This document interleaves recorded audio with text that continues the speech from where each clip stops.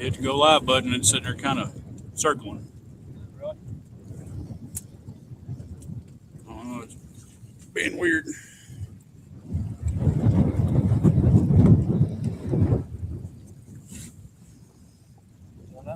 It's working on it. It's thinking about it. I got 5 bars, man. We should have plenty of signal. You've been looking great going live from here.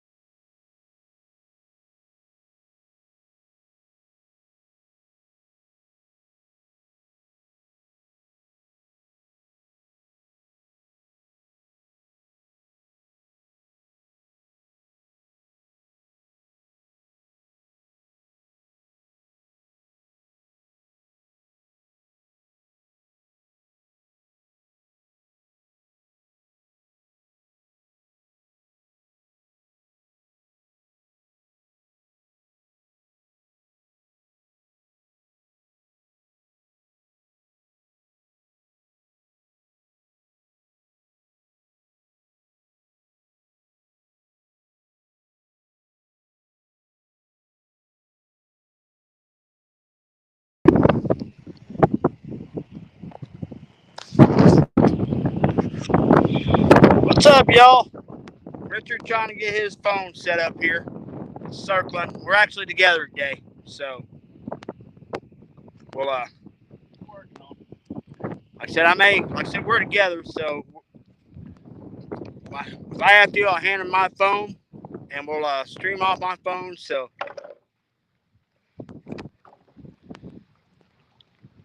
what's going on, D? Look, lady, how we doing? All right, guys, we got the rod set up. Right here, we got a little bit of everything. We've got some skipjack, we've got some carp, bluegill, we've got some chicken. We got a little bit of everything out there. So, like I said, Big Rich here can't get his going here. We'll run off my phone if we have to. So, what's going on, Brian B? Hey, Miss Stephanie, the Gar Queen. How we doing? Big Daddy over here, he's having some. He's got like 4 or 5 bars, but for some reason he's not connecting. So we're gonna get this taken care of here very, very shortly. So, but all right, we are fishing a hole today. That not all Rich. I thought it was about 90 foot deep. Rich seems to think it's a lot deeper. It's at least 100. I guarantee. Yeah, and you throw out there, and I mean it takes forever for your line just to roll off. You got hooked up? Hey, we're good. All right, so I'm gonna run my volume down. Get out of it and back in it. Okay. All right, there we go, folks. But yeah, he wasn't kidding you. That hole out there ain't no bottom. About run out of line on one of my reels trying to find the bottom of the thing. I'm going to use the old patented Jerry hair curler here for the wind. That works pretty dang good. All right, guys, I'm going to back out of mine, so we're just going to run Richard's phone, but I will pop mine back if I need to be. Let's see, you done bounced that high there, everybody. There's Roy, there's Steve, there's Danny, the little lady, there's my lovely wife, Brian, 3 people more.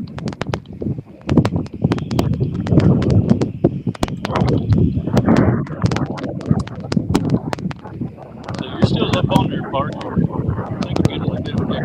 right, I'm just going to exit out of mine.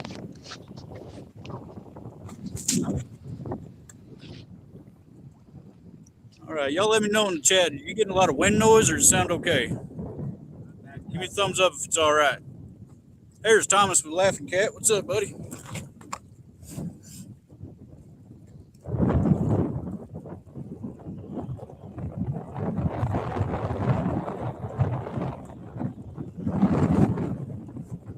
Yeah, I got all 4 of your rods and 2 of mine. All right, thanks, Brian. He says it sounds pretty good. Yeah, it is. Oh yeah, thank you. Appreciate it. Got out a little bit of everything for bait right now. I think you got what, a carp head? Carp head, buffalo head, and chicken.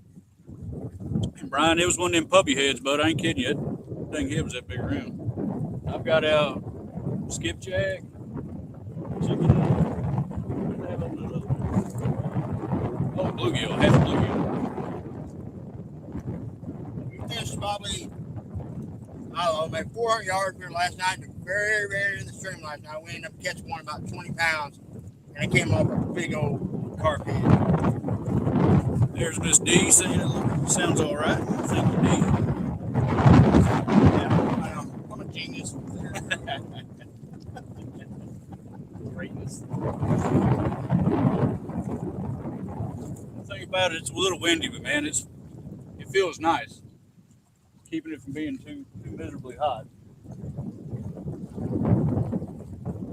Yeah, this place is awesome, man. I've never been here before. Didn't know this place even existed until Jerry was telling me about it.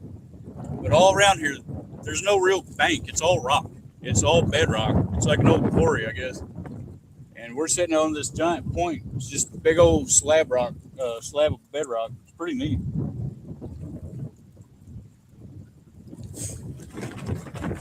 Did you show them that tower? I did last time. We can spin around. Go ahead and show it to you. Yeah, check that out. It's pretty cool. I don't know if it'll go around that far. It should.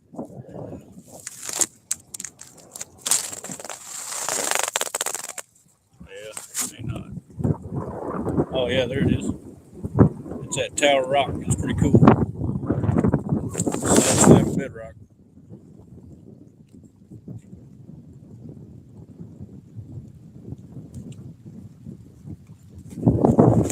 There's Jello. What's up, buddy? How you doing?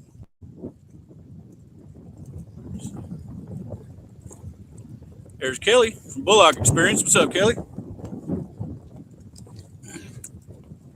I need to catch one of them fish like Kelly caught. Did you see that thing? Yeah, like Kelly, some pounds. Kelly caught him with a monster. Maybe a monster. My biggest one right now, my biggest blue cat anyway, is 31 pounds. I need to catch me a Bullock blue.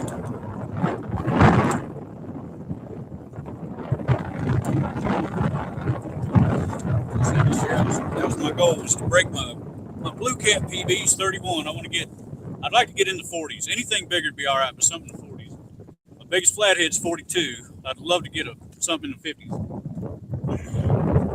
He's looking like I'll probably get the flathead this year. I got a good chance at the blue. Oh, yeah.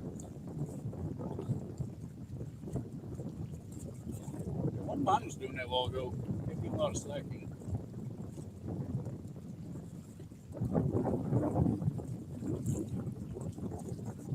Did activity last time here, and all of a sudden, man, they smoked the rods. There's Dale Hayslip. What's up, Dale? What's going on, Dale? What's up, Lance?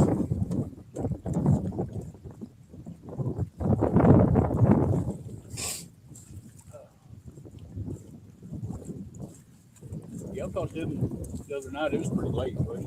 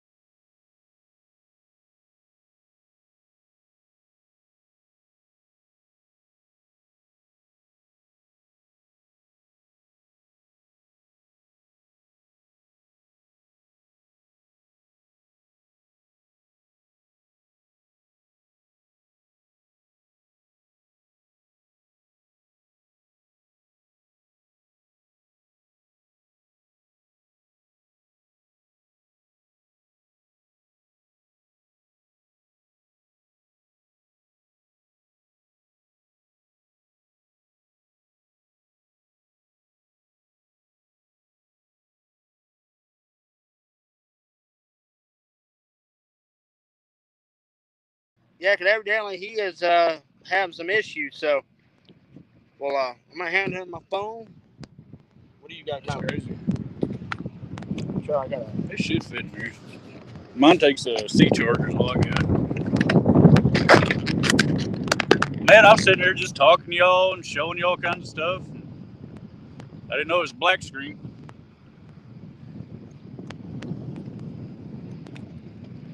I don't know what in the world's going on with my phone. I've had awful luck with StreamYard here lately.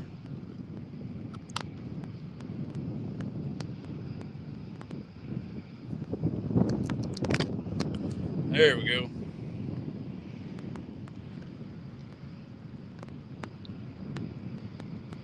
We back. Go ahead and put your curling iron or curling deal on there. Get that wind down.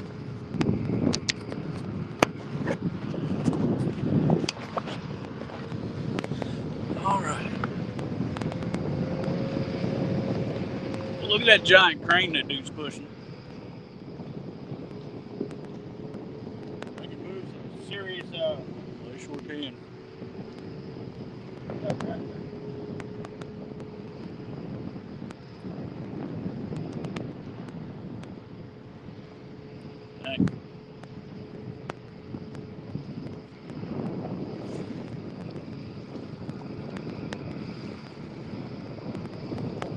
Yeah, I had to get a hold of StreamYard the other day because my mic wouldn't work. Couldn't get my mic to work for nothing.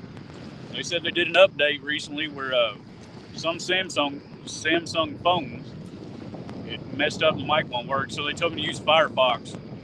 Well, the mic works, but I've had the awfulest trouble with it.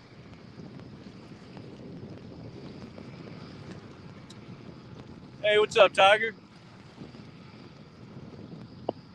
No, Thomas, it's actually a Samsung. Hey, can Danny, y'all hear what's me? up, man? Oh man, you know how it is. Oh, let me get you turned Man, up here. I think his phone's way down. can you hear me all right? See me?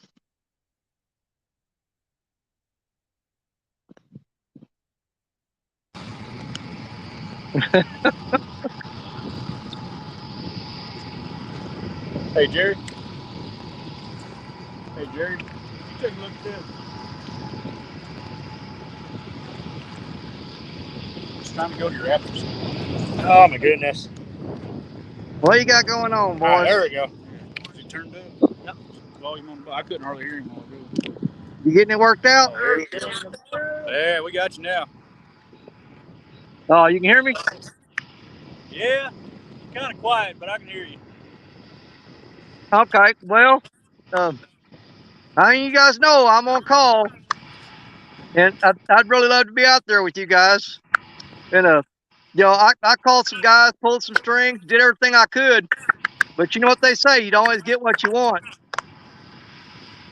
Yeah. But the thing about it is, the people that say that, they ain't that stone. Uh-huh. You got 4.5 hours, boys, and I'm out of here. He playing it off like he couldn't get out of work and this and that. Then he whirled it around and he said there's the river. I got somebody covered me for about 4.5 hours, and I got to go. Good deal, man. At least get fish wild. Yeah, you know I ain't gonna leave you boys hanging like that, man. We're river rats. We're brothers. We stick together. That's right. I'd do everything short of quitting my job because my wife would kill me if I did that.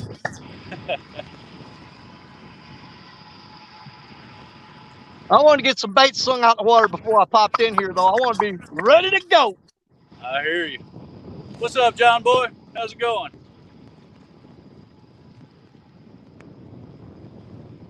Good deal. At least 3 of the rats on the water.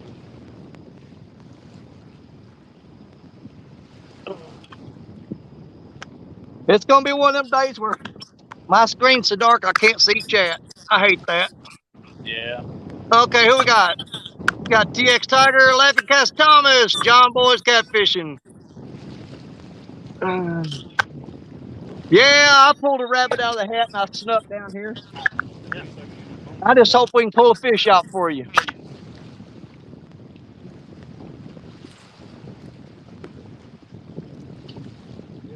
You know, Richard, me and you have probably lost about 3 tons of sinkers along this bank. Yeah. And it's dropped down even lower than I've ever seen it before. And you can see footprints all along the bank where everybody knows where we fish at, and they've been coming down our buckets picking up all of our crap. Come to get all that lead. They do, man. They walk this bank, they know where we fish at, and they're picking that lead up. There's a couple people down there, right there on that rock dike right now, walking out where we normally fish. They're picking up stuff right now. Hey, Josh.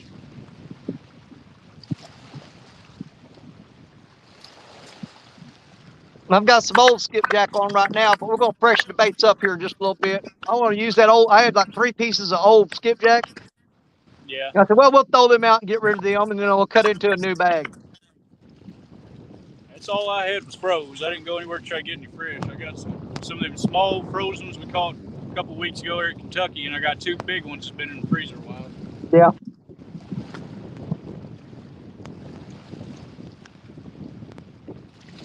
I don't know how well you can see it, Richard, but you can actually walk to that island now on that rock dike. Yeah. I was over there Wednesday. I fished Wednesday evening over here, and it was crazy. I'd never seen it that low. That rock dike, pretty much goes out to the island. And straight across from you, I've never seen that one completely out of water like that. Yeah. Well, I mean, I've seen it lower than this one time in my life where you could actually walk on a sandbar all the way to the island. But the rock dike, you can go all the way across to the island on the rock dike right now. Yeah. So I was telling Stephanie, one time, I think when I was a teenager, I seen it a little lower. We was out there walking around the bottom picking up arrowheads and stuff. But oh, yeah, yeah. They're all over that sand. that low. Down there by that island?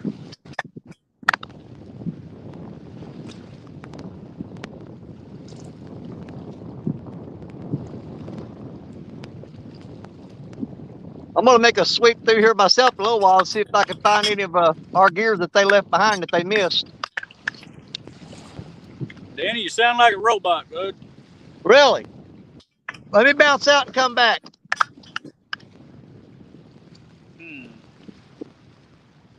cutting in and out, kind of sound like a robot. Is he? Yeah. Which is weird, because that spot there usually get great signal.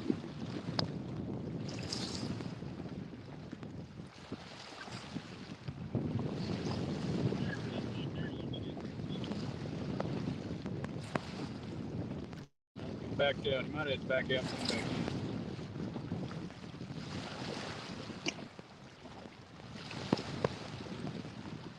Hey, what's up, Curtis? How's it going, buddy? There's Mike Turner, Big Ranch Catfishing, Brokeback Bob, JBT. Yeah, we've got 33 in here right now. Fishing for Whiskers. They're all saying he was fine on their end. It might have just been on our end. Is that any better? Oh, yeah. Sound good now. Okay. Man, I wish I could see my screen. I see Mike Turner, and I gotta look real hard. Cold Creek Catfishing. Cold Creek Catfishing. And Brokeback Bob. Oh, Cold Creek. I think he won him an Uncle Lou rod the other night, didn't he? Nice. He won 2 things on the deal. Pretty sure it was him won that blue rod. Yeah, he won something else too. That's awesome. Yeah, he got the Uncle Lou rod, and earlier in the live stream, he'd won something else. I can't remember what it was. I don't see no point in me remembering what it was. I didn't win. Right. I was trying hard for them blue Uncle Lou rods, man. I want one of them blue ones. Them things look good.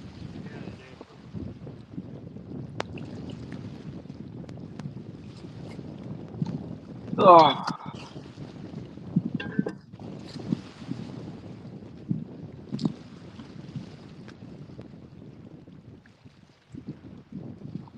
Man, this spot that we normally fish, which is usually about 25, 30 foot deep, dude, where I'm throwing out there, it's probably about 4.5 foot deep right now.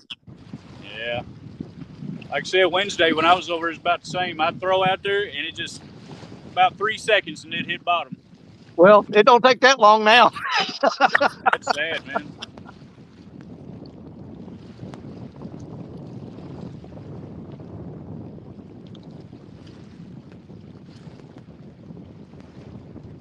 Yeah, I knew I was going to be rushed today because, like I said, I'm on a definite time limit. I got the guys covering me at work, so I come over here for a little bit. So I just brought 3 rods down today. Just figure I'd throw them out. Yeah, Real easy to pack up and get out of here when it's time to go. right. That's what I did. I just brought 3. Tried to pack as light as I could. It's a pretty good walk in here. Yeah.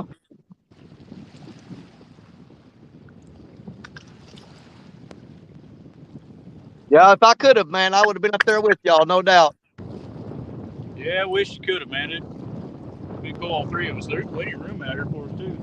Oh, we'll make it. Because you know No my rocks on phone there. works anywhere. Yeah,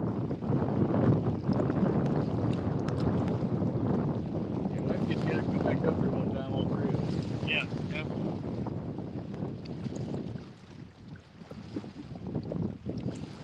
These fat cats make me I used to think, good God, that's a pretty heavy rod. No. Like I said, dude, I had that 46, man. He drove over that ledge. And I drug him over 2 ledges, that thing. They would have given Then I went over the ball in there today and I put my RT 65 on them. Yeah, freaking rocky, man. Yeah. That guy over there, I mean, it's got plenty of backbone on, but it's got such a light tip on mine, that white one. It's not a bad thing, you know? I mean, it's sensitive and you can cast it a mile, but trying to horse anything else. Took the swim over their ball in it. That's one. Yeah. Sure is. Little the old 2-3 pound blue. I just thought I had it jammed in there a little better than that. Danny was sitting there, he seen that one too, did you? What's that? Baldwin and that little like 2-pound blue cat took that 11-foot Daiwa in the water for a swim. Oh, man, he's gone with it. Wasn't that like a 7-foot rod? No, it's that bigger rod, wasn't it? It's 11. Yeah, 11-foot rod. It had it skiing on top of the water. Yeah, he wanted that rod. He really liked it. There's Mike Irvin. What's up, bud? If Doug had had a rod free, they would have snagged that sucker. Yeah, it's a wonder it got that thing. That'd have been a very big fish, and I might have got it good. Like one of the very first Fish on the J-Dog rod. I had a PVC stuff in the rod. Fish on the J-Dog rod. Hey, he got a fish on. Shit. All right. Oh, there we go. All right. Got you on solo. Good job. Got the skunk out of here. Right, Danny. Might be a decent fish. He's working. Your rod bent over pretty good? Man, I left my net in the truck. Yeah, he's got a little bend in it. Okay. Very nice, very nice. Let's turn that camera and go down here after this little cotton picker.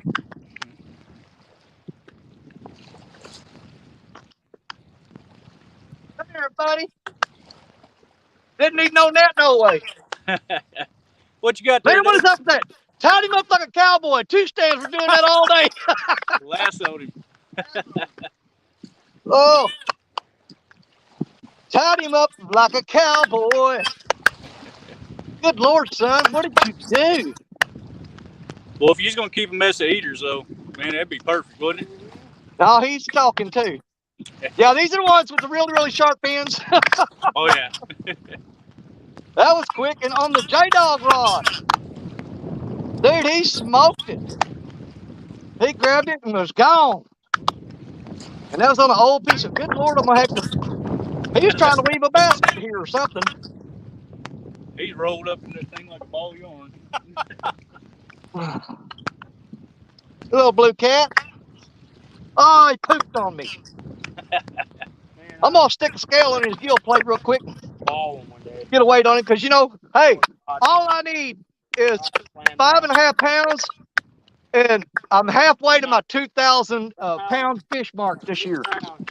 So I don't think he's going to make that 5. Right behind the fence. It wasn't even hooked. No. Yeah, man, he hit like a rocket. Quit, dude. Slinging that poop all over me. I got catfish poop on my face now. Easy, settle down. Well, Danny, Uncle Jeep thinks you're an imposter. He says, no way, a catfish, what happened to our Danny? This can't be him. Yep, that's all fish. 1.74 pounds. 1.74. But to catch one that quick, I'll take it. Let's get him back in the water. We'll get out there and catch another one.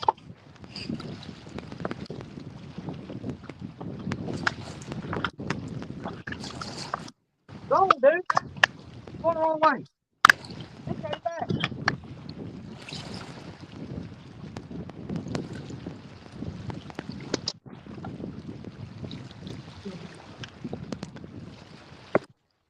And that little old dude hit that big old giant 11-aught hook too. Daddy. Yeah. On the J-Dog rod, baby. That's the way to start it out. Yeah, Brokeback Bob said don't forget to put a potty pad under that J-Dog rod just in case. I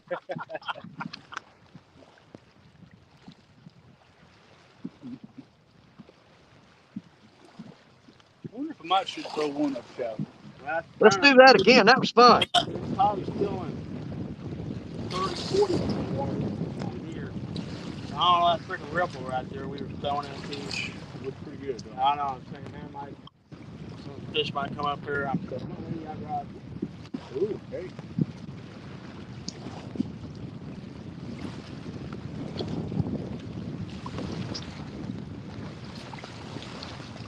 Getting a little tap there, wasn't it?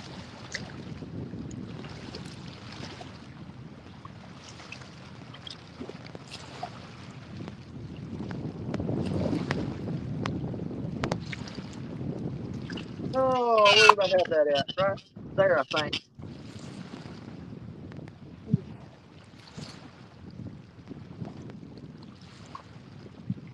Now we'll go put it right there. Ain't where I had it, but that's where we're gonna put it. That's one, y'all. Very good bump. On the smallest rod I got out too.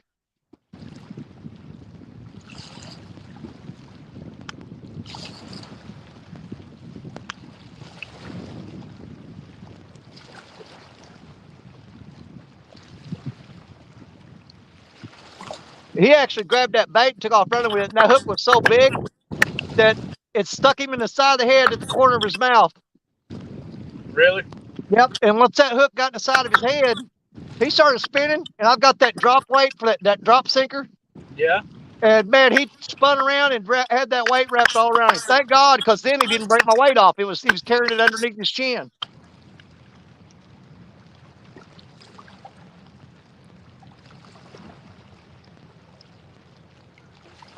Man, just threw that rod out. I already got one hitting on the rod I just threw out.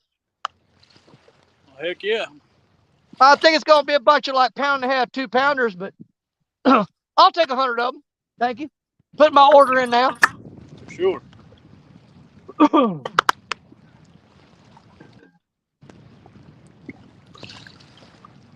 I think I need to rethrow Betty and put some really good bait on her.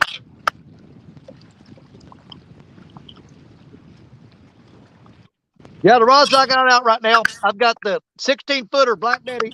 You know, she's always the first one away because you can't get her in the screen if you don't. Then I've got the 13-foot Akuma, the Tundra.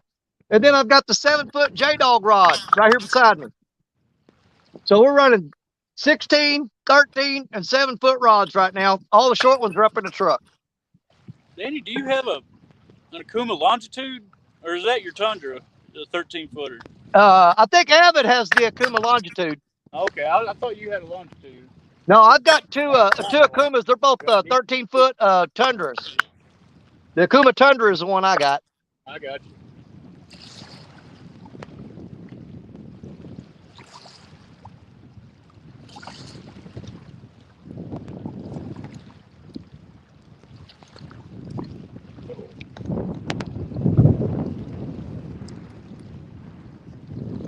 That's the one I got my eye on right now, too, because it just got bumped. That 13-footer just got hit. So I think I need to rethrow Betty further out into the channel.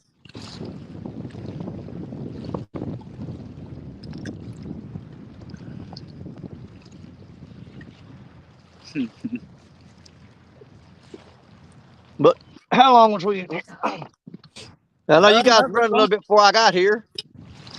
Man, I hate it when I can't see that screen. And we're at 38 minutes. I got in here probably about, what, 10 or 12 after, wasn't it? Yeah, about that. So 38 minus 12.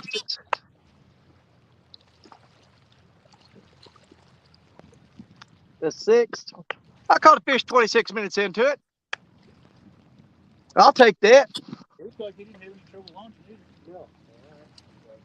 I was just leery about. But I ain't done yet. We're going to do it again here shortly. We're scoping out this boat ramp across the way here. It's Yeah. It's not a concrete ramp. It's like chat and riprap, but we've seen it. Now, he said the RV park is across the way in Illinois, right? Yeah, it's just right there. You can see it from here. But yeah, that boat ramp, this guy just launched and looked like he didn't have any trouble. Pretty good sized boat. So we was talking about I might bring my boat up here, put in on that side, on the Illinois side, just come over here and fish all this, kind of map out this hole, you know?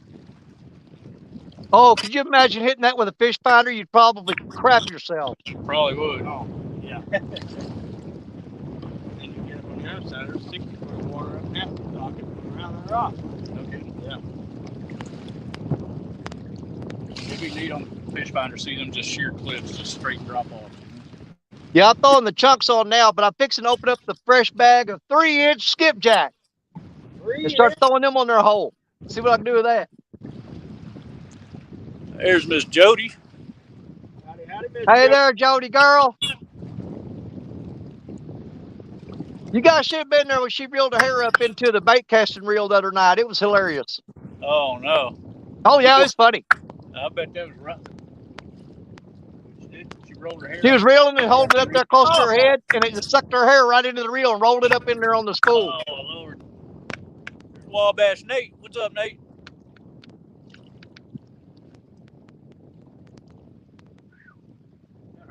I wish I would timestamp that, but it's close to the end of the show, though. On Muskrat's channel, you guys can go watch Jody reel her hair up into a bait casting reel. Trust me, you don't want to miss it. It's freaking hilarious.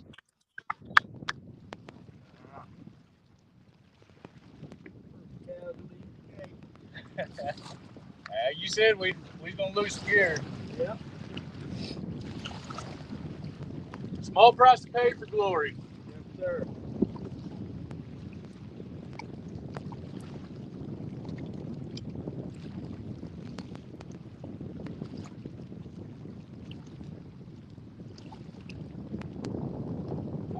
Fish hit it.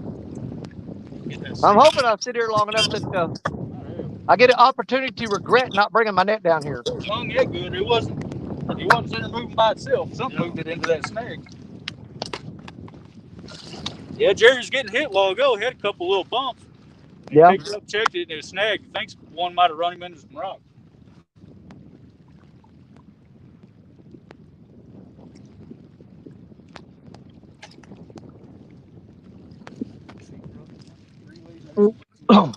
Well, I know there's a drop-off out there somewhere, if I can find it.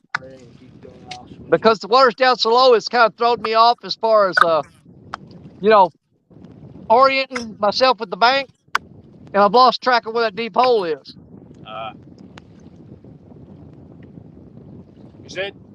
Was you in that hole when you caught that flathead the other night, that 29? Oh, yeah. It was down in the hole? He was down in the hole, buddy. Yeah, it was a little later in the night, too, wasn't it? Yeah. I'm surprised he wasn't up in the shallows roaming next to the bank feeding. I'm surprised he was still down deep. You and me both. But this has probably dropped another, man, I'm going to say at least another 3 feet since that night. Wow. Yeah, I had my rod sitting up in the rod holders that were way behind where I'm sitting at now. I know when I got over there Wednesday after work, that usual little spot I always go to, Yeah. I didn't think I was ever going to make it to the freaking water. It's 100 yards down the water now, and I was like, good Lord. That's the first time I've been there in a couple weeks. Man. It dropped like a rock. Well, that's where I fished Jody's show Thursday night, her flathead challenge. Uh-huh. That's where I was at. And I got that 11-pound blue cat there. Nice. I got off work and I just fished there till about dark. Come on home. I didn't stay out very late. Yeah, I actually caught that 11-pound blue cat pretty early on. But at one point, I was tying a rig to put the hook and the sinker back on, and I looked up and that Akuma rod was bent down and pulling drag. And by the time I threw everything down and got over there, he popped straight up and was off there. Oh man. It never fails. If you see me tying a rig, if you look over my shoulder, there's generally a rod going down. Here's Warren Farley. How's it going, Warren? Welcome in. I think we're fixing to get another one on the J-Dog rod. Get him. Get him. He's steady bouncing it, and he ain't stopping. Let's see if he can take it down, though.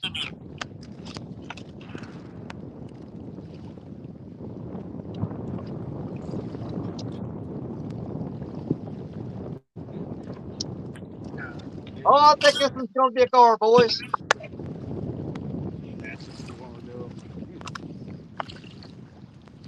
I'm pretty sure this one's going to be a gar.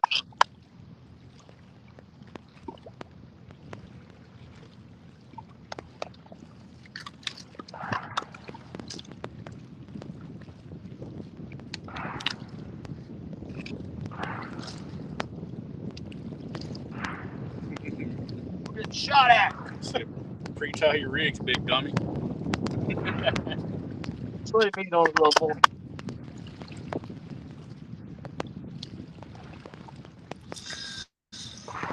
I'm going to go with it a little bit longer.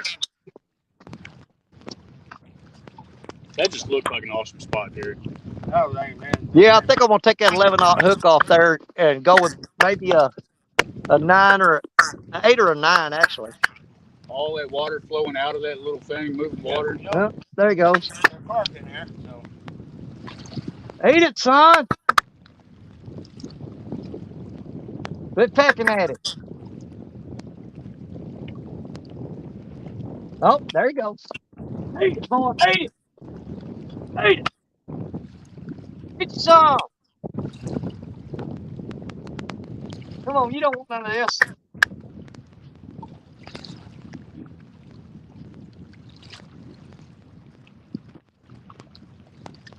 Better think about it. You're going to wind up with a pierced lip. I'm pretty sure that's a gar.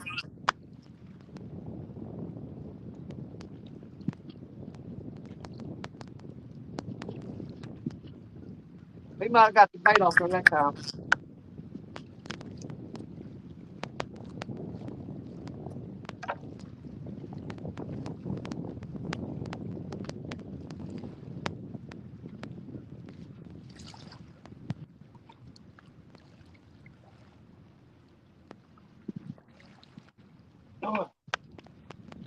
Yeah, I'm pretty sure that's going to be a gar. He just keeps pecking at it and he dropped slack that time, so that makes me think it's a gar.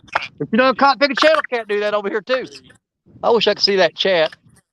It wouldn't be a Danny Stone day if it wouldn't be at least one gar. At least one. Oh yeah, you know it. There, now I got my volume turned up a little better. But I had Betty throwed way out in the main channel, and she's drifted way upstream. She's pointing straight up that way now instead of straight out. So I think I'm gonna reel her up and check that bait and rethrow that. Yes. Mm-hmm. Put something a little better on there. What is the kind of skin? Yeah, it is. Yeah. Come on, Danny, you gotta do better than one little baby catfish. Let's go. I was going to buy some for a while. I was going to buy some of the 40-pound line, some of the leader line. We're going to Creole. Now, the blue, I've heard, is really good. That's what I was going to get, some monster blue. I've heard it's a lot better. Man, I wish I could get that screen to brighten up. you like it for the leader line just because freaking, I mean, King Harley can't do it. Hang on here.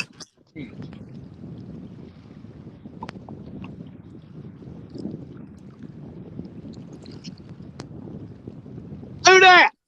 What up? Hey, what's up, Josh? We got company. What's going on, bro? What's up, Hey, Josh? buddy. What's up, buddy? Are you fishing or just harassing people? I can't see the screen very good. Both. I'll But take it. I'll take it. But I have lines in the water, so there we go. Get them out there, brother.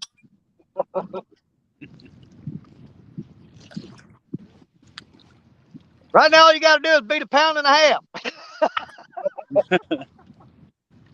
I know it's going to be tough on you, but I think you can do it. Hopefully. The spot wasn't good to me yesterday. Just kept breaking me off. Hey, what's up, Stonefly? I didn't say hi when he come in a while ago. We got 43 people in here.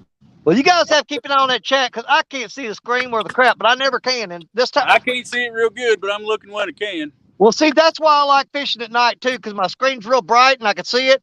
During the day, the sun hits it and it goes dark, and I don't know how to adjust that crap out of there. I even got my phone here, and I can't hardly see it too good. It's glare and stuff. So if I miss anybody, I didn't mean to. I think we got everybody, though. Well, I came here to fish and to talk. If you want me to do anything else, you're out of luck. Oh, man. Oh, man, there's a striper swam right up there. I mean, I could see him through the water. He was 4 feet off the bank, and he just smoked a shad, man. There was a school of shad coming through there, and that thing came out of nowhere, man, and just bucket mouthed him. I mean, bam, hit him right there on the side. Here's Cody Miller. He says, "Hey, fellas, I'm getting around to take my little boy fishing, but we're going to hit up Otter Slough." Cody Art, come over here, man. I got a spot wide open for you.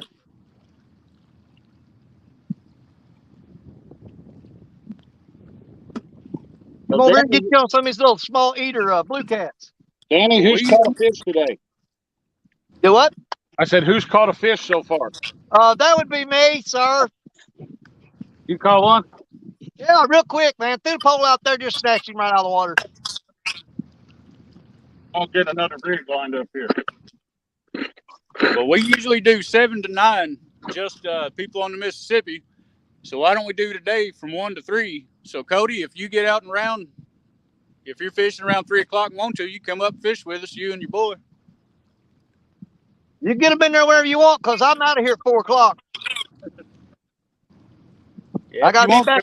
I got to be back Cody, to I'll work. drop the link for you. Yeah, at 4 o'clock, I got to load up and head back to work.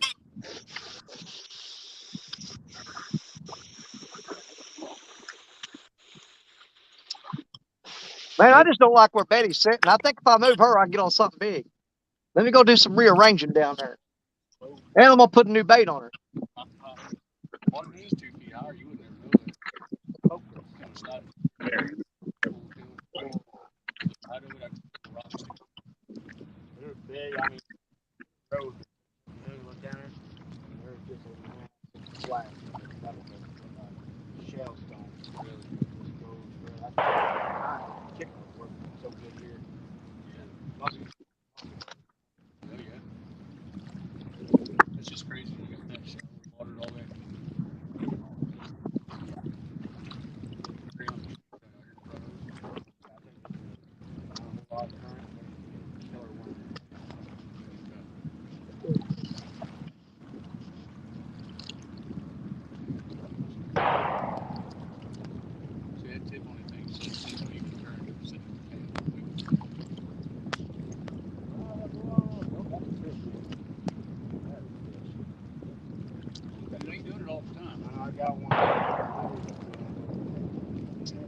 He ain't very big, but I'm going to take that 4-inch skipjack right there and throw him whole on Betty.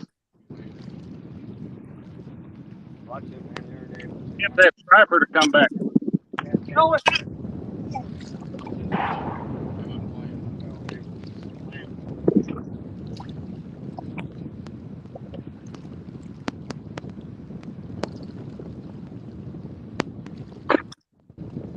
I'm ready to see one of them just freaking hammered.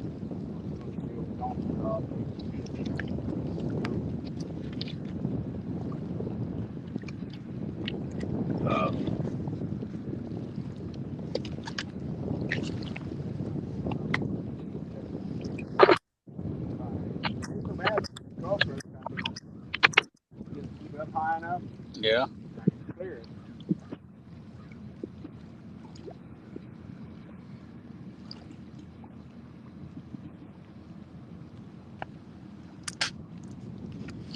Oh, Josh, what are you throwing today? I've got. Give me a second here. I've got some frozen skipjack, and I've got some live pumpkin seeds left over from the other night, so I figured I'd use them up. Oh, nice.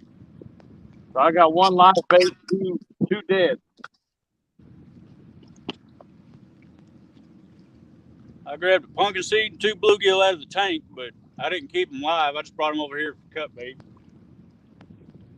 Got one big old pumpkin seed head out on that dowel rod. Yeah, I had a few die on me, but I've left the bubbler going on in that bucket. I got out there today, and I had 2 or 3 still alive. So I said, well, you guys get to go on the hook swimming. There you go.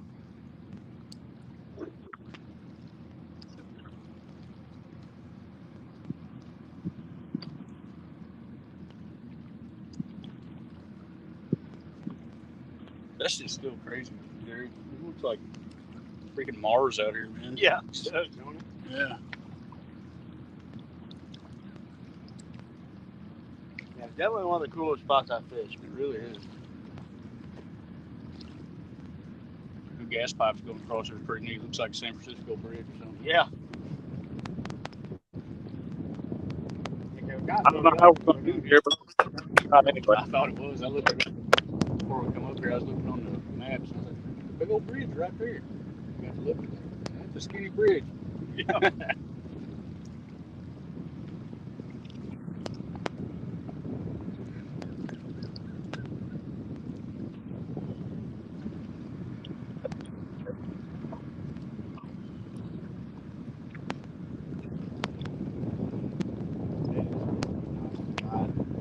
Spotlight.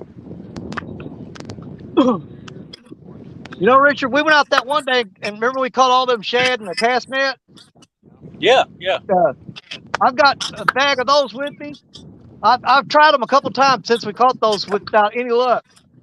But the fish weren't biting hardly anything back then. So I think I'm going to take one of those big shad. I'm going to chop off a big head piece and throw it on that Akuma and throw it out there and see if they're starting to pick them shad up yet. Might do it, because like I said, the time we was trying it, I don't think there was nothing wrong with the bait. They just wasn't biting nothing. Yeah, that's what I'm saying. I wrote the shad off as, you know, it's not being any good. But if you remember back, they weren't biting really anything then. So I may have shortchanged the shad. So we're going to find out right now. I'm going to cut a big shad head off, throw it on that 13-footer and get it out there.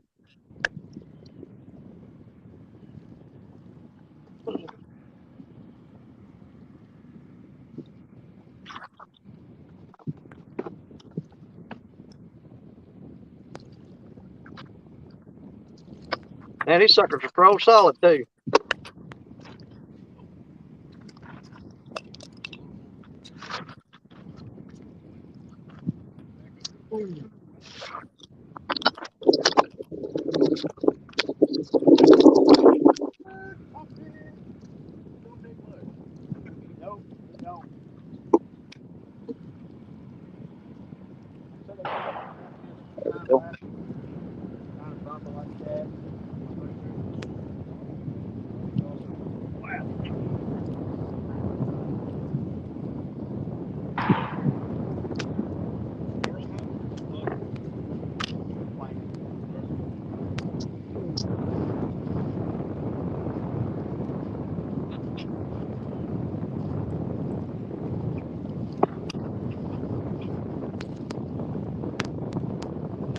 I mean, that's a pretty big shad right there.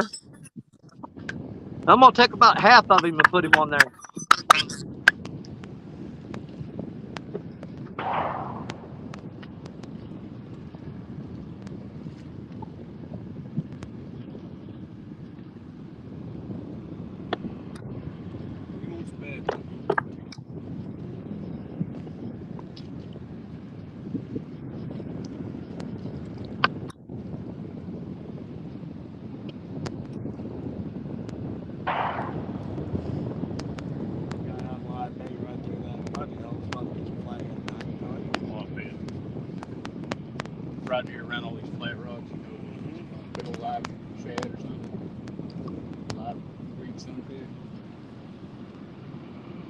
have had already sand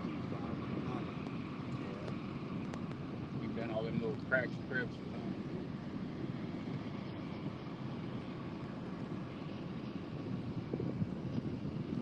I came over here the day after that live water. I had to go live. Three carp live. Big old carp on the rod. Time like that. Come up.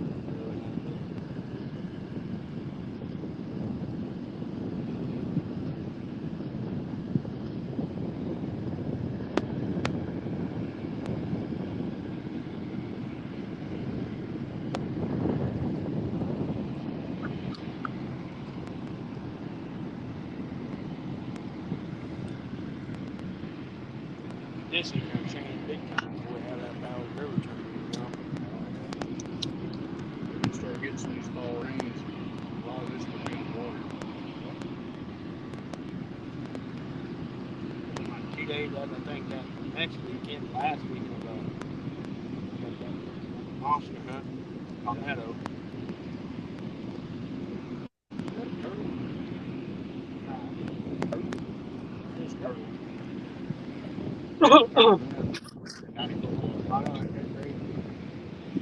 Man, I'm throwing that at least 60 or 70 yards out, and I'm hitting bottom in 2 seconds. Man, River needs to rise. We need some rain. Yeah. I mean, I've always loved fishing when the river was down low, but I think this is overkill. Yeah, mine's hitting about 3 or 4 seconds after I cast it. So Yeah, well, that just goes to show you got to be careful what you wish for, because all winter long, I said, I hope the river drops down real low, and I think I pushed it a little too far. I think we went a little far.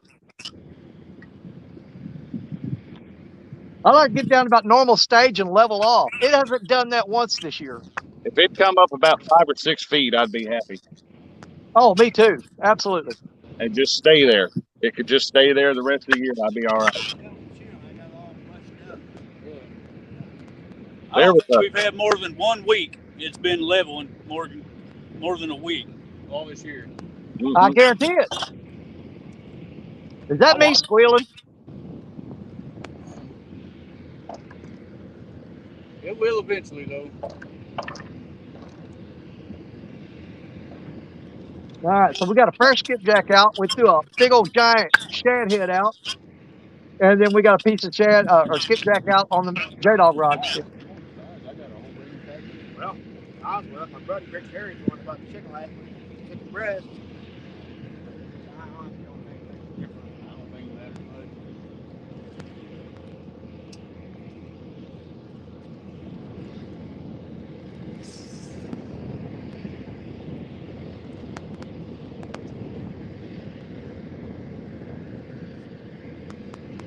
Just sit there and wait. I wonder how long it takes. I know one day I say it was like 80 before it counted one. No kidding. Y'all was talking about when you cast out, it hits bottom what after about 2 or 3 seconds? Mm-hmm. Jerry sat here and counted to 80. Holy crap. Oh, he threw out a while ago. It's still dropping.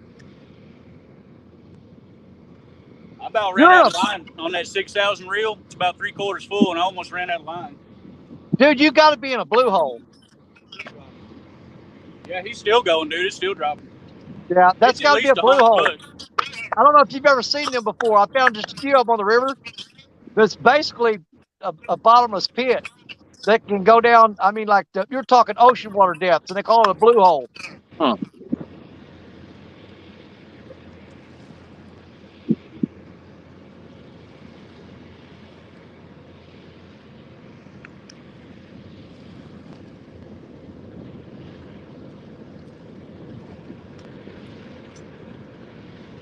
There's actually it's not big enough to be called a lake.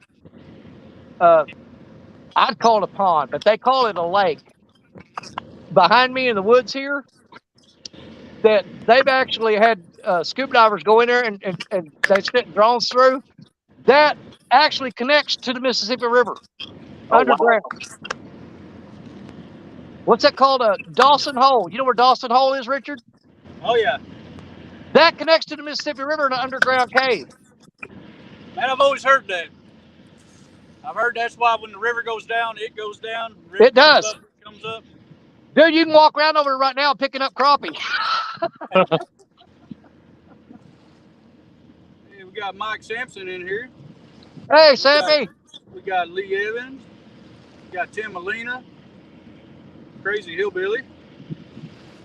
What's going on, fellas? Thanks for coming in.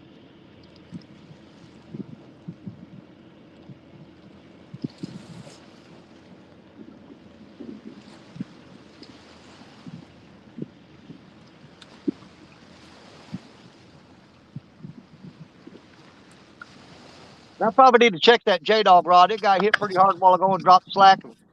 I bet you the bait's gone off of it. We're going to check that J-Dog rod.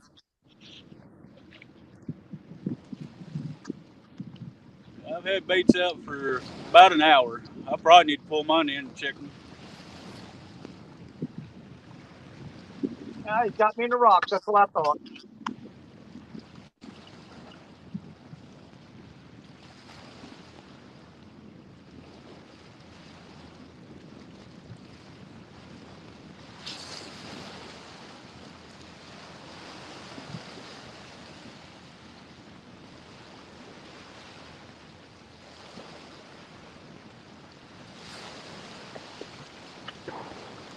And that's why we use the breakaway rig, because you still get your hook back.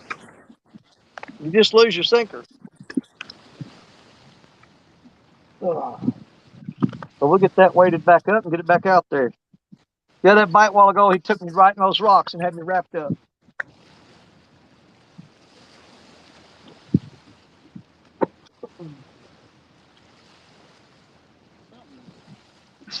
I'm thinking about putting a smaller hook on there. That thing's awful big. We'll run with it.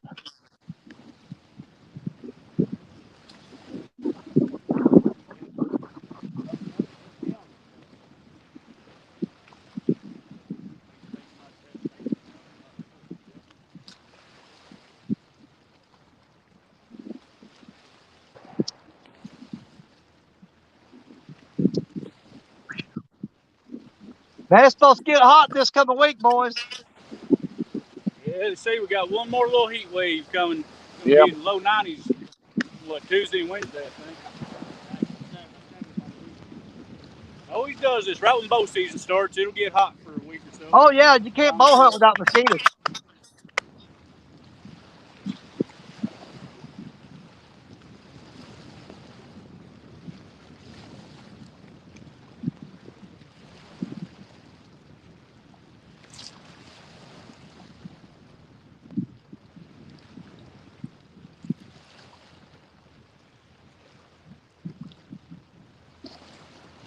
I spent 3 hours yesterday afternoon just casting sinkers. I was running out, so I made a ton of these 3s, 4s, and 5s. That's like that. I spent all afternoon casting sinkers.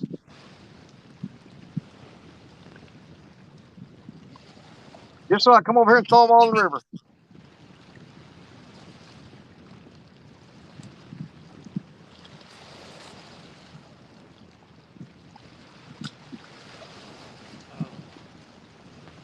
The sun's popping now. Yeah, it's starting to warm up now. Yeah, it is.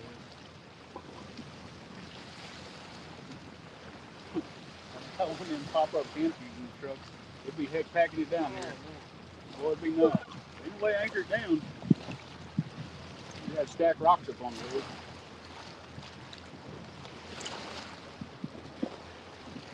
He's going to come out here and just spend a day and a night fishing. It's probably worth it.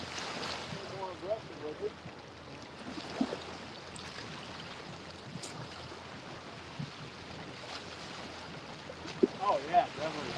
Takes time to cure it out. Oh, yeah. That way, rain or shine, it'd be thick.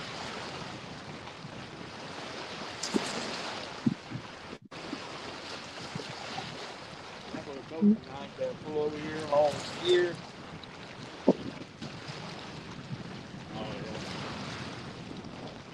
You wouldn't have to carry enough, I think we'll go with another 4-inch hole skipjack. Just cut the scores, slip cut little slits in him there. Let that smell get out in the water. And we'll go with him.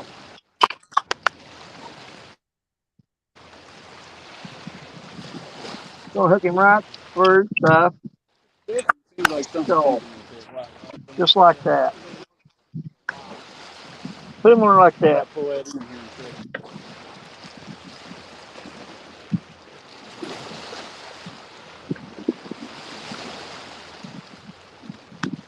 bait's been out about an hour. It's like 15 minutes. The water's pretty warm. It's hard to walk back.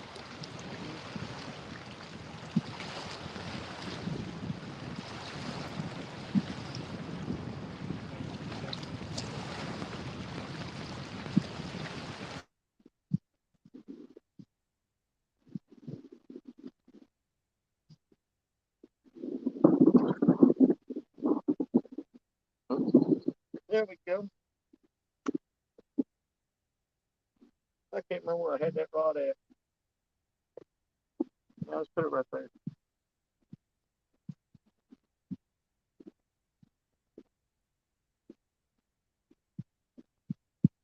That ain't where I had it.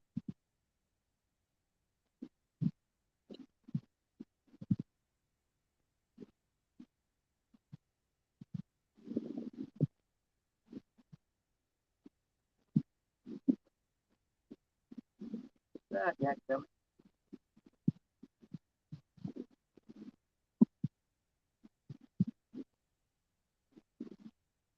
All right.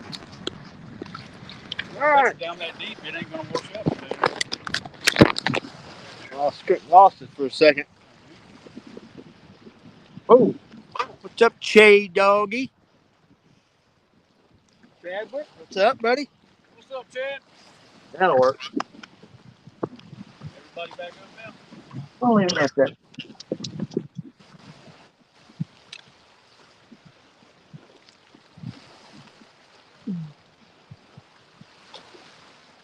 Who'd you say was in here?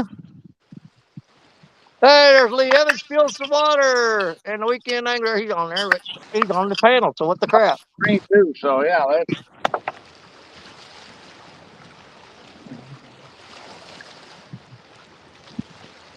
Say, J-Dog in there. J-Dog, first fish caught today was on the J-Dog rod. Right there, buddy.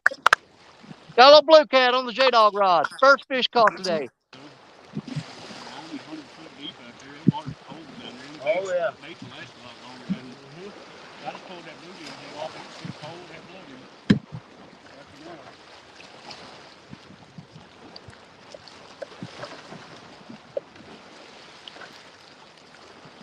See, I keep that J-Dog rod to me. It's the closest rod to me.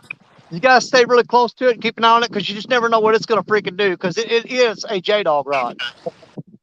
You know, so it may do some weird crap. You don't know what it's going to do. well. Don't get it near your bait; it'll eat your bait.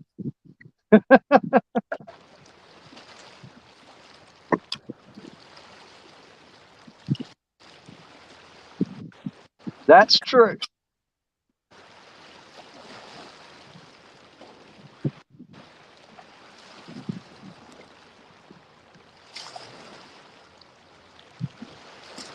Yeah, it's been a long time since I've seen that rod bend down. That was really fun.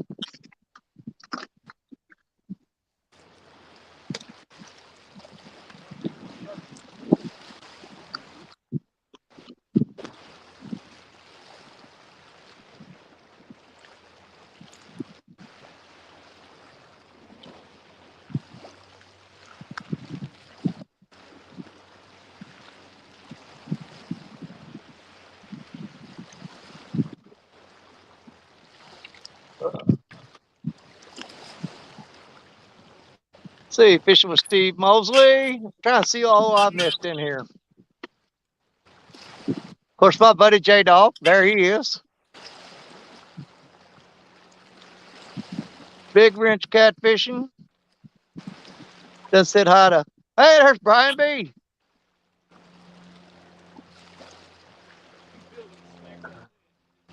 I got buzzards circling me again.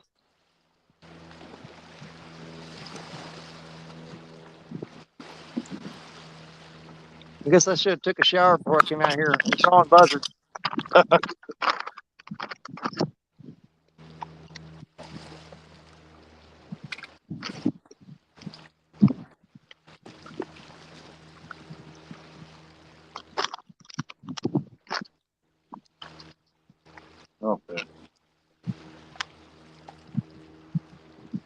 Yeah, I worked all morning this morning. Had to go out and do some. Had to run my routes. Then I had a couple of water lines to repair. Got them all done. I come home, covered in sweat. Started packing the truck up. So I told my wife, I said, "Yeah, I got one of the guys to cover me. He's going to cover me till 4 o'clock this afternoon. And I'm gonna go ahead and head out and go fishing." She goes, "Well, you gonna take a shower?" And I said, "I'm gonna go over there and rub Mississippi River mud, skipjack guts, and catfish slime all over me. I'll take a shower when I get home."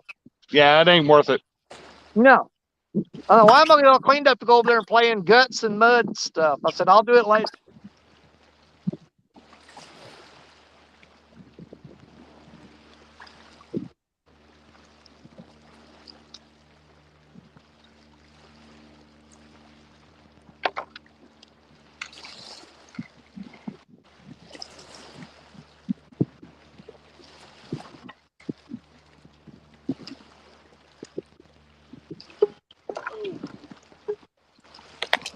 That last time we went over to Kentucky Dam, me and Jerry went over and caught a ton of skipjack, but they was all them little bitty guys.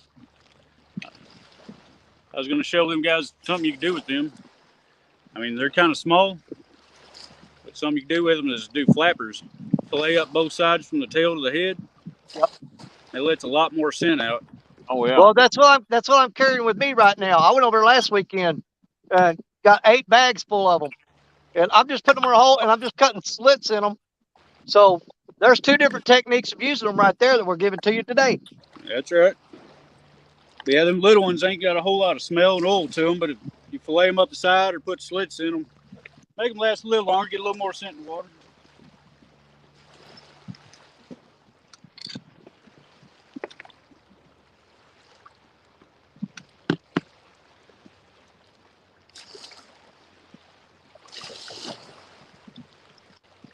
Yeah, I was really hoping they'd start kicking in on that shad because, man, I got a freezer full of that stuff. We're I getting probably got. close. If we ain't there yet, we're getting close that time of year where that's what they're going to want. Really? I've got about 200 shad. Every one of them are like from 10 to 15 inches long, vacuum sealed in the freezer. I've been saving them because somebody else said something about that's a good wintertime bait. And I said, well, let's just hold off on those. So we've got 200 of those things vacuum sealed in the freezer, ready for this winter. Both of my my last 2 PBs have come off of shad. One of them he was 45 pounds and he come off a 3-inch shad I'd thrown out there whole.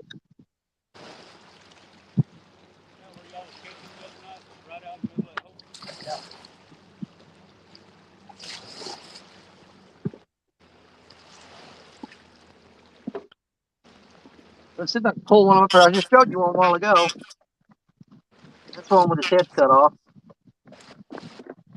But,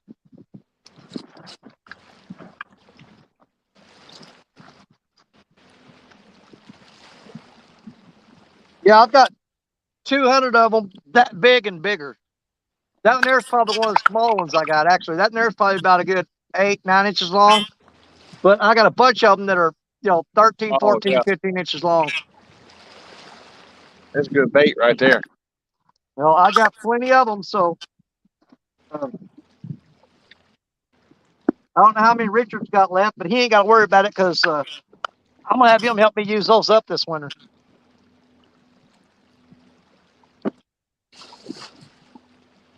And then we use up everything we got. Then we'll go back to the zombie carp like we did last winter. Yep. Or he can go chicken, I can go zombie carp, and we'll do the same thing we did last winter.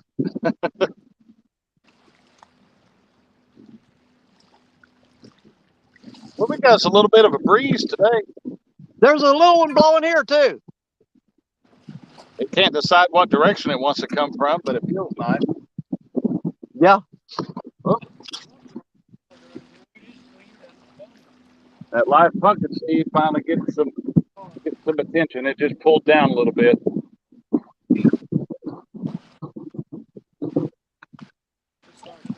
Well, let's hurry up and get another fish on, guys. I jumped up and hooked something that's on my hip on the side of the chair, about to flip the chair over.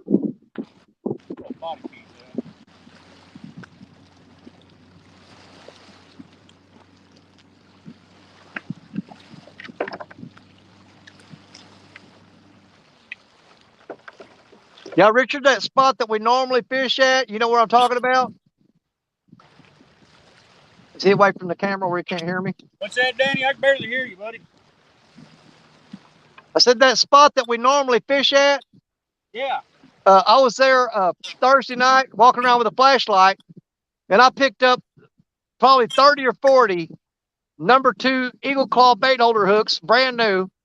It's like somebody bought a bulk pack of them and it tore open and they dumped them all over the ground there. Oh, man. Well, said he's over where we fish normally. We went over there Thursday night. Said it looked like somebody had a brand new box of number 2 eagle claw bait holder hooks, dropped it, and picked up a whole box of them. Right.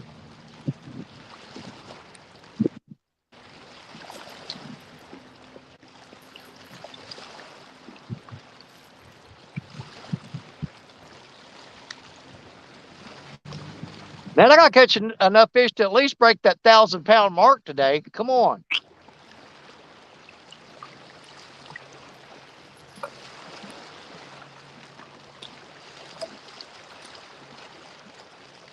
And I've got a lot of work to do this winter to get that caught up, because I wanted to have 2,022 pounds of fish caught in the year 22. As of last night, I was at 996.4 pounds. So I'm fighting to get that first 1,000 knocked out.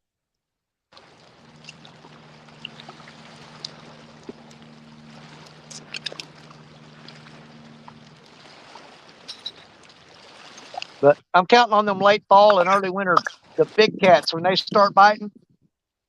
You start knocking that out 30, 40, 50, 60-pound fish at a time. Oh, yeah, definitely. It's a lot faster. Danny, I sent you guys a link.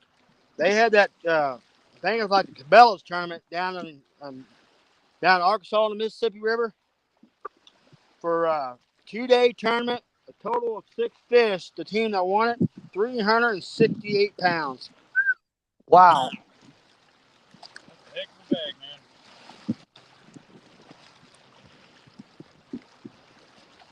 How many fish, man? 6?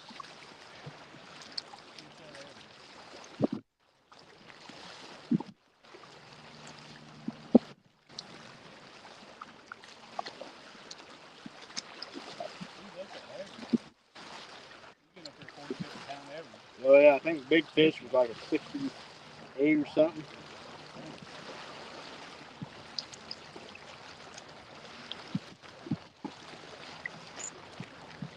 I always hate it when you catch that first fish really quick and then it just shuts off.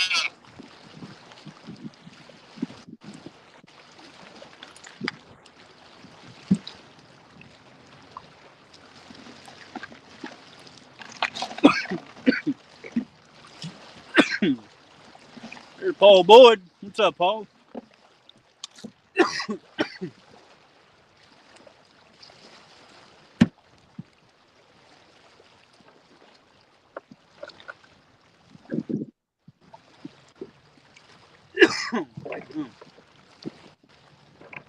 There's J-Dog. There's South Coast Dangler.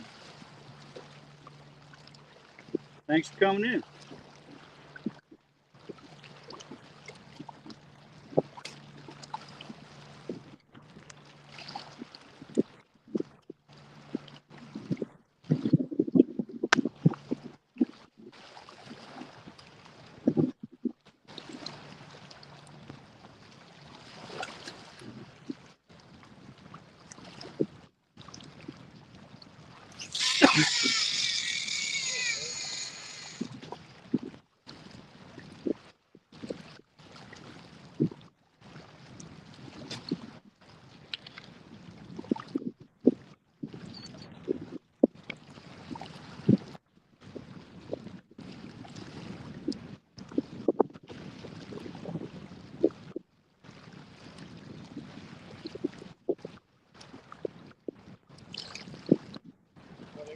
Went away.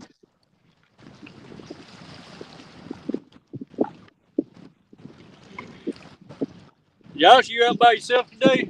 Yeah, Christina's working at the restaurant, so Oh, okay.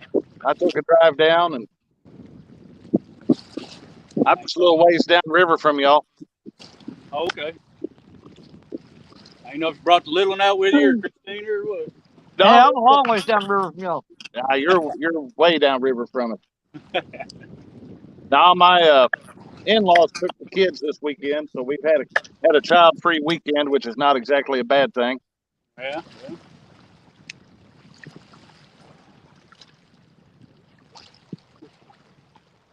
Glasses? All right. Took it off the read chat.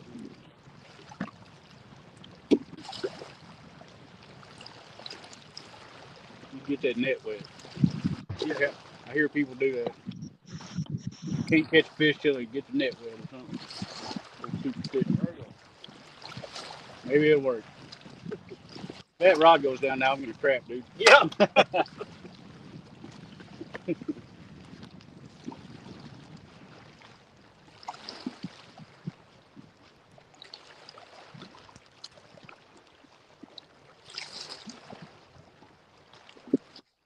Man, I can't believe he bent that rod like that and didn't hook up.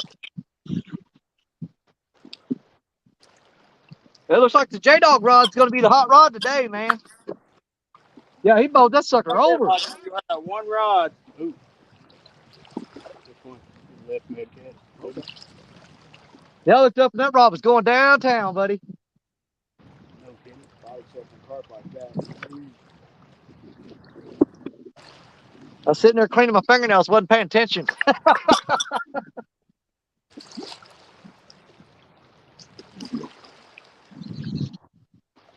want to see one of them 12-footers almost touch the water.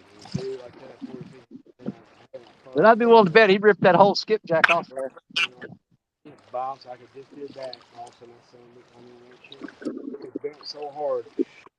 It tipped the water, but the rod was like a straight through. It bent so hard. He wasn't playing with it. No, he just absolutely annihilated. But he never once full drag on that 7,000. Okay. One time. Last time. They had him locked down. He's okay. He's gonna, mega. Mm-hmm.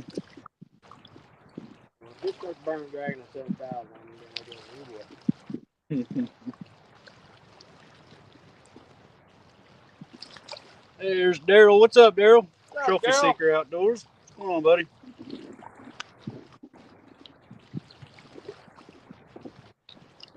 I barely can see this phone. I know.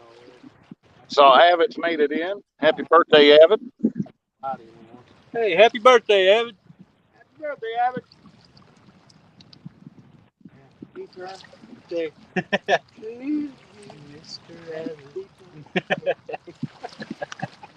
Got some Marilyn Monroe action going on over here. Well, whatever it was, man, he tore that skipjack up pretty bad. Ripped him up pretty good. I'm gonna leave that piece on there and add a little more. Man, I had half about a, I don't know, 8-inch skipjack out there a while ago. I pulled it back in. The head was there, and then the spine and all the little ribs, little hair bones. It looked like one of them cartoon fish when you get done eating it. It's just a perfect look. Nice. Something had picked it plumb clean.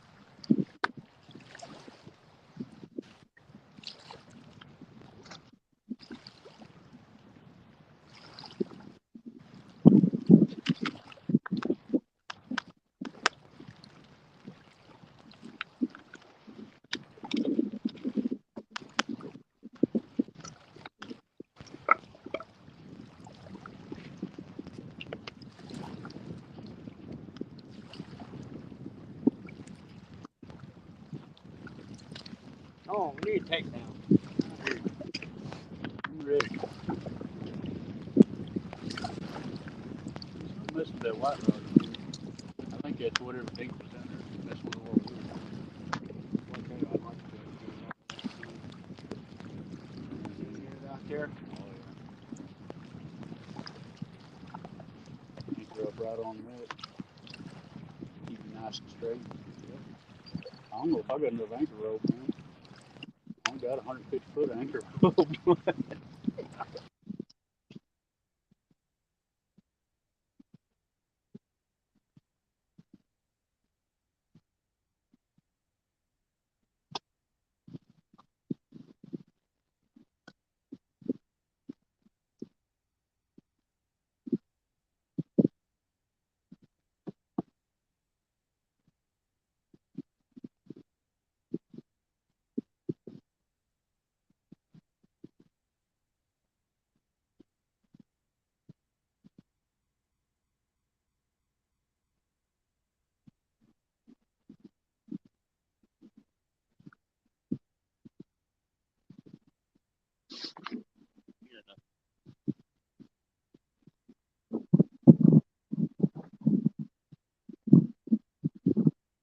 Yeah, I'm gonna downsize that hook on that J-Dog rod when I pull it back in.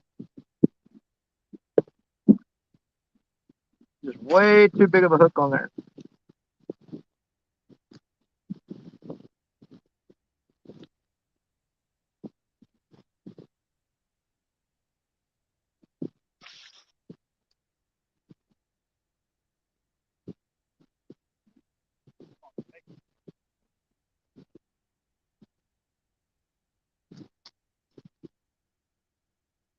Easy.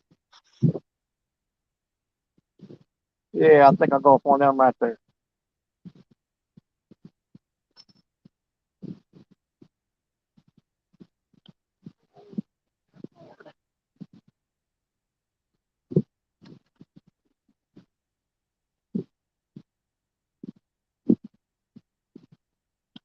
Oh.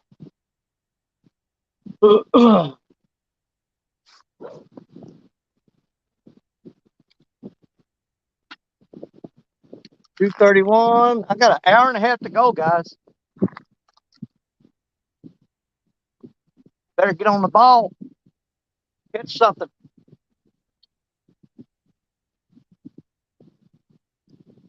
I may stretch it out to 4:30.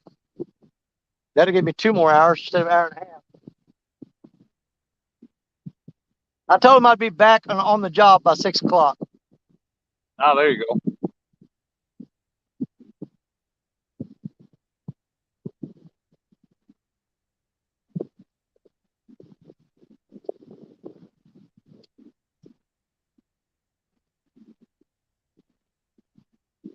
J-Dog rod is just on fire today.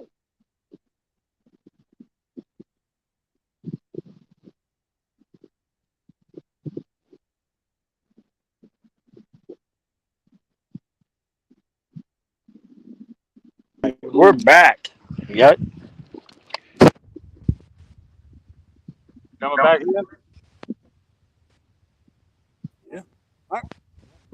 Down. Let's see how long we go.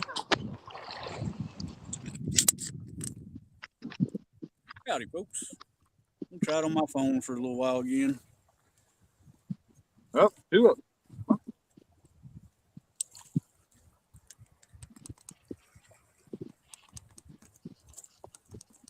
Thing was getting hit hard again. Let him sit for a little bit. I rushed him on that last one. I think he bit that bait in half. If I would have waited, he would have got the rest of it and we'd been hooked up.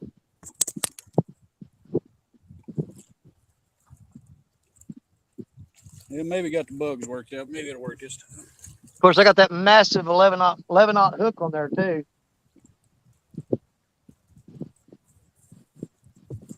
I'm gonna drop it down to I think a 9. Yeah, go down to 8 or a 9. Yeah. But Well, I've got a 9 laid out here, ready to go. Next time I reel it in, I'm swapping it out.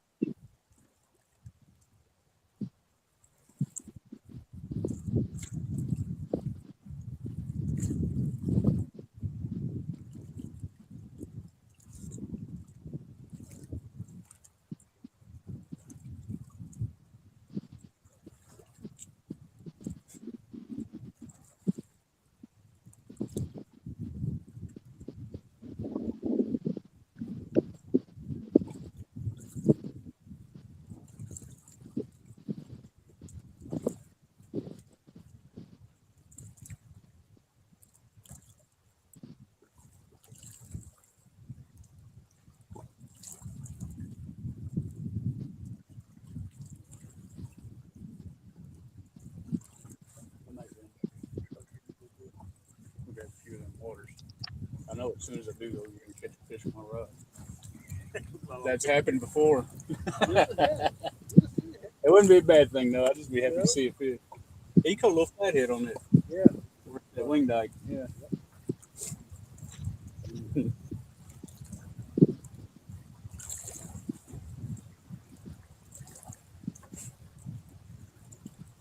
Yeah, I think mine's froze up again.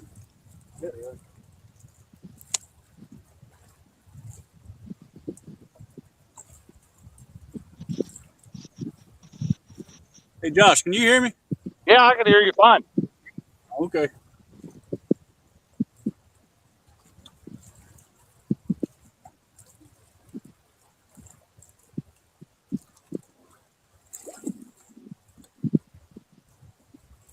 There's Johnny Small Pepper. What's going on, man?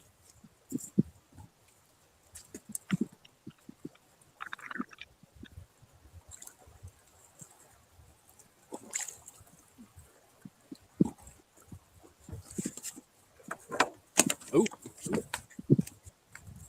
that was a good hit.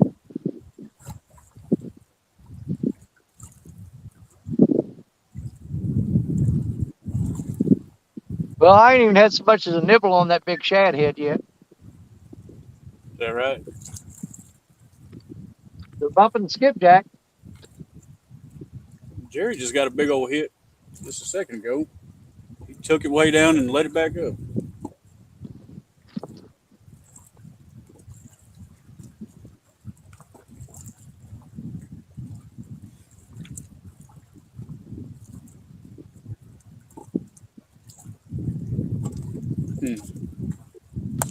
Did that to me earlier. Little channel catch or pink blue or something.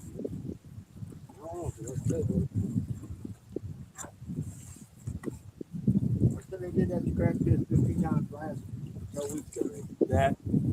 Also, about a minute later.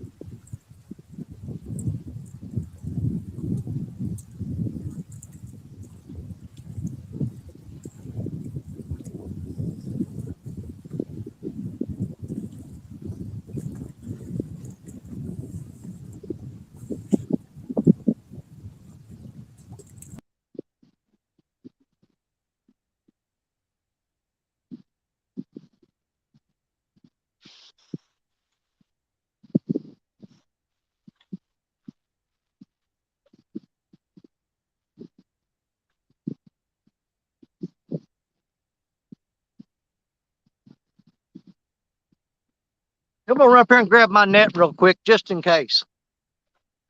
We got fell out.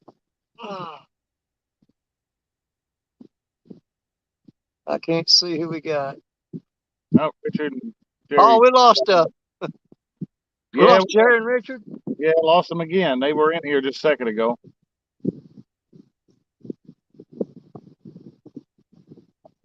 I don't know what that deal is with Richard's phone, man. He could have 5 bars and be in, perfect conditions, and it just will not hold signal, even with 5 bars on it. Wow. But see, I've got this, the Come on, phone I take got, it's actually a first responder phone. Take It's it. a direct connection with the police department, fire department, and all them. Oh, that's what these are on. These are on FirstNet. Yeah. But my phone, it'll pick up pretty much anywhere. Look at that. That orange rod's getting it now. Come on, take it. Getting hit on? Yeah, he's been tugging on it for 20 minutes. He just won't commit. It's tail hooked, so I got to let him swallow it before he can get it.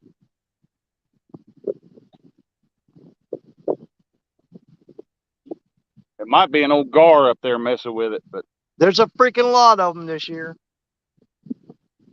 They love the shallow water. The gar, right now, it's like Christmas, 4th of July, and Thanksgiving all piled into one for them right now. oh yeah, those things are crazy. Yeah, yeah, Danny, I was trying to tell Parker one day about that FirstNet, and he just didn't understand it. I was like, man, you get signal when nobody else does. Yeah. There we go. That was better. I think we might have just been having some overheating issues. I put the little umbrella up, so maybe that'll help. Well, there was something jumping right up at the edge of the water. We've had some white bass over here blowing up. Oh, he committed that time. You hooked up? Hey, come back here. Oh.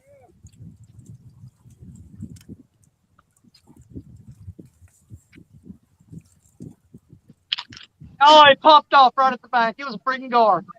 Oh man. That's what I was afraid of. Hey, what's up, Matt? Well, phone's acting goofy. Phone's acting goofy. Yeah, he took it downtown, buddy.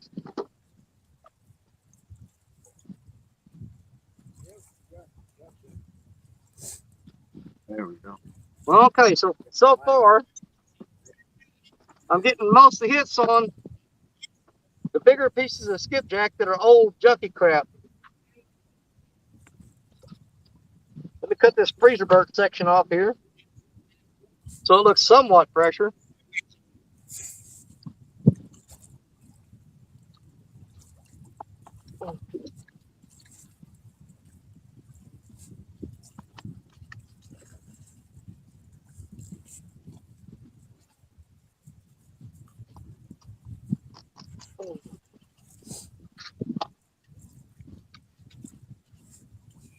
Yeah.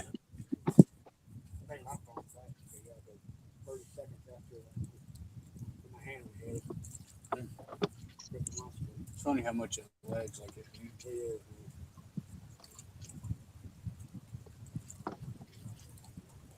And as I said earlier, we're going to downsize that hook while we got this rod out of the water. Change that out real quick.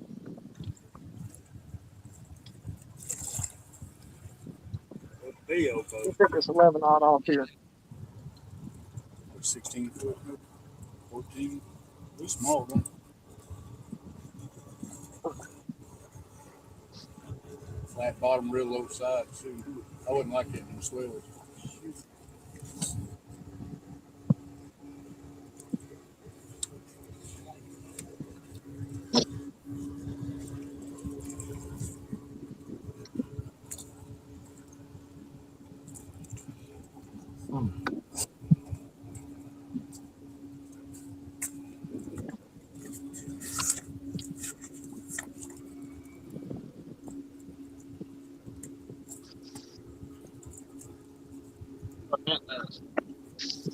Threw that middle rod back out.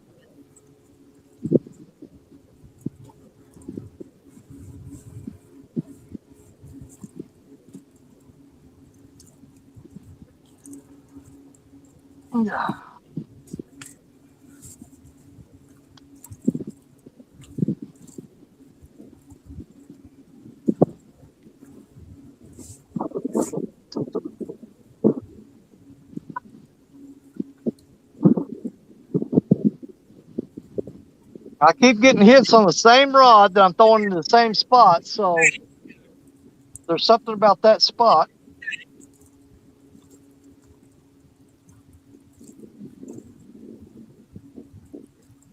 Yeah, we need to get this rod right back out there.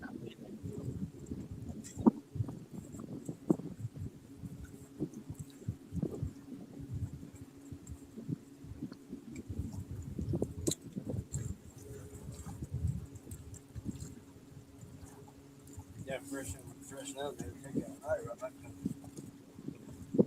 angle, maybe. Yeah. Better hit the pad actually down a little bit shallower water. Yeah, maybe better get one up shallow.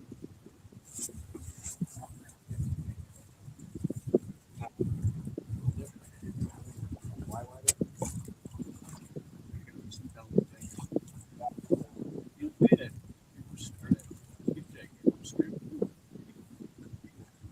All those rocks are down there. Possible. Which is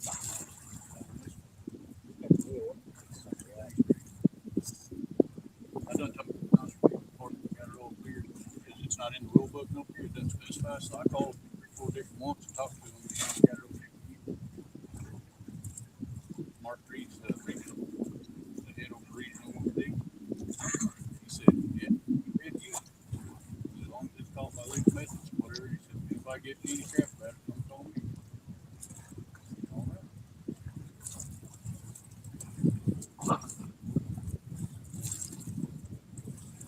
But I asked 2 game wardens in person. They couldn't tell me. They just said, "That's a good question. I don't know." I called the lady at the Cape office. She said, "Never had nobody ask them."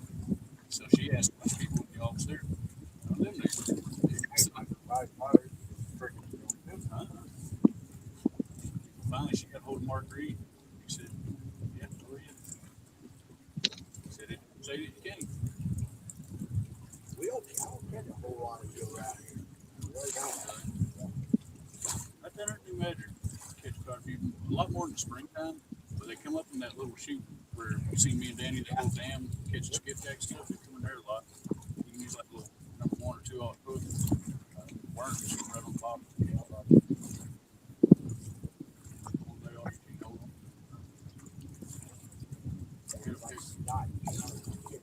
Get it off. Oh, yeah. You gotta have a rag or something.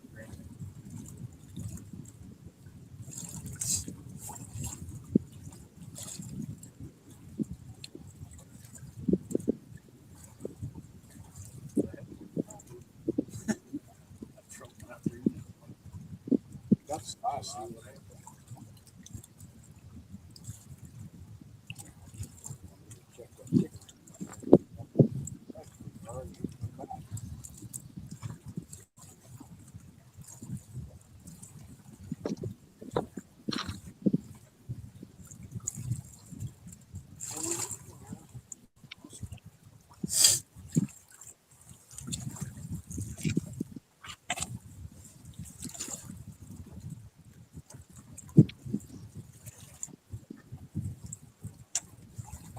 Brian, you ever get your starter fixed? Oh, it did? Good deal. What was wrong with it, man? Harry said you got it fixed. Was it solenoid bad or bad ground wire or something? Yeah, Matt. I'm up with Jerry today. Oh, you didn't hear about what Brian V did? Uh-uh. He hooked the starter up to the wires and had it laying down on the side, just laying off the side, trying to see if it would kick in. You got to have it grounded to the motor, man. Ah.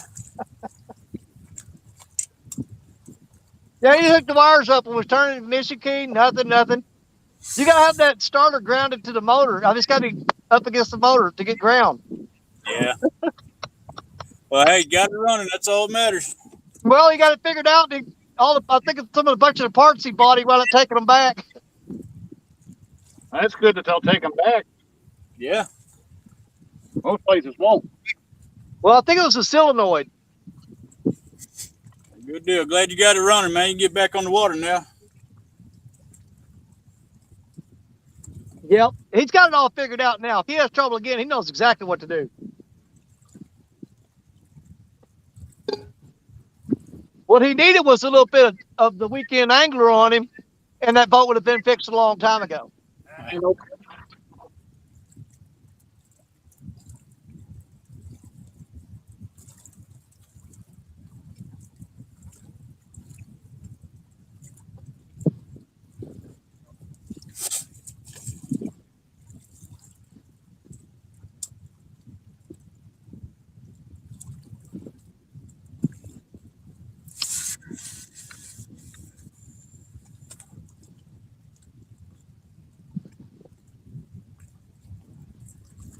You'd think being almost right out in the channel here, we'd have a whole lot more current than what we got. Oh, I know. I think that comes in and goes like that ledge. Current kind of bad, you know? Mm-hmm. Then I think this winter would be a fire. Oh, yeah. Fire hole. Hey, you might be on to something there for sure.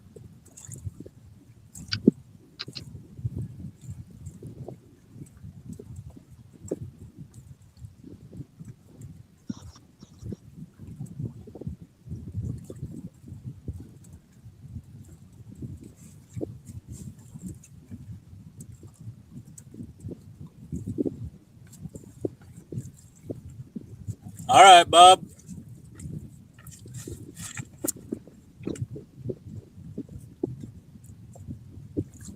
Said he's got to go make some supper, but he'll be listening. Early number. Yeah. I'm sure where he's out of.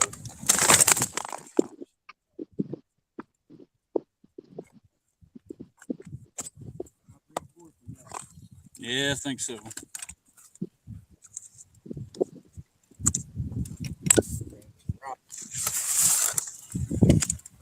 on down. We took y'all for a ride.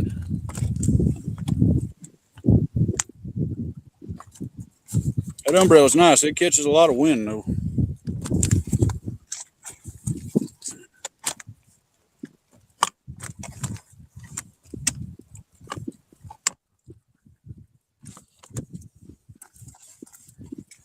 Try to go. I would assume back that way. Oh man, broke my umbrella. Yeah, bro. Yeah, little middle thing here. It'll be all right.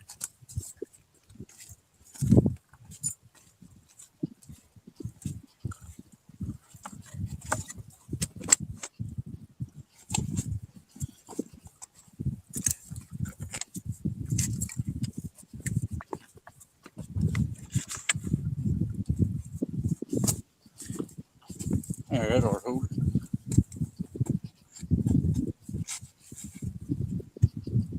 I got an umbrella. I ain't tried it. I got that same setup you buy, guy. And dang thing, it just get a little wind.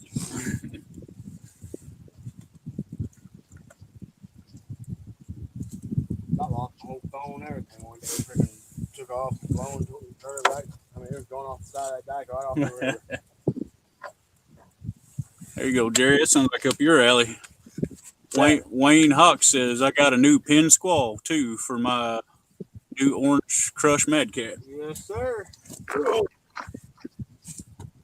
yeah. Yeah, I was done her eyeballing that squall a while ago. That thing ain't no joke. That's a heck of a reel.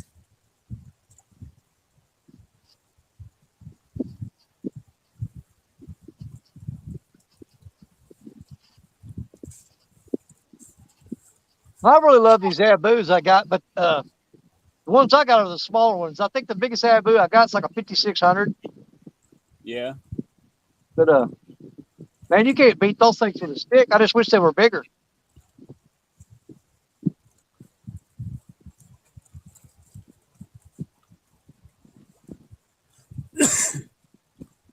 Yeah, I like the bigger reels just for the line capacity, you know.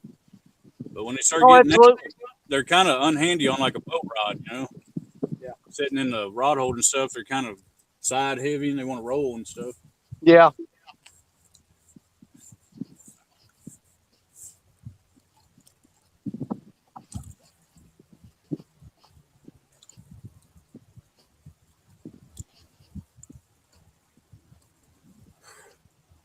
She bought us thing crawlers. Throwing in that shallow water. Oh yeah. Corn. It kept things interesting. Mm-hmm. Guarantee as many as out there. I've seen a bunch of buffalo and carp and everything else rolling.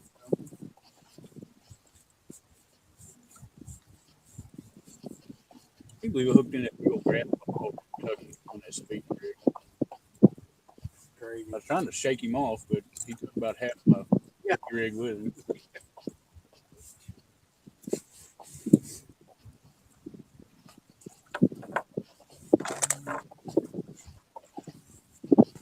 That was at Barkley. Yeah, that was a Barkley. We were hooking all kinds of crap over there. First 10 casts, I kept running into them carp and everything. Right there. Yeah, we had some freaking corn and going on that shallow. Holy crap. Have to keep crap interesting. For sure.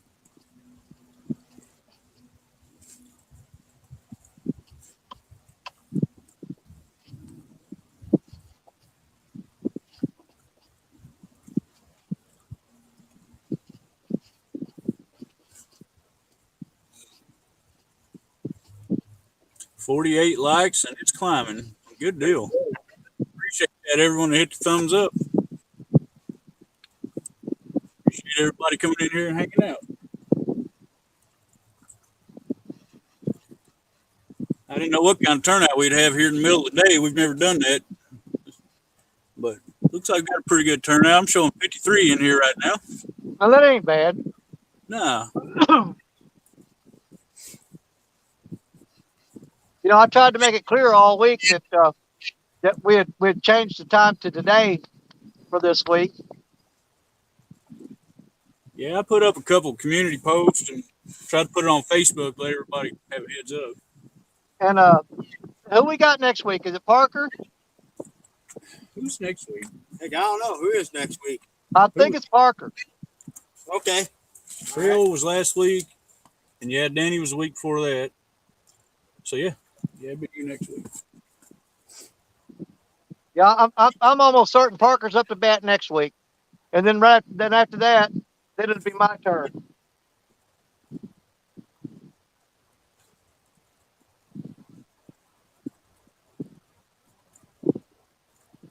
And maybe with any luck, YouTube will have me all cleared and all set by the time it's my turn to go. Hey, there we go. Did you get over that 1,000 hump, Danny? Oh yeah. Hey, congrats, brother. Heck yeah. Yep. I've already applied for monetization. It's got 3 steps you got to go through. Uh-huh. I've already passed the first 2, and the last one's in progress. Oh, nice. Yeah, last I looked, you were right there on the cusp of it, so I figured you're probably getting close. Yep. I got up to I think 1,012, and then it dropped down to 999. Oh man. After I went to apply for the monetization, I got a notice from them saying that I was eligible for monetization, and I filled it all out, got it all done. The next day I woke up and I was at 999. Oh man. But then later that day, I got back up to 105. It dropped down to 1,005. It dropped down to 1,003, and it's been locked in at 1,003 for several days now. Yeah, they move it around, and then it'll just you'll get a big jump here probably by the end of the week. Okay.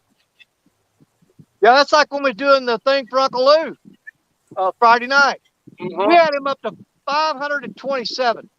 I saw 522 was earlier when I was 527 was the peak. And when it hit 527, within a matter of minutes, it went 526, 25, 24, 23, 22, 21, 20. It got all the way down to 502 and then started going back up. Oh, wow. And it peaked. After that, it locked in. 2 minutes. Yeah, it Dropped locked in at 25. 505. You got something going on? No, I was saying that was crazy, man. We sitting there watching Uncle Lou's subs. He dropped 25 subs in under 2 minutes. Yep. But then it stopped at 502. It went back up to 505. I got up the next morning, it was at 508. I don't know what he's at now. But he is definitely over the 500 and locked in. Oh, good deal. Well, you know, unfortunately, you get a lot of folks coming here just for the giveaways, and they deal, you know.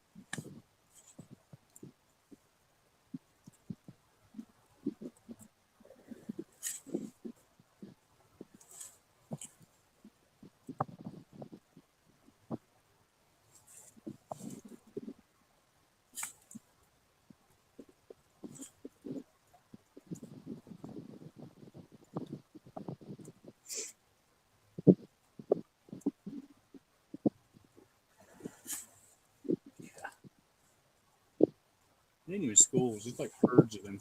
I think the phone went black. No, it's still up. Oh no. Look at my box. I got something heavy and I'm in trouble. I'm freaking snag them. Right.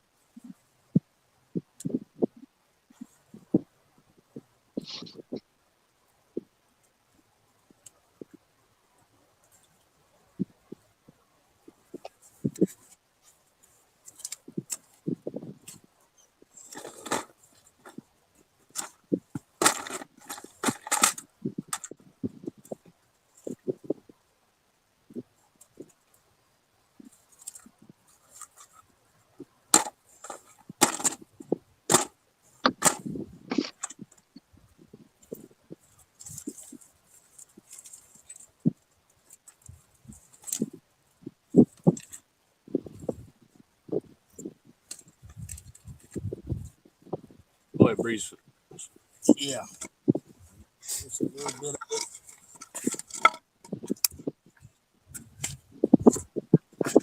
Yeah, wind's starting to pick up pretty good here.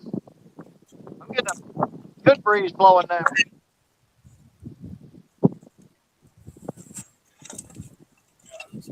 mess. I threw like 2 whole speaking gigs in here. Oh, man. Yeah, I was in a hurry. Yeah. You need one? I got a brand new one. No, I'm going to try to get this.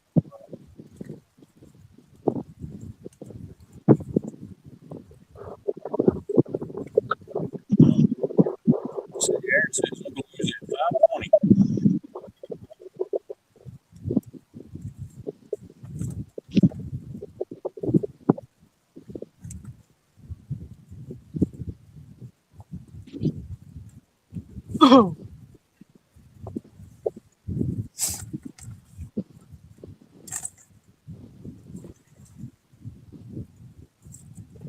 Let's see how much time I got left here. 3:01. I've got an hour and a half left. You know what? Just as a show of confidence, I'm going to go ahead and run up the truck and grab my net and come back. And I'm going to put 2 big chunks of skipjack on the big surf rods and throw them back out there. There we go. Just so we can put out that air of confidence. You got to believe, guys. You got to believe. But That's it. I know I'm going to need that net because I'm going to throw out some bigger baits.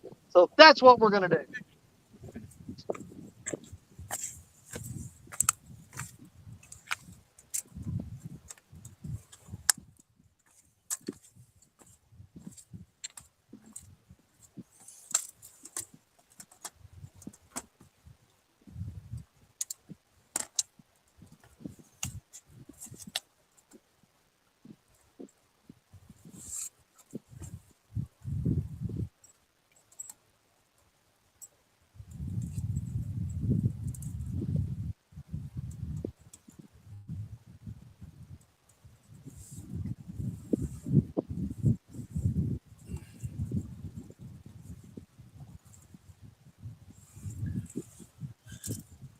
Hey, what's up, Mark?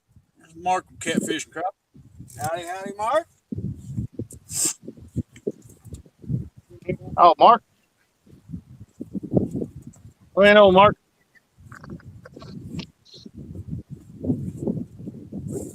I had one of my. Hey, Richard. Do what? I said I had one of my pumpkin seeds died. I looked in the bucket a second ago. He was dead. So I made a flapper out of him. He's on this inside rod here. Oh, there you go. The only thing I've had a hit on today is that pumpkin seed. So, Really? and I ain't touched that skipjack. I had out a big old pumpkin seed head for a while. Had it out for about an hour, pulled it back in. I put a great big body section on. So I don't know. We'll see. So far, I've had something down there just dinking like crazy.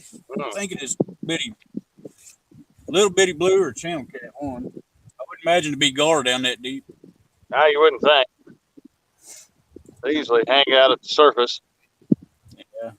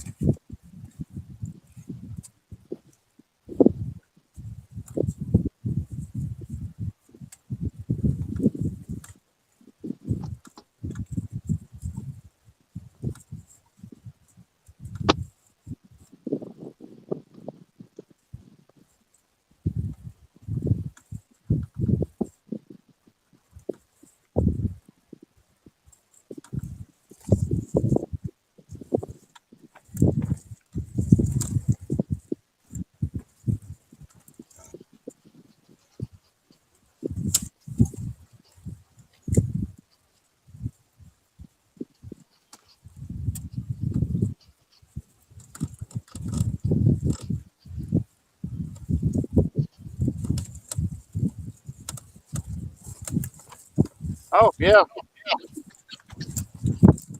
yeah. Matt, she had her a good. Christina had her a good channel cat the other night.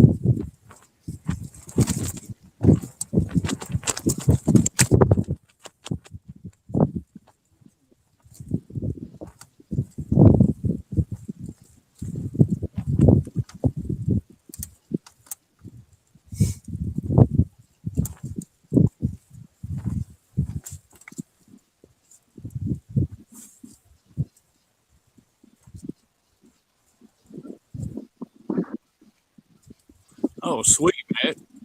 So there's a bunch of moonlight there, huh? You need to go load up on them, dude.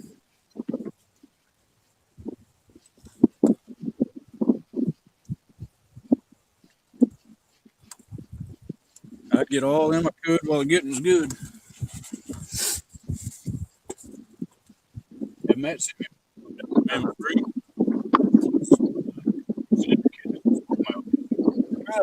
He said, man, that place is plumb full of moon eye. Oh my goodness. I know, right? Road trip. Yeah.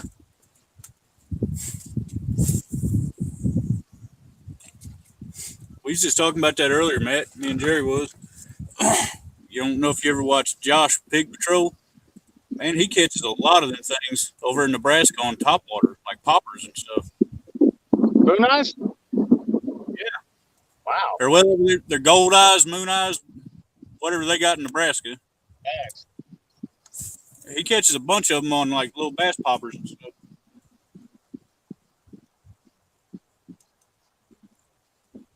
Around here, all I've ever seen people use is like crickets, mealworms, redworms, stuff like that.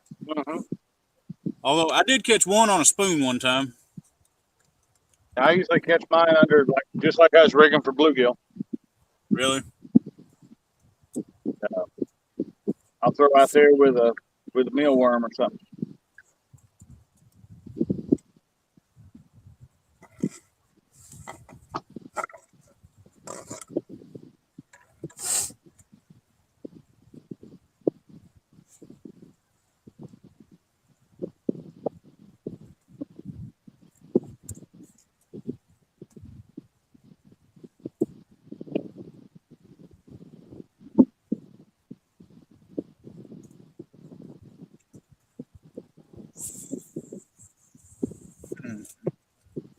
That's right, Steph.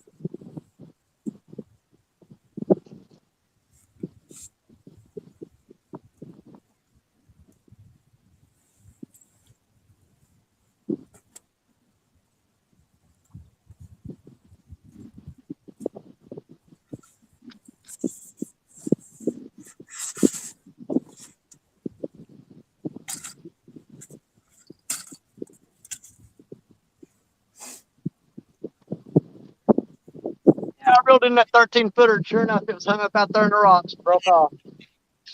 So I got to put a new rig on it.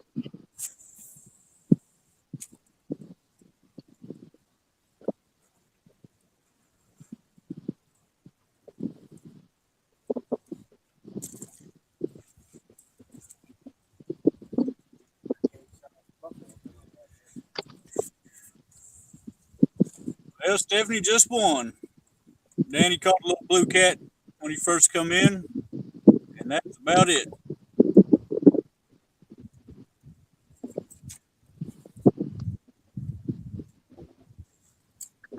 I think it's hits. I just got to calm down and let them get hooked up. Some of them I jumped the gun on it and pulled it away from them. I guarantee it.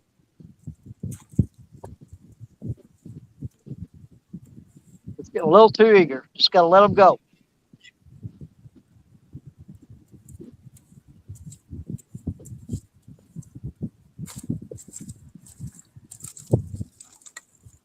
Okay.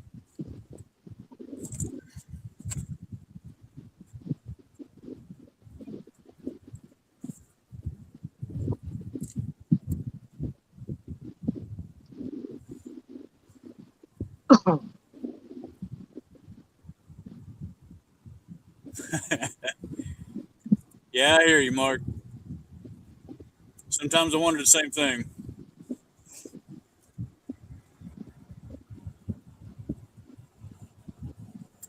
But we didn't know about this boat ramp.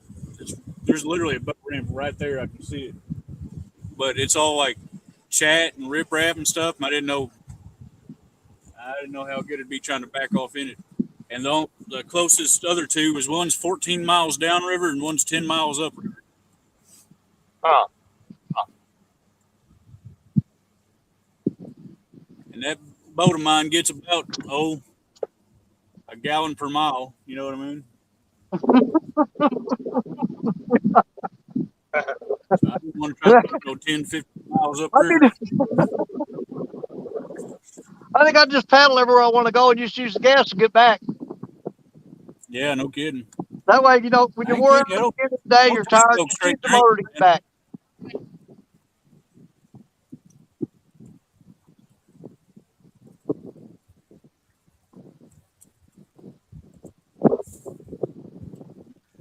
Thank you, James. Appreciate the thumbs up.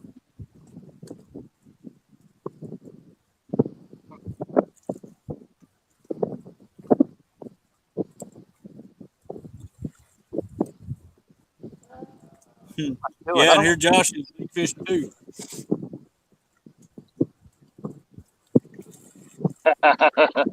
Mark gonna put me in timeout.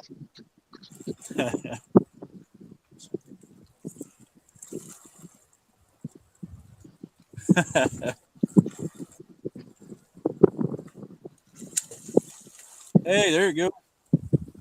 Jerry's hooked up on something. All right.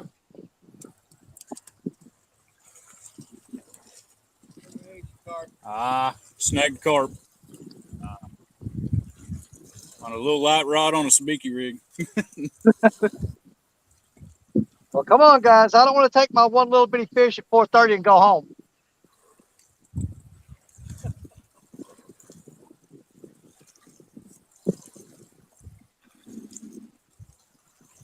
That's a great shot right there, though, Jerry. You're looking all picturesque right now, bud. Wish I could see it.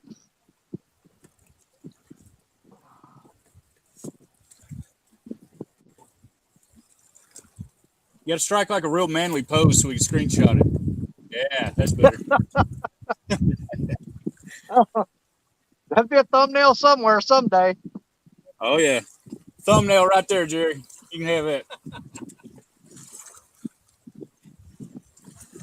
I almost went and fished at Grand Tower just to be right across the river from you guys. What was that, Josh? I said I almost decided to go to Grand Tower just so I'd be right across the river from you guys. Oh, yeah. I never even knew this place existed until Jerry was telling me about it. Yeah. How funny would it be if he was across the way from you guys and just catching fish after fish and go, hey, guys, throw over here. Oh, it'd be funny, wouldn't My it? crap started swimming. Throw over here, man. Man, there's some kind of like dust cloud or something coming in on me. That's nuclear fallout. You'll be all right. That's good. All it does is make your hair fall out. I think you'll be okay. I think I'll be all right on that. Yeah. I ain't got nothing to grab you. Give me grab the net. Yeah, if all that lead ain't got me, that nuclear ain't got the chance. Okay. Now I need a leader for the weight. Oh, you got him with the blade bait, huh?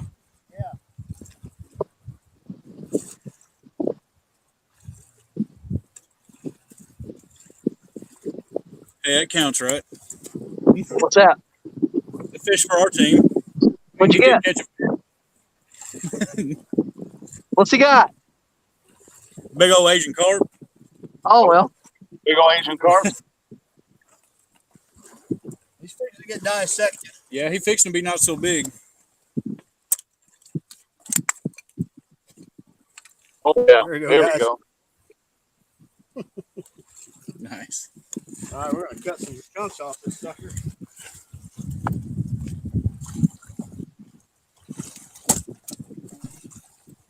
Yes, sir, Matt. What do you do? Snag it or just reach down there and whack it with a stick? Mickey rig.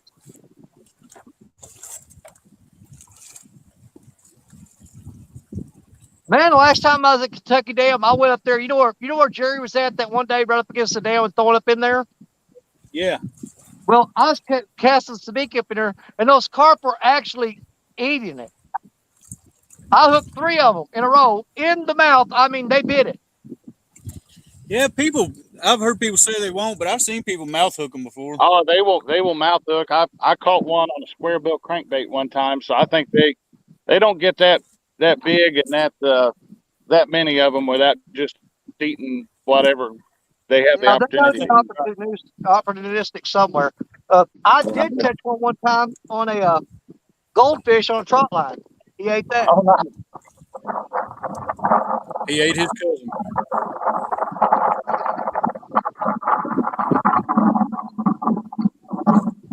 Dude, check out that drone. Oh, Jerry, you on? Hey, look at that drone right above us. A big old red drone going right over top of us.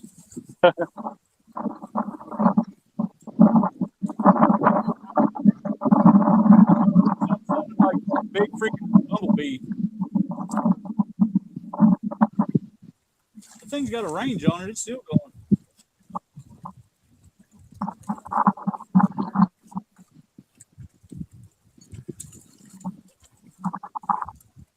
I don't know how far you can fly a drone, but that thing's about a half mile that way now. Oh, good one go pretty good ways. Nice, buddy. Only one I've ever seen up close is Josh's over here at Baldwin that day. There we go. All right. There you go.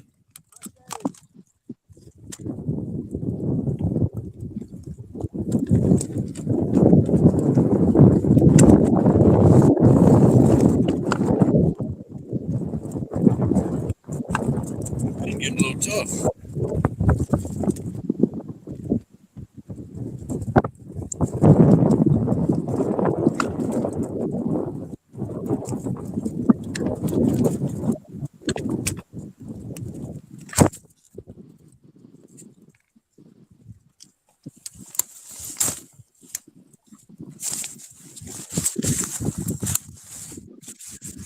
I'm going to take the umbrella down. It's catching too much wind. Afraid this tripod, my phone, and everything is about to wind up in the river.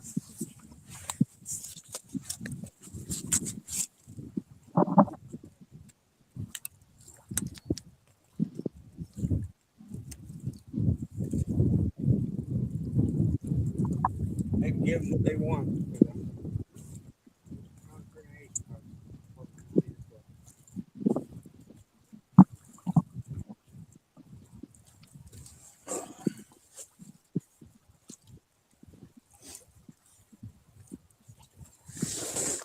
Lose the next whenever it fell over? Huh? Did you lose the next one fell over? No, it's still up.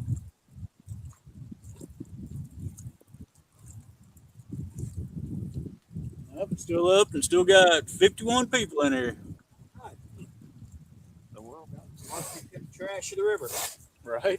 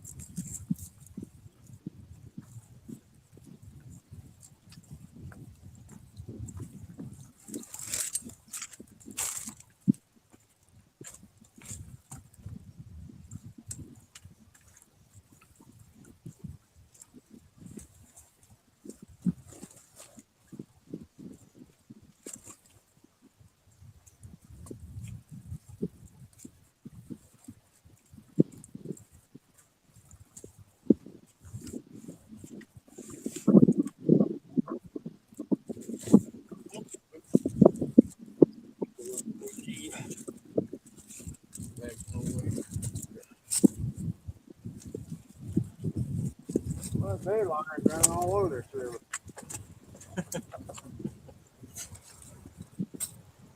Zombie park. Yeah, it is.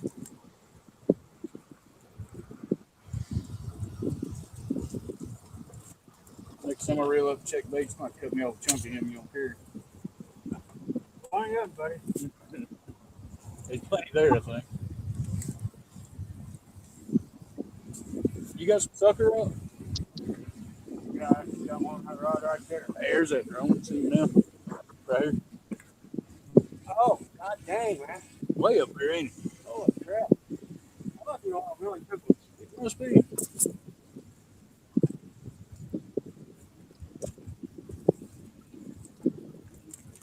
Break out the fly rod. I hear you. That'd be fun, Matt. Could you imagine catching one of them big old Asian carp on a fly rod? Oh my goodness. Oh man, that'd be great. I don't know if you'd ever land them. Well, I'd try it. I bet you they'd eat it. Fly right there on top because they're coming up the mountain right on top all the time. You know, that ain't a bad idea, Matt. It'd be a cool video if nothing else, actually land one on a fly rod.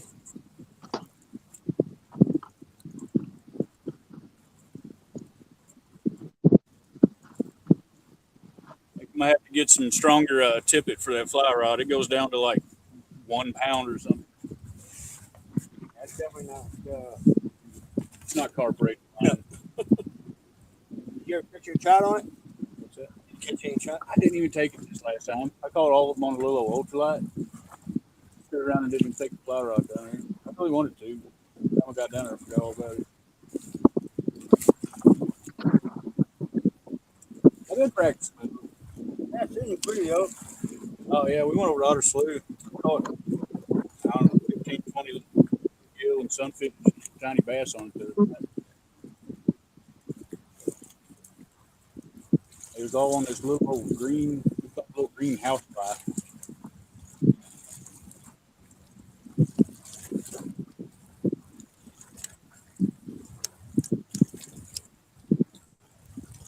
All righty, Mark.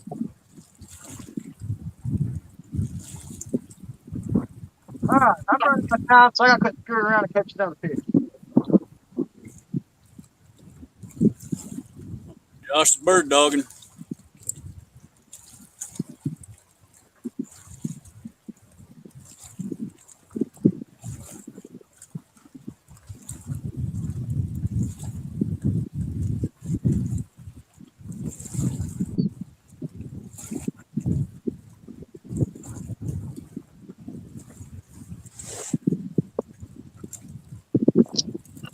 Man, this wind's blowing hard enough that when you cast, it puts a big bow in your line. When you're throwing it.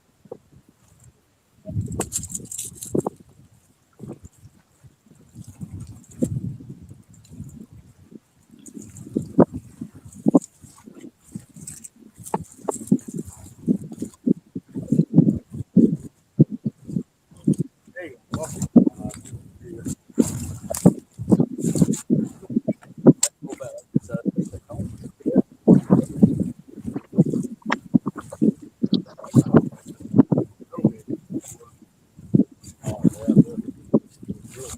Seen y'all killing them that day. You and nephew, yeah, killed them over at the lake. Nah, here comes a speedboat.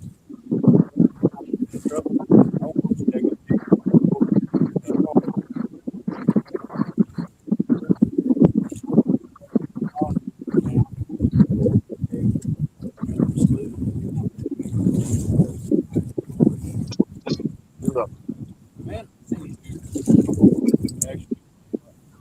just like you do a buffalo, it's one of the big old grass carp. Said it was good. And I'm thinking, I just think they had ribs like the buffalo. He took one home, cleaned it, cooked it up, and said it was good. Of course, up there in Mendota, that guy smoked that one. Oh, dude, buffaloes. Hey, Well, that was a carp. Up there in Mendota, wasn't it? no, that's buffalo. Oh, it wasn't? Somebody said it was smoked carp. Oh, I don't know. So you took fried buffalo. I ain't really know smoked carp. Sounds Can't have smoked. true.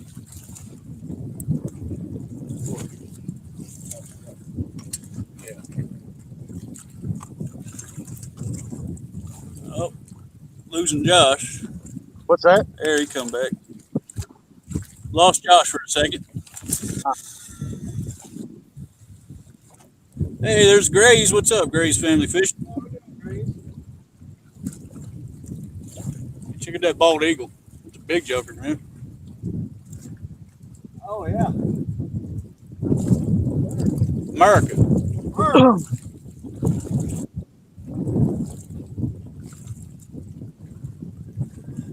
Yeah, that one old boy's running up in his boats that's going to run his trot lines off that wing dam up there. He better be careful because the people fishing on that rock dike across from it, they can actually walk out there to his trot lines now. I'd be careful about pulling them up in front of people if I was him. Yeah. All right, Graves. Well, we appreciate you coming in. Just holler anytime you get a chance, bud. Tim Ferris, how's it going, man? My buddy Tim, he just came in. All right.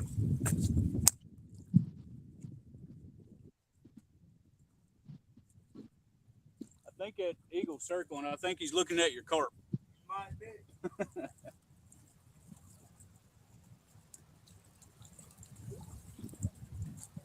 Well, me and Danny could have got a boatload of carp that night after the hog legs deal.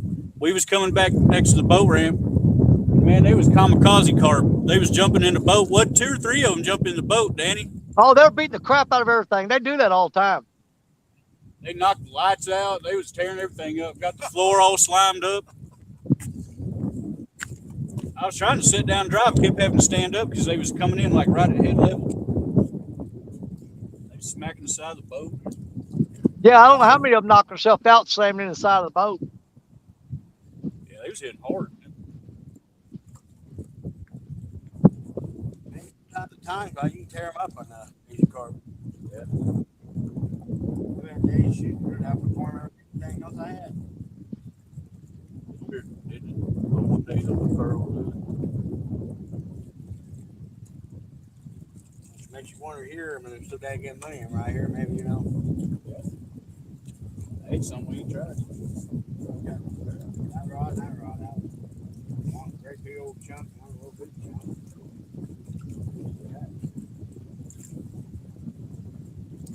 Then again, they may not be enough. They bite right now. They might just be chilling. Later eating around 5 or 6 or so. Who knows? I might pick up a fish. You know?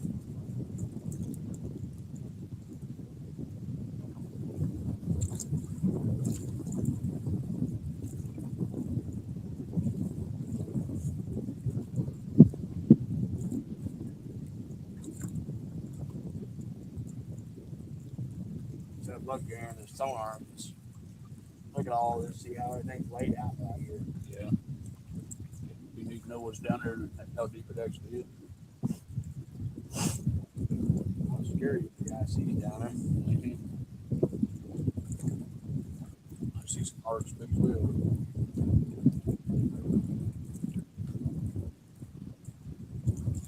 You think everything that floats down the river too. Come along, once it hits the hole, it ain't gonna come back out of it. No. It ain't gonna turn it 300 feet straight up the hole. Yeah. Really heavy. Free headway out here. Common enough around the banks, probably, you know.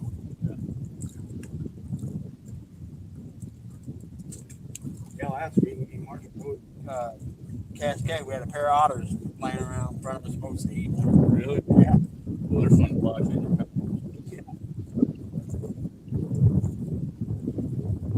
Now, run up in the log.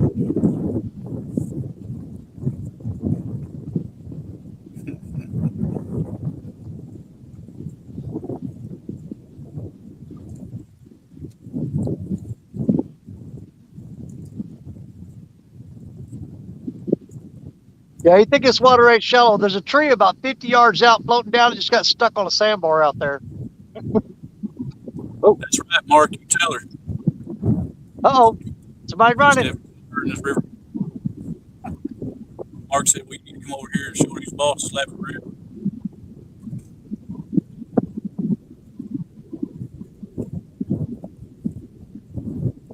Taking a while, but that middle rod is just skip that on it. Skip that body piece. That's exactly right, Mark. Starting to get messy. Well, they say you make it.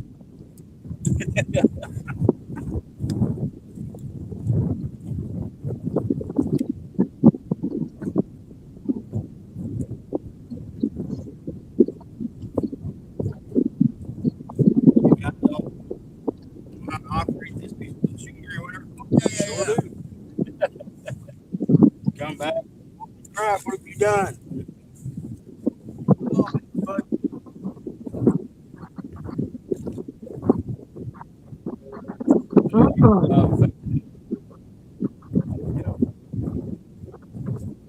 Yep, we're going to find some new spots, Richard. All down through here where we normally fish, man, there's trails beat down. There's footprints all over the back. People have been tearing this place up. It's one of the bad things about fishing on YouTube. You find you a good spot. Yeah, people will Everybody, figure it out. Yeah, there's you know what I mean? footprints everywhere down here. And I rarely ever saw anybody come down here to this location. But Yeah. since we started YouTube, this place is just eat up with people. Well, all last year, me and Stephanie started fishing down there in like April, like in the spring. Didn't Yeah. see nobody. Nobody. And then we started doing all our lives and stuff and doing videos from there. Yeah, all of a sudden I started seeing a little more trash here and there, footprints and new trails. But I mean, it's public. What do you do? I just wish they'd pick up after themselves and not leave freaking. Well, here's the thing. A lot of times we teach them how to find a spot. We'll teach you what you got to do to go find a spot. You look at the water, see how it's flowing, kind of read it a little bit. You can tell where the holes are. Find you a spot. There are some people out there, I call them vultures, that just watch YouTube and wait for you to find a spot, and then they go there. Uh-huh. Which, I mean, that's all fine and good. But, I mean, at least put some effort into finding a new spot so you can say, hey, look what I found, Have to do like Jerry. Find spots out in the middle of nowhere that even if they did know where it was, they'd be too lazy to walk to it. Yeah, they don't fit. I'm pretty sure we scaled a mountain coming down this one. Jerry, and then walked over like yeah, rock. yeah. Nobody Jerry gonna come out. out from the spot.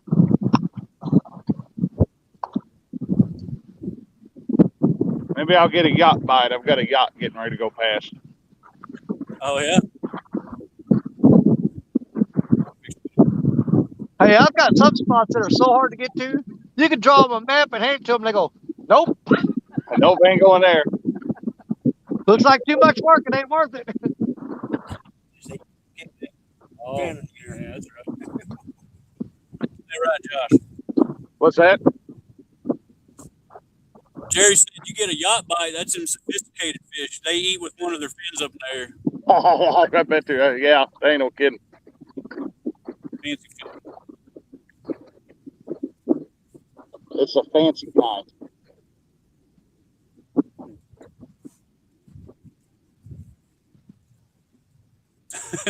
Brian said Jerry was swimming to some of his spots. Well, when we left out of here 2 weeks ago during the man's monsoon, oh yeah, we had to wade through some water to get back to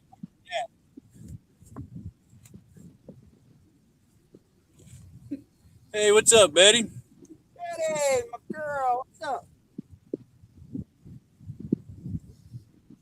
Oh, I thought you were talking to my rod for a minute because I was like, she ain't doing nothing. Mark, I don't need a yacht.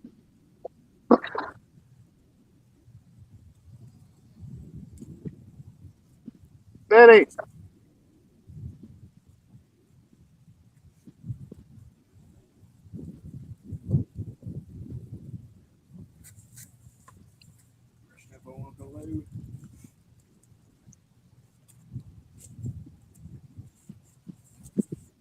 Yeah, this river's so low that the barges are creeping through because they don't want to get hung up on a sandbar.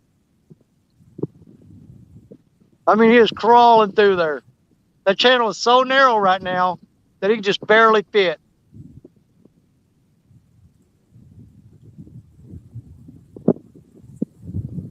Yeah, they got to where they're pulling over down there on the bend. And if there's one coming down or going up, they have to pull over on the bend and wait for one to pass, and then the other one to go. Because the channel's too narrow for two barges to pass each other now. Yep.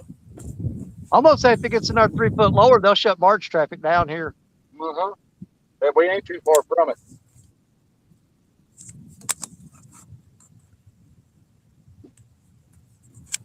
I've seen them do that 2 times in my life where they had to shut down the barge traffic.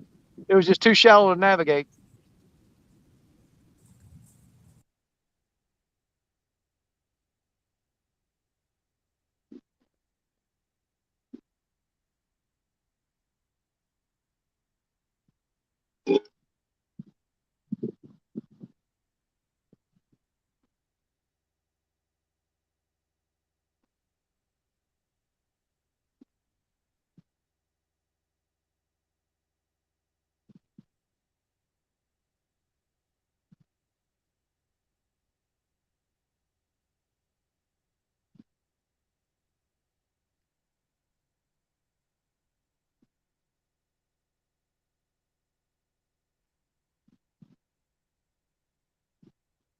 Oh, we lost briefly.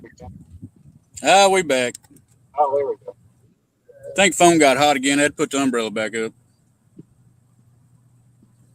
We was just saying we need to find one of them or make one of them fancy little cooling deals like you made.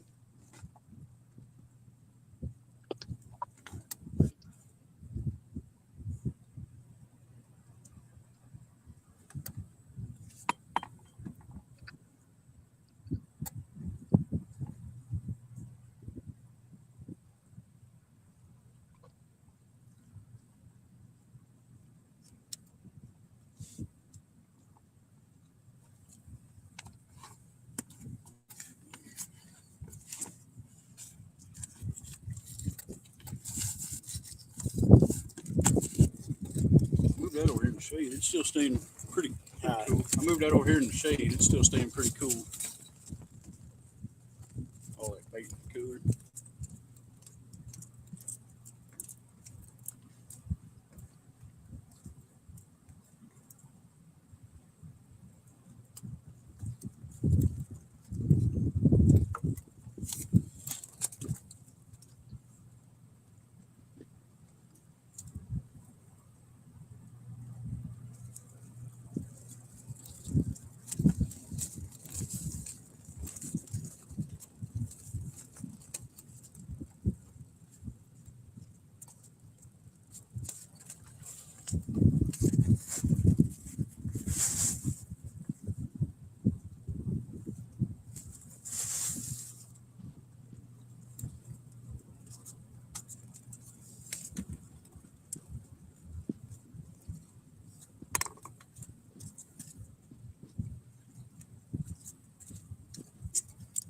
We guys fishing for the public tournament.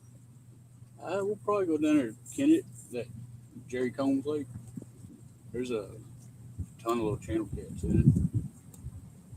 That's about the only thing we got. It's in reasonable driving distance for zinc numbers, you know. I'm trying.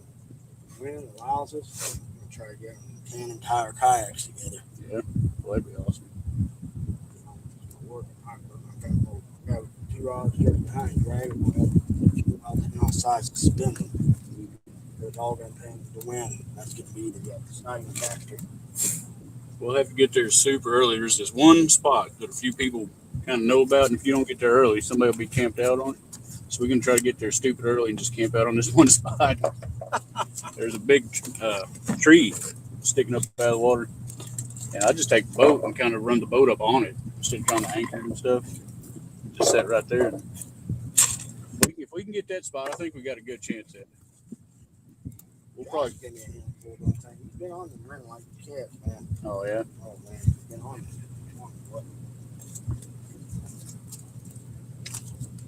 Hey, what's up, Justin? How's it going? Got Justin's fishing fetish in here. What's going on, Justin? Man, I was hoping to walk down the bank and maybe recover some of our rigs that we've lost over the last few weeks. Yeah. Man, somebody has walked this bank 100 yards upstream and 100 yards downstream, right along the shoreline. They picked up all of our crap. Huh. Now you can see where they cut the weights and the hooks off the line and let the line wrapped up in the bricks and rocks.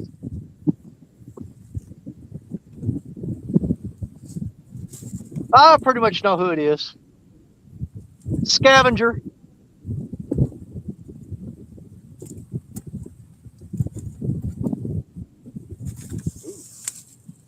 Old beef kitty just went down about 6 inches and back up.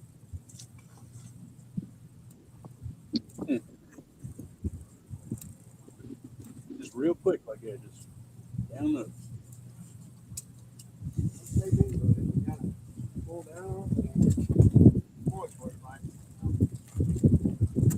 Yeah, Tim, it sure is, man. It's a beautiful day. Good day to be fishing.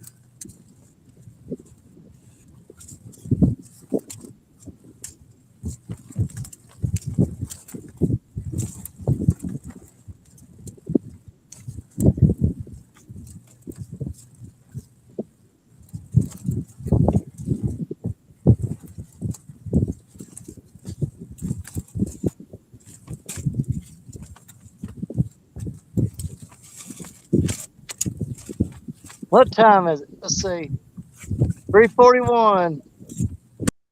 I got about a little more than 45 minutes left, guys, and I'll have to bail out and go back to work.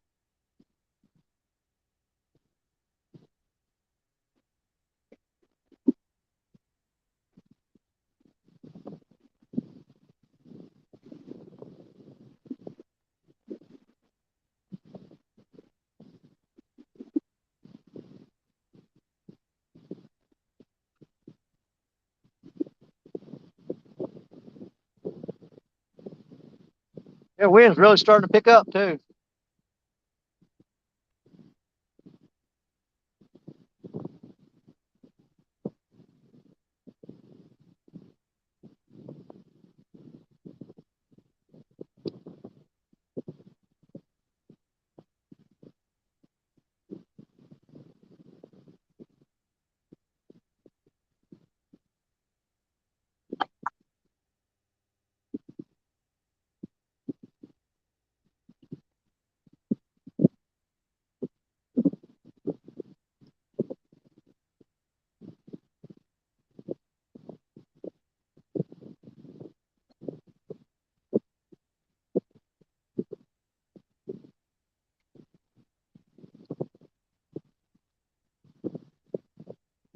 Next week I'm probably going to hit this spot and because the current flows back upstream here. You know how it does.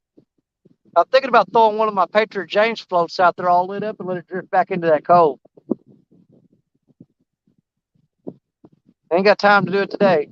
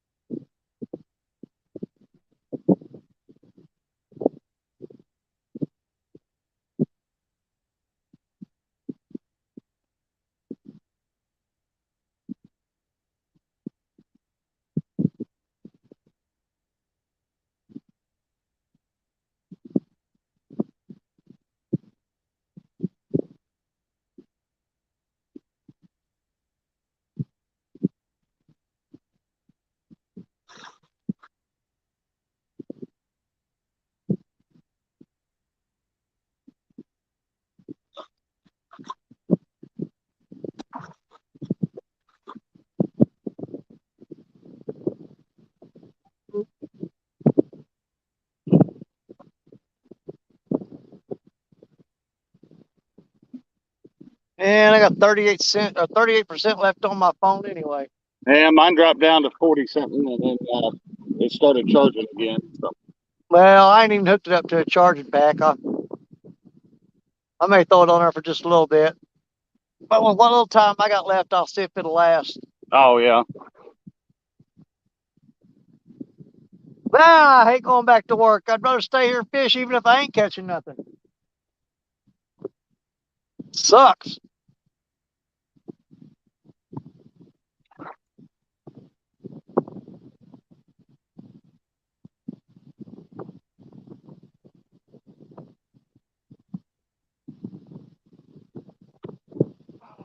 But I got one of my guys to cover me, and he told me the most he could do was 6 hours because he's got something to do tonight. I said, well, I guess I'll take the 6 hours then.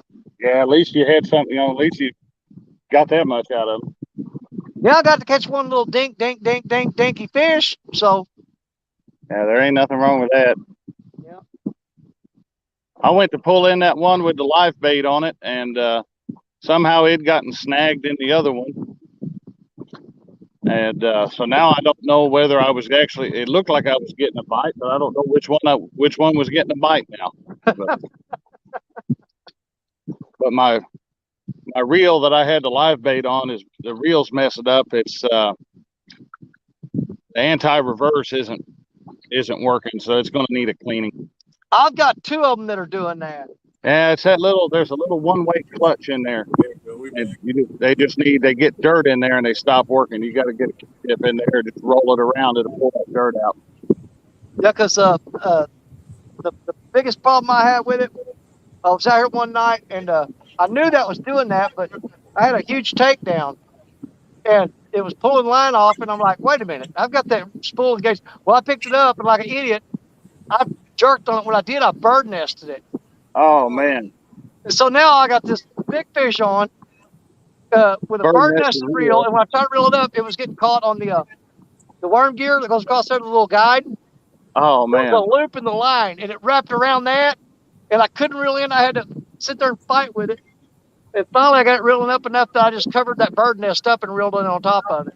oh shoot. And it wasn't but a little 15-pound blue cat, but Here's Rebecca and Jamie. I've seen Dead Sea Pirates coming in. What's going on? Howdy, howdy, howdy.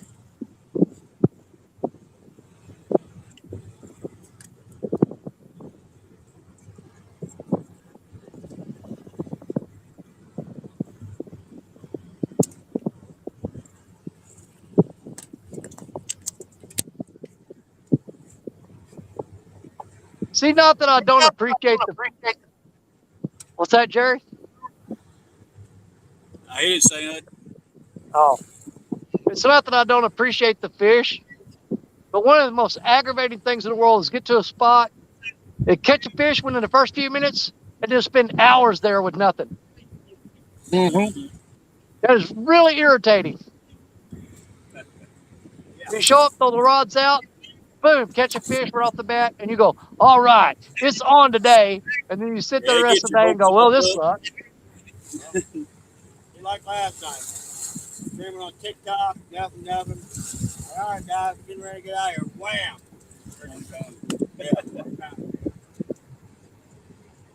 Then that gets you thinking, do I need to stick around? They're fixing to turn around like another half hour.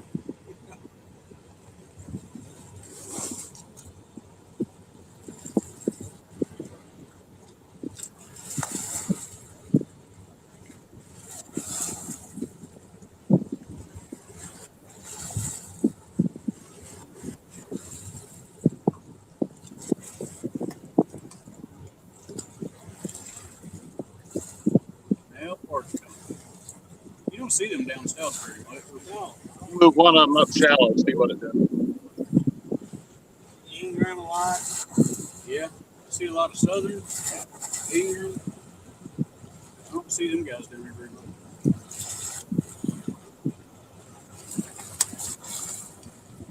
What's that? I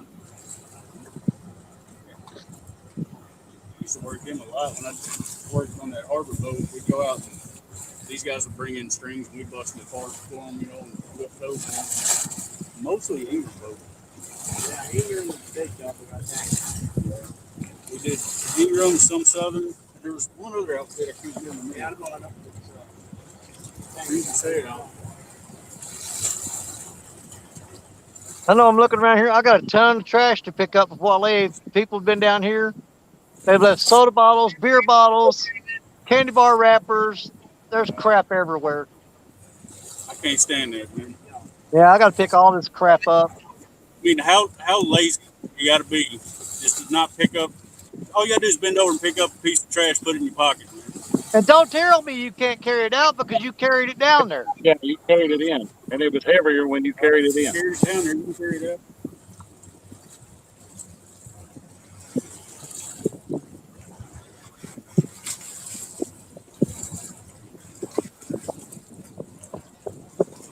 I mean, granted, you got to realize that Mississippi River, because all the floods that happen and flood out different towns, I mean, you would be amazed if you ever come out here and just walk the shoreline.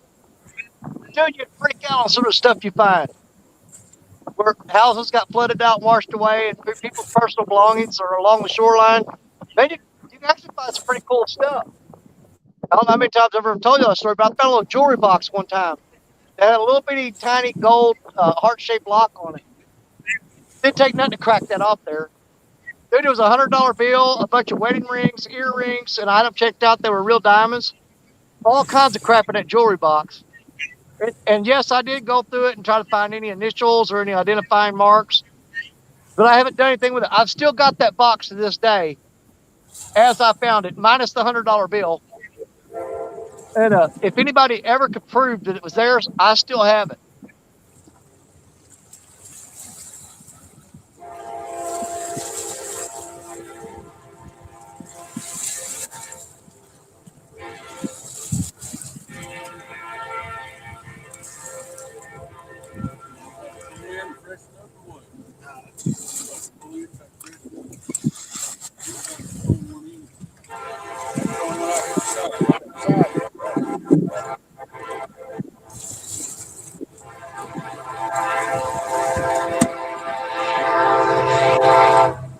comes the train.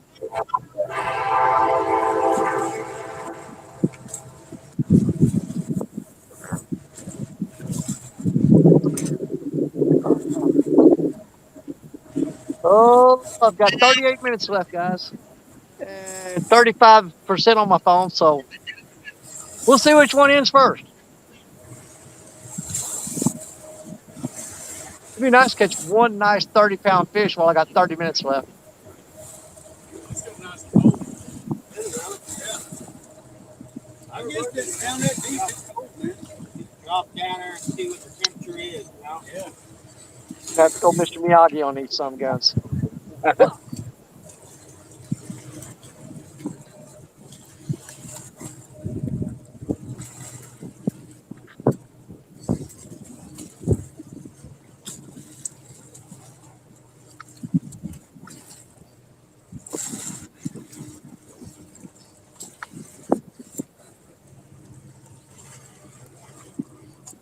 Something working on Hey, it. Eat all the guts out of it. there Not ain't black. nothing in that truck that is any of your damn business. Get away from my truck. I don't even want you leaning against the tailgate, buddy. Just get away from my truck. All right, thank you. Appreciate it. I don't play that crap. Get away from my truck. Stay away from it. All right, have a good day. Freaking bull crap. Look up there, these guys are leaning over the bed of my truck, looking all in it and stuff. Oh, nice. I just had the hair on the back of my neck stood up. And I turned around and looked, and they were standing up there looking all in my truck.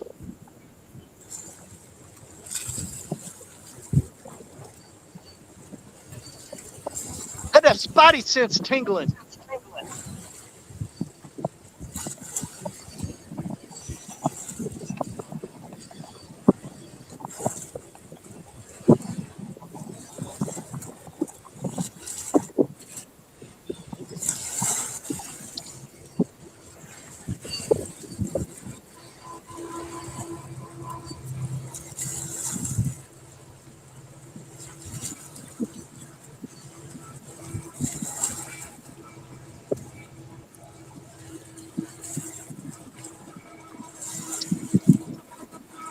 Danny, you're about to have to change your name. You're about to change Double Tap Outdoors. Do what? I said, we about had to change your channel name, I thought. I thought you were about to become Double Tap Outdoors. Oh, I ain't playing that crap, man. No, I don't play around like that. He said, man, we're just leaning against your truck. I said, no. Go find a tree to lean against. Uh-huh.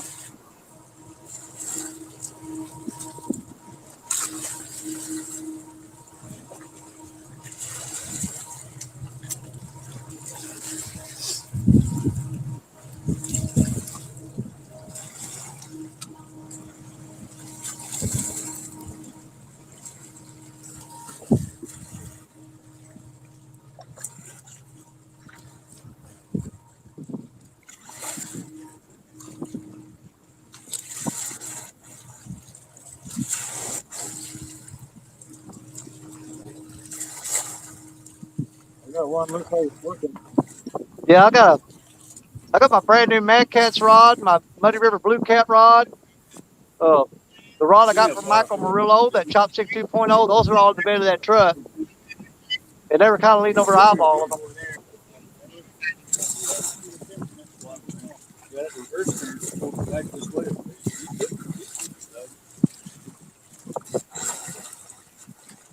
I always like that reverse turn. Oh yeah, I feel like fish kind of get over from that out of the main turn, but they still got that food float through them. Close that truck, drag that bait right into it.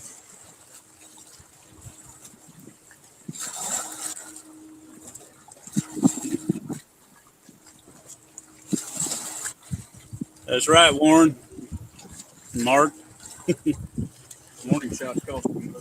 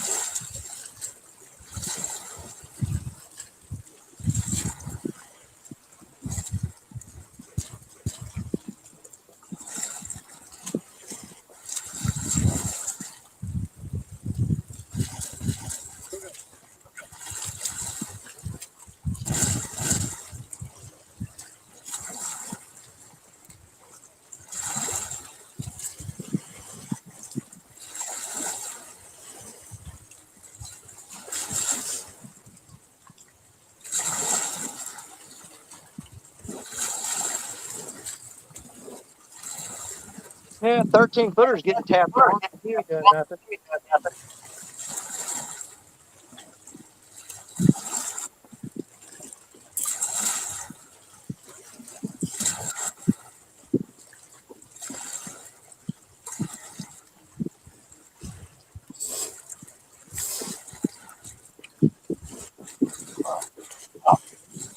Still got 32%, and I got 32% on my phone and 32 minutes to go. I hear you have probably seen them. I mean, they ain't real slow, but I mean, they're the ones that they need. That's the 20 size there. Okay. They're built just about like all the other ones. Are just that little great boat reel. What's that? It's a great boat reel. Yeah.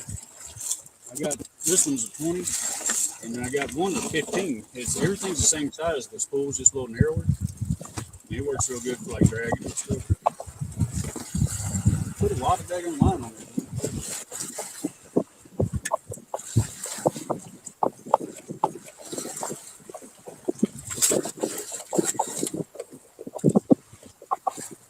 Wish I had a couple 7,000.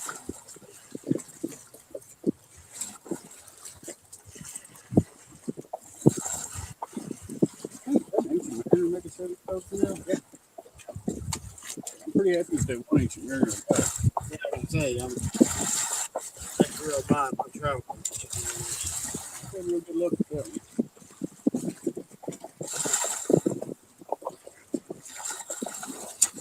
It's a cast. It's a cast. I ain't been very nice with it. It's got sand, fish trap in it, and it ain't never fed me.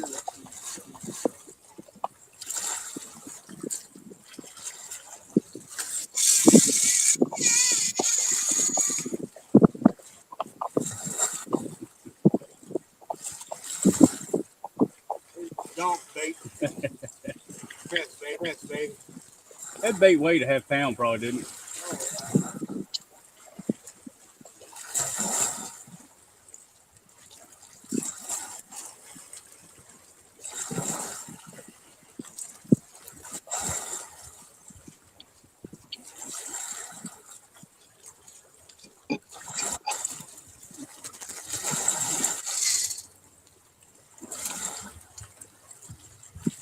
Boy, Hey, the what's up? buffalo are sure popping up today.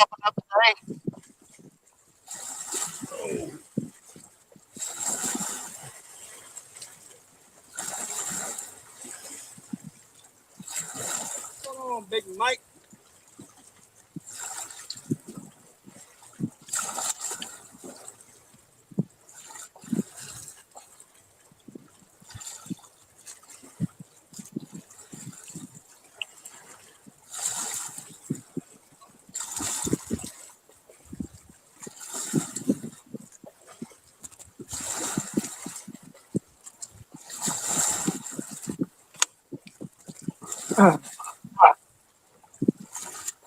Now, you guys know when wintertime comes that I'm not doing any nighttime shows. We're going to be daytime only.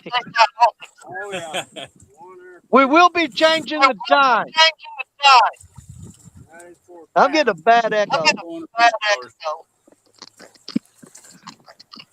Let me hop out and come back in.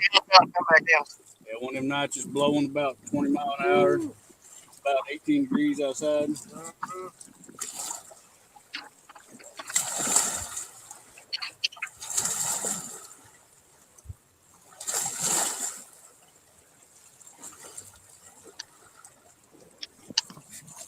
Yeah, I'm sitting that thing better. Check, 1, 2. Nope, still there.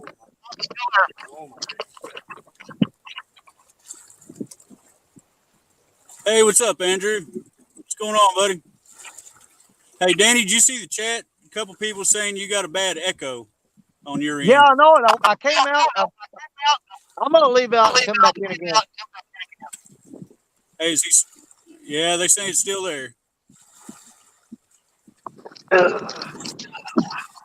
Andrew Owens just come in. Glad you come in, Andrew.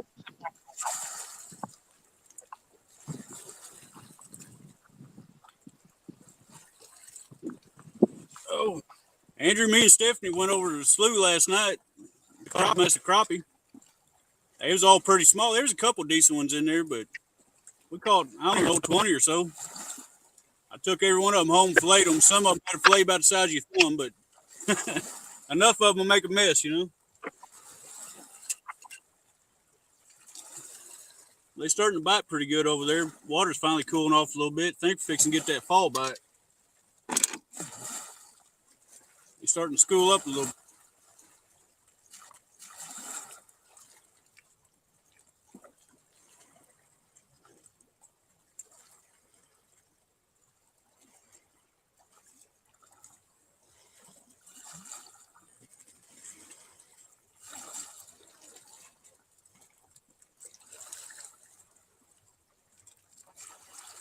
That's right, Steph. Appreciate that. Everybody to hit the thumbs up. See if that's any better. Nah, I still hear it. That ain't better. Stephanie, you caught a few of them.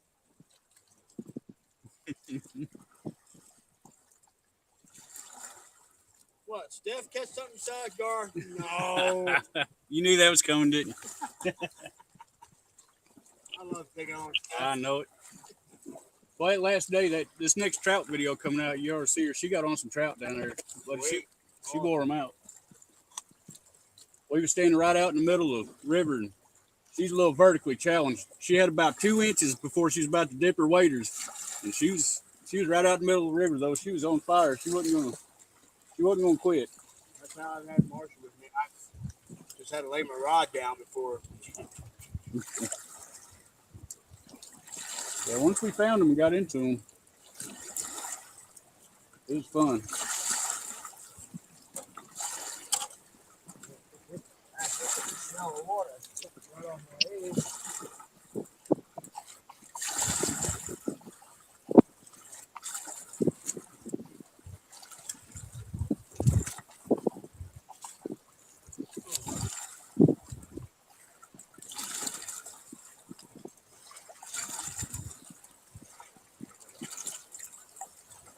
I knew I wasn't going to get that one.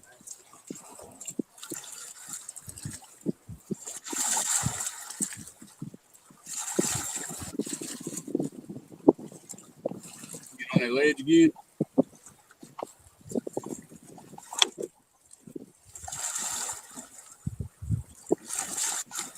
Like that Santee rig, man. They saved your bacon, huh? Got Oh, you over look at there. that. Look at that weight house all. I bet they could look. Brand new weight right there in there. Yeah, that might be a good idea. Use a Santee to keep your hook Well, floated up over top of that lid. I run the Santee last week. I caught several fish off.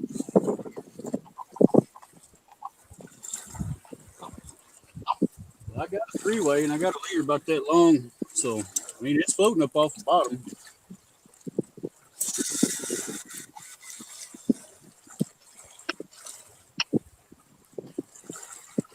That Garcia cast, don't it?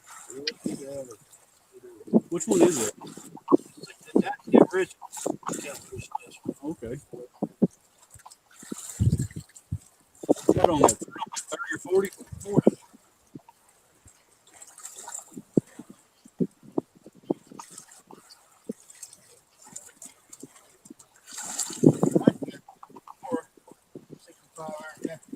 It's full for like 25 pound test. Just for cat, channel cat like Mendota or Yeah. Alwyn. Thank you.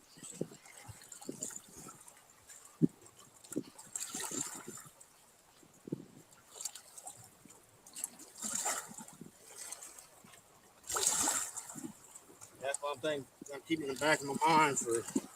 Yeah. Me and Marcia do have to fish off the bank, Baldwin. Mm-hmm.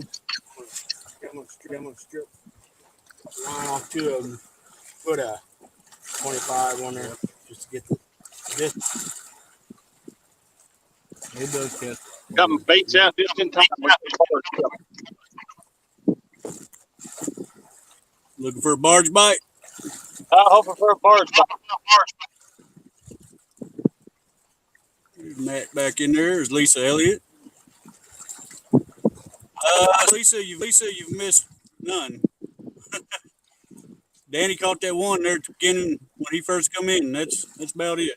Well, Jerry did catch one big Asian carp a while ago.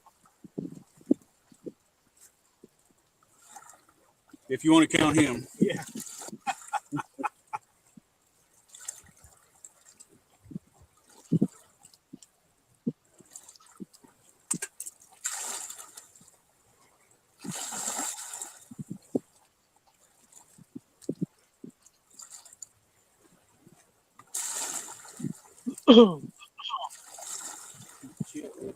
Man, if this river stays like this all through the winter, it's going to be bad.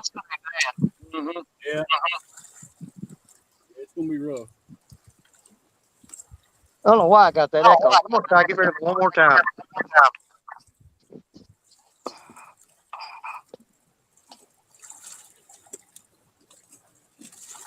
Well, I sure hope so, Lisa.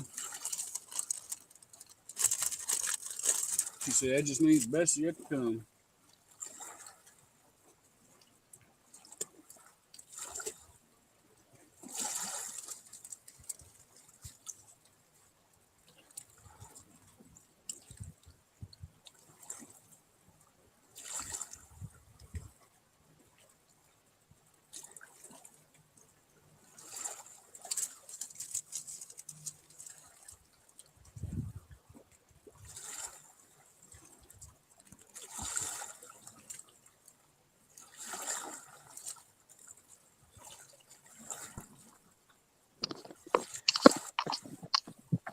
Yeah, see if that got rid of it. Nope. I'll be gone in a little bit anyway. I got Hey, about what's 20 up, minutes Tyler? left. What's going on, man? There's Uncle Lou. What's up, Uncle Lou? Hey, Uncle Lou, what's going on, buddy?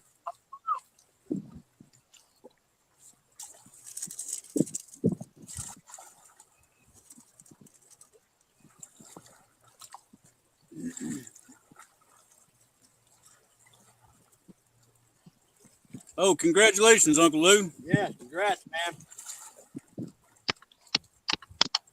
I was up with them all night. Well, as late as I could make it the other night, and I finally fell asleep in my recliner. But I stuck in there till you at least you made to use it like 5:08 last time I remember, something like that. I tried to hang tough, but I had to check my eyelids for holes. You know what I mean? I had to be at work at 2 a.m. I stayed a lot later than I should have.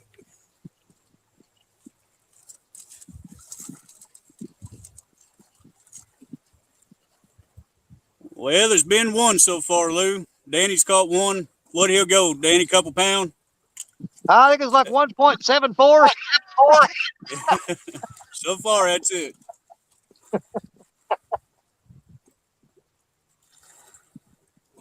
We pretty well got our bases covered, though. Danny, you're up there in, I would say, fairly shallow water. What, 10, 12 foot, probably? And then, Josh, what's the river like here where you're fishing, man? What's average? What's the river like here where you're fishing, the depth and stuff? I'm not really sure. I'm out here on a kind of a sandbar. Okay. It's taken about 7 seconds to hit the bottom when I make the cab. I got you. Hey, you're echoing too. Yeah, there's a bad echo. Well, I've shut my phone down 3 times, so I don't think it's me. Hmm. Hey, are we getting an echo in chat when I'm talking? All right, we got ready echo. Nope. Echo? Mark says it's on Nope. my end. Let me get out and come back.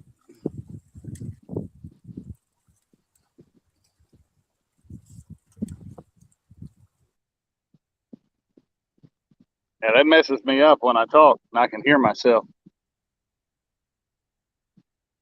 Come on, barge bite. I'm kind of used to it because my wife always tells me everything twice anyway. Mine too. Then I get in trouble for not wearing my hearing aids. Yep. All right. How about now? All right, Echo. Nope, I that's think got it. it's gone. All right. Good deal. I think you fixed it. Good deal.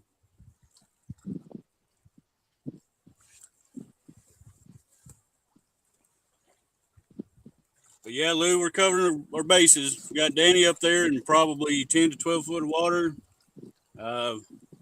Josh is fishing on that sandbar there. And me and Parker fishing in a freaking abyss. It's probably 90, 100 foot deep out there. What'd you say you was counting to?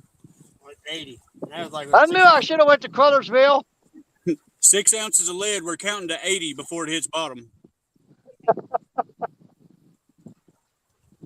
Lou's favorite place, Crothersville, Missouri. That's where I should have went.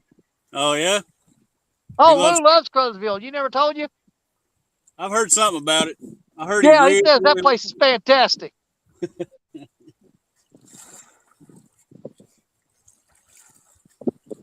I know Lyle loves the mosquitoes down here. Yeah, got the big old tiger skeeters. Yeah. Them don't irritate. Them actually hurt when they bite. Yeah. They like goose eggs. Yeah.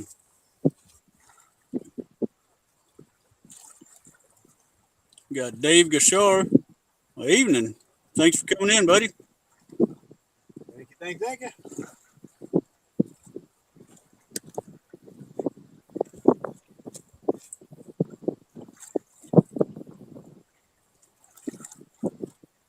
Oh, good Lord. Hottest place on earth is Crothersville, Missouri. Hey, one thing about Crothersville, well, I used to go down there a lot.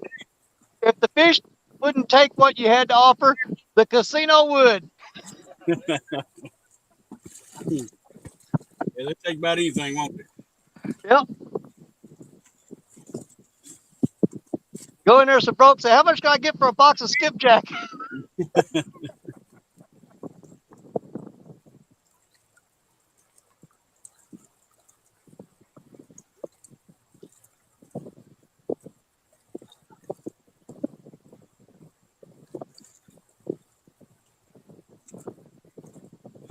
All right, how much time I got left? I got 14 minutes left, guys. 14 minutes. That's enough to catch catfish. Yep. I'm going to fight it till the last minute. I'm calculating it's going to take me at least 10 minutes to pick up all this trash. I got to go up the truck, get a 5-gallon bucket, and come back down here and grab all this crap.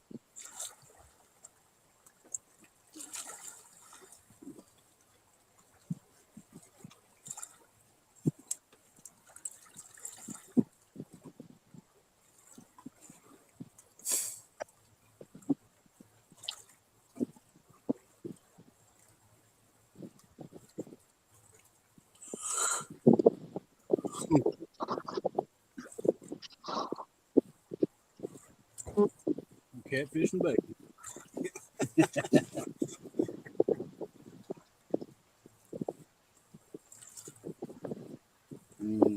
I had one nutty buddy. I left up in the truck. I bet he's melting. I don't mind them bad in the shade. Yeah. Bet I'm going to have sticky fingers because I'm going to eat it anyway.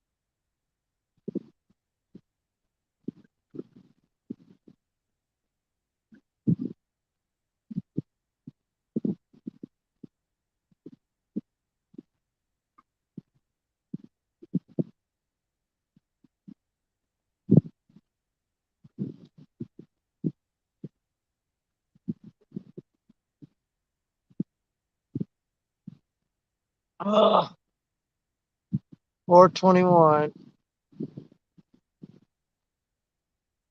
All right, I'm gonna start carrying crap up, guys.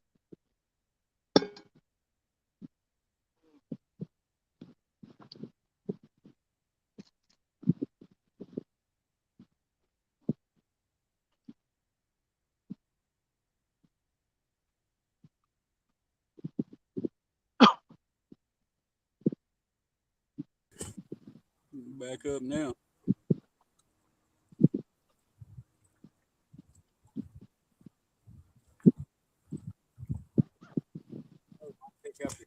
Brian said we can't see nothing.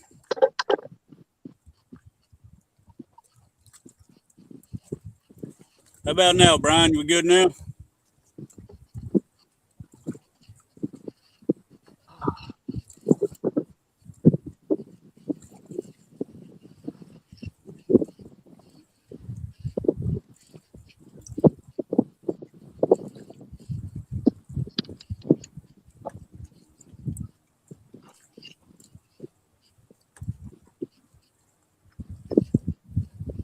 Nope.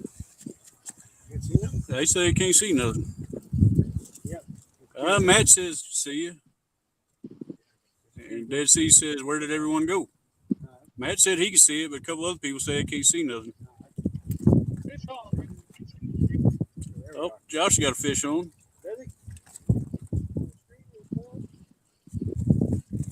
Oh, it ain't letting me do solo. For some reason, it ain't letting me do solo out. Hey, Brian said he can see now. Hey, Danny, are you by the phone? Oh, there we go. Oh, yeah, he's got one on.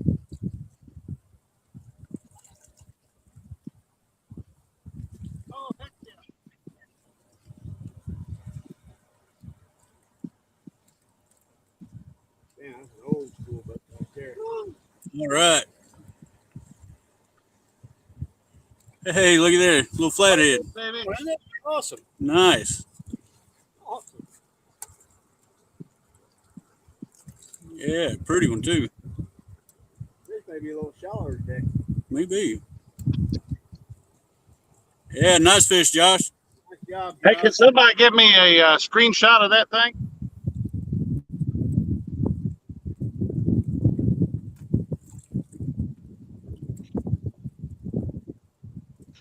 Yeah, there we go. Good deal.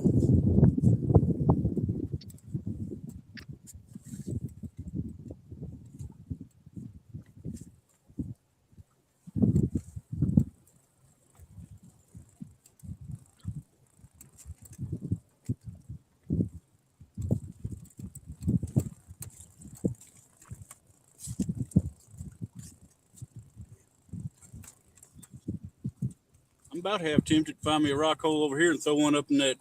That's what I'm actually going there today. Actually, a pipe sticking up out of the ground. Yeah, I seen that. It's about that deep. You can almost get one down in it. He ain't huge, but he's right about 7 pounds. Hey, Josh, they said back up a little bit and hold him up again. There you go. Now hold him with his head toward us like he was. All right, down just a little. There you go. Yeah, that's going to look good. All right. I'm going to get him back in the water.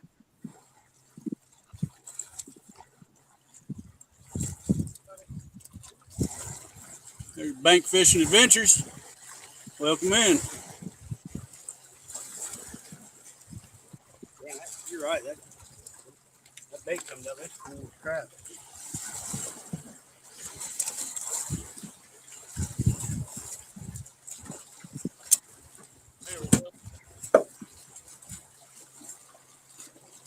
I can't get him off of solo now.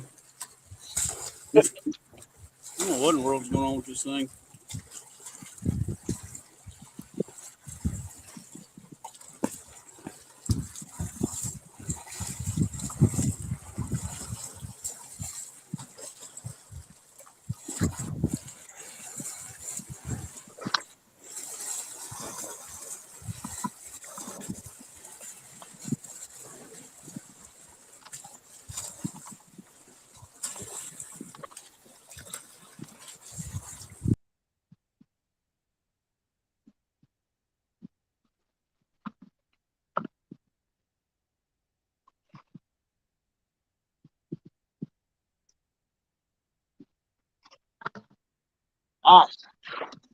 I'll take that.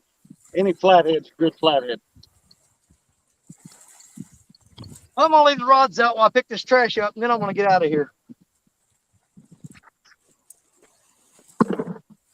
Hey, thanks guys for sending me those. Oh, we need fish.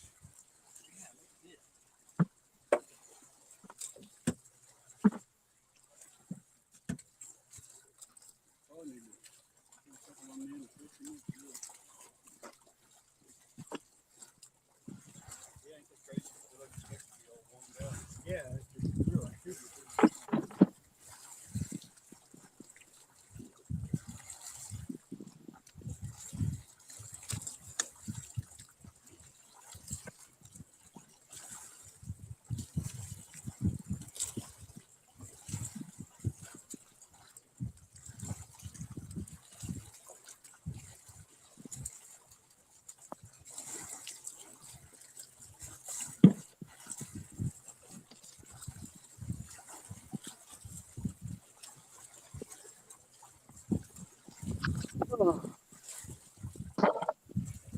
Yeah, it wasn't too bad. It was mostly Mountain Dew bottles, some Bud Light cans, and a whole bunch of those Canadian Nightcrawler containers.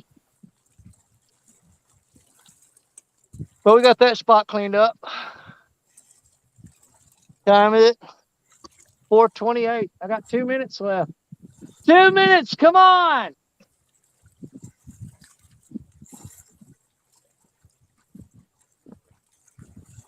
I'm not gonna hold my breath.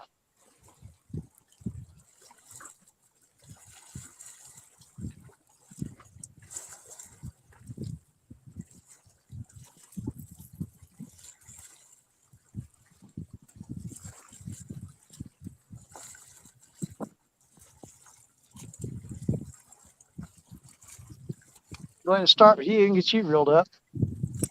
Bet you're hung in the rocks, aren't you? Yeah, of course you are. Of course you are. Naturally.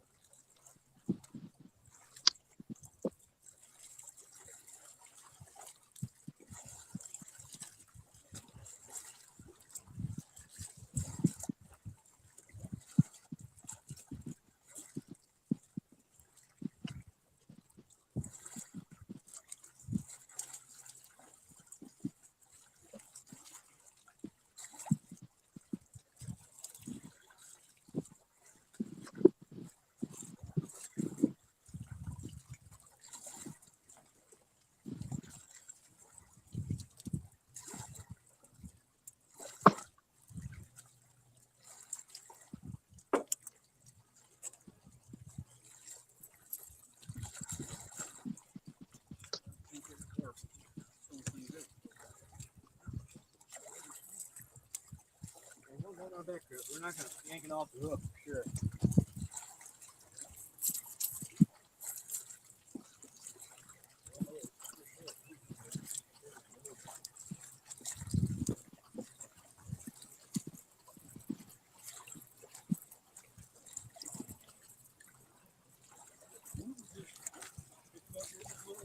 Sit way up. Yeah, get that and get ready to slide right down inside that ledge.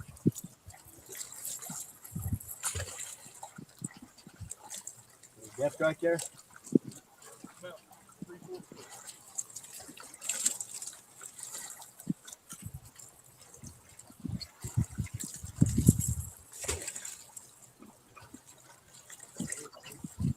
A little deeper. Probably it's at least 10.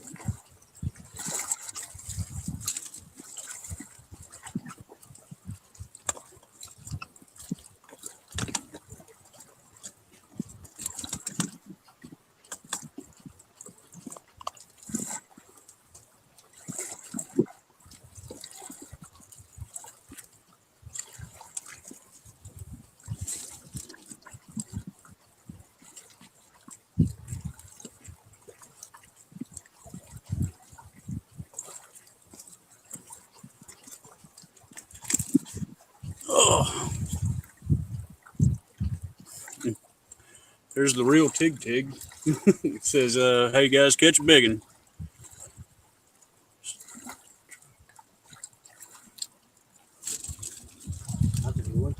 Yeah.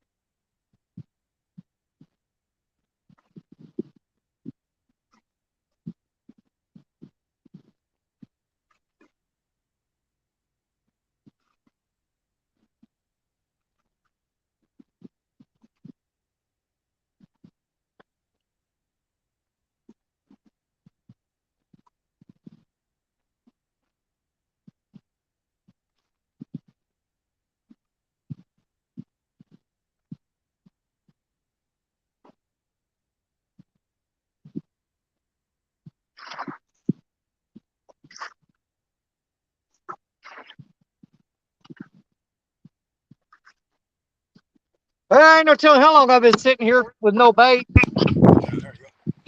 I'm fine with it. Had 4 rods out. 2 of them were hung up. 2 of them had no bait. I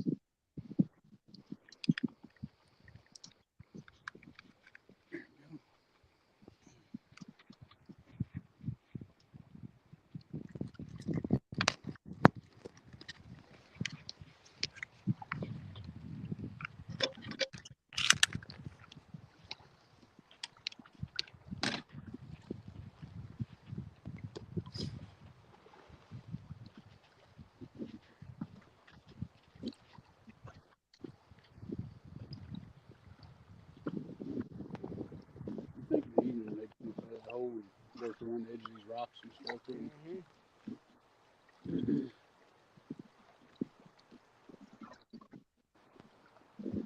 I said that night we go over here. It wasn't getting dark now. 8:30. Mm-hmm. Wasn't here 5 minutes. They opened one. We're out there by the man. As soon as it got dark, boom, boom, boom, boom. Mm-hmm.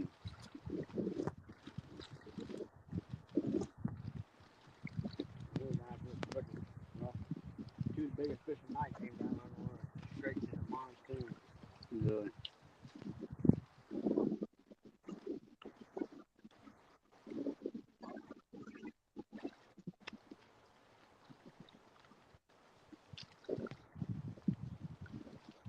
Now we come back, Tim. We had to swap phones around. I don't know why my phone's giving me all kinds of fits today.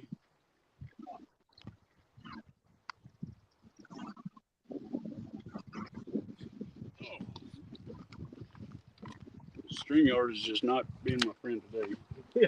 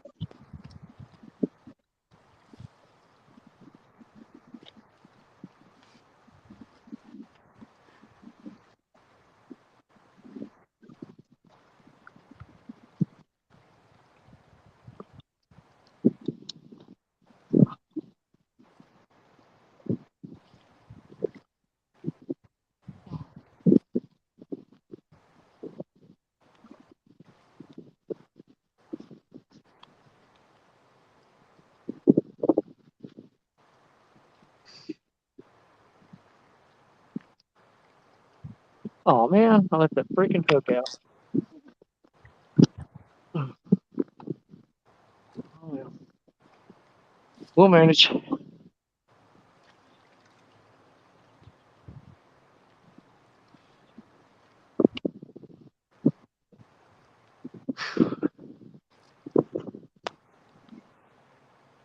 All right, we gotta climb that.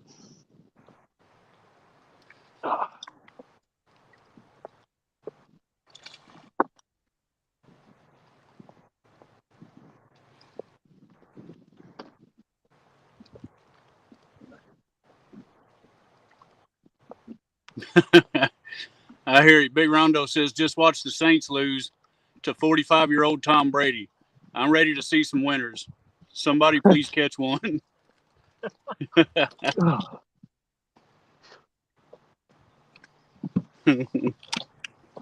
Well, I swear, every year that hill gets a little bit steeper. Danny, was all your stuff in your truck still?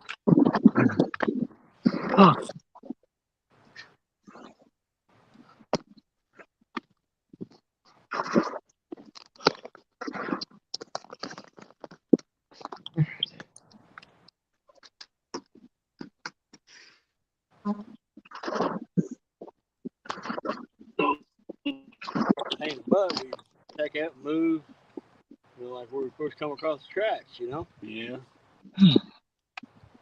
Say it's about 60 foot over here. Ain't Yep.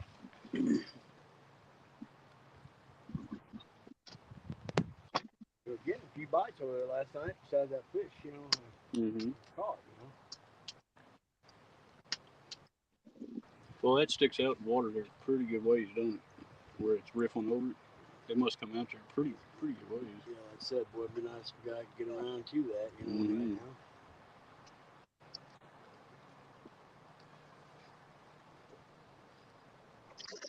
Water wouldn't have to get much lower, and you could walk right across No, there. like I said, when the water gets real low, you can walk out to the right. Mm-hmm. Would be nice if we're sitting there right now, we'd be in the shade. Oh man. Yeah, that'd be real nice. It'd probably be a great spot too.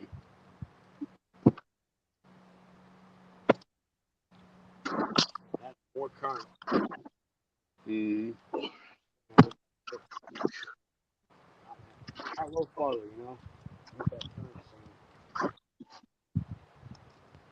I think that would be Let's see, I need to turn a Bluetooth off. So my truck doesn't pick it up. There we go.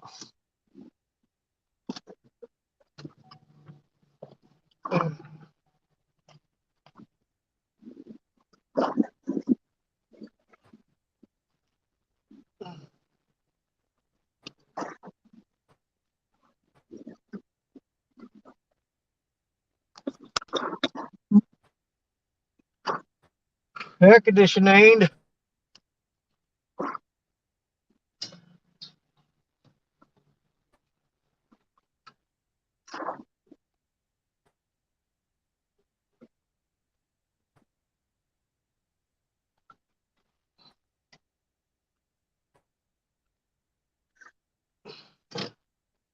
All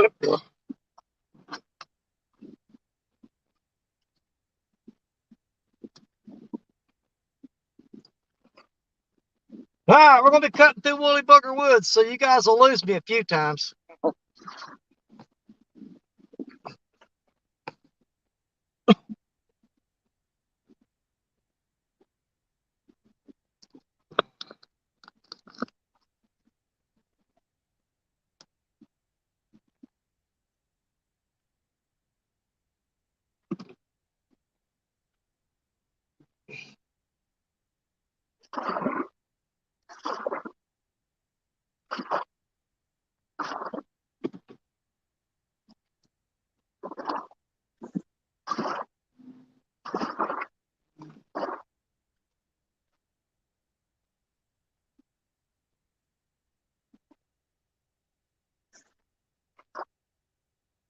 Yeah, I'll lose signal here in a little bit, several times, but it won't be for long. Parker lost signal again too. So Well, I'll be in and out, but I ain't going far.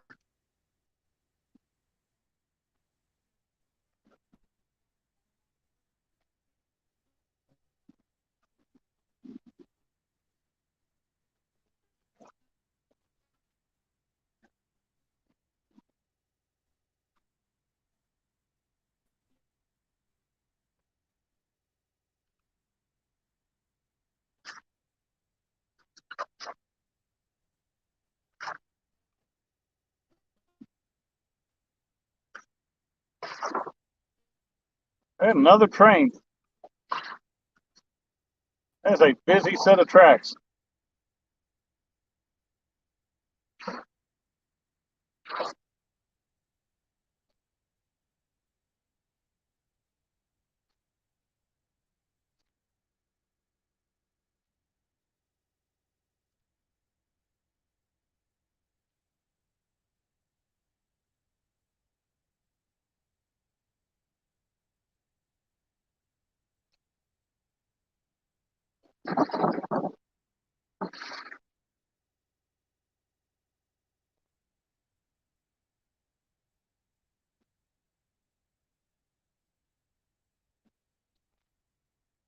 Oh, it looks like you just got me now.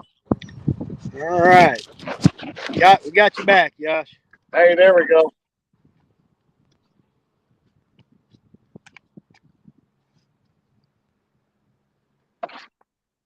Yeah, we got an old boy out here in a boat, kind of circling around. He's looking at his graph out there about 100 yards. He's just kind of, he's looking for something. He's trying to find something he likes.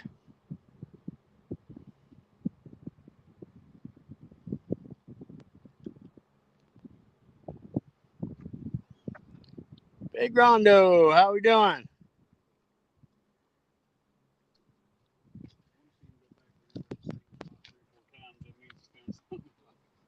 Yep. He's slapping a 6,500 one of the Mad Cat. Super launching it.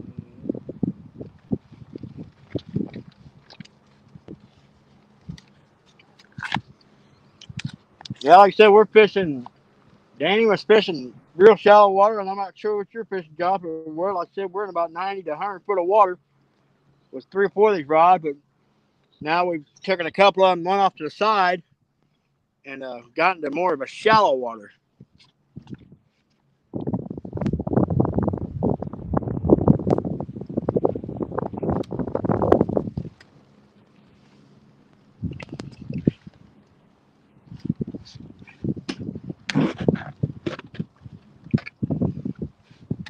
What's going on, Cody?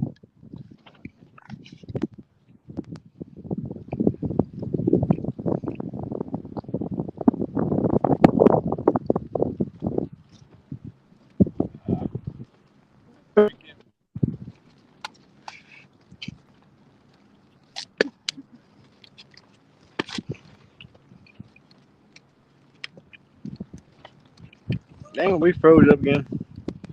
Dang, ain't moving.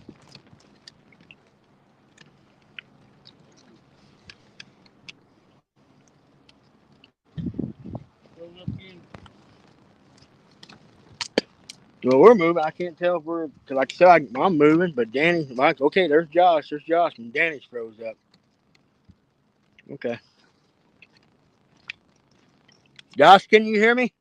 Yeah, I can hear you. I got a train going past, so I can't hardly hear anything right now. Train coming round, man. Well, I couldn't pop it up over that hump. Yeah. Sacrifice some lead to the fish gods today. Yeah, whatever works.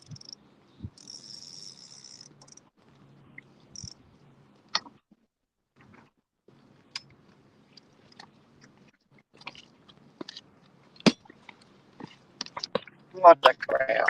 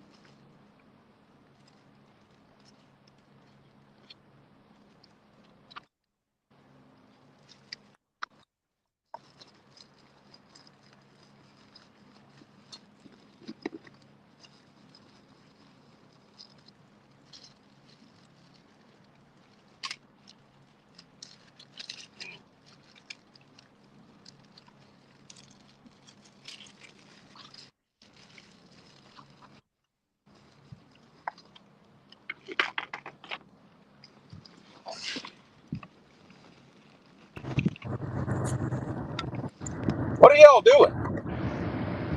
For that, So what are y'all doing? what are you doing? What's Have up? have y'all caught some fish today or what? What is up, Jeremy?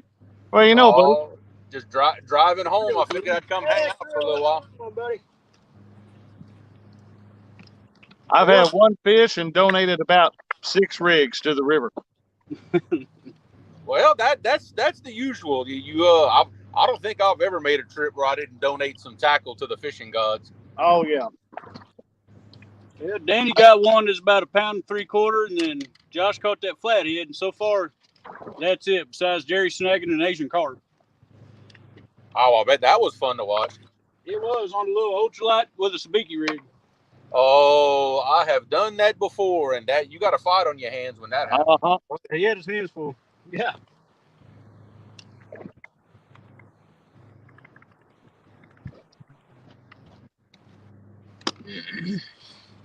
Yeah, I tried to at least open up the stream every now and then and check on y'all, but every time I pull my phone out, it would start ringing. Somebody calling me with some kind of problem, so that didn't work out too good for me today.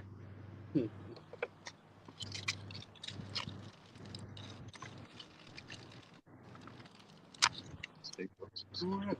Let's throw some more at him.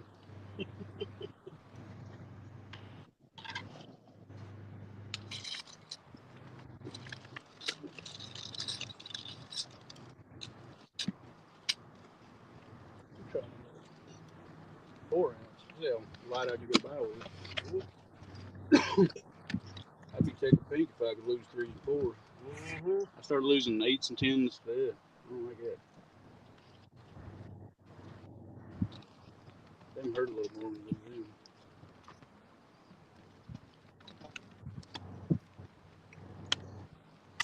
Yeah, $1.40 a pop. Hey, can y'all hear any background noise coming from me? No, I can't hear nothing, Jeremy. No, not really. Because this isn't my normal company truck. This one here is it's been deleted and it's very loud.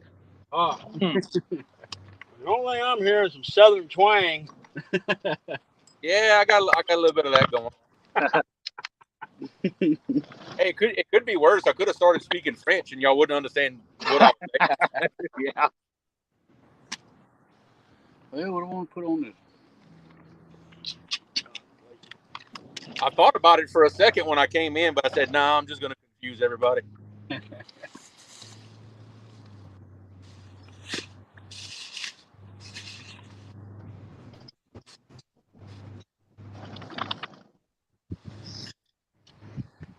It wouldn't matter to me. I don't know no French. I learned to speak, say 1 through 10 in French. That's about as far as I got with it. Well, that's better than what most people know. Yeah. Bonjour. Bonjour. There you go. Bonjour. It sounds so funny when y'all say that in y'all accent, you know? It really does. I don't know what kind of accent we really have. It ain't Midwestern. It ain't Southern. It's just kind of redneck, you know? It's slightly redneckish. It's actually very similar to the accent that most people have in North Louisiana. Like from the middle of the state on up, they talk just like y'all do. Really? Huh. Yeah. Not everybody in Louisiana talks like I do. That's a South Louisiana thing, huh? It is from more or less like if you go any further north than where I live, the accent changes. That's wild. Yeah, when you cross that Red River, you're getting in a whole different territory at that point. That's kind of like down here. Once you hit St. Louis, it changes. Yeah. Anything St. Louis up, it's totally different than St. Louis south. Yeah, that's right. And if you go very far south in Louisiana, like below I-10, like below Lafayette, the accent changes again. It's more of a heavy, pure Cajun accent than what I have. More like swamp people, you know? Yeah. That's the ones I got to try pretty hard to pick out what they're saying. It's hard to decipher sometimes. And then for the most part, I don't realize I'm doing it, but I kind of hide my accent a little bit. If I get around like my friends and family, my accent thickens a lot. It's pretty thick, huh?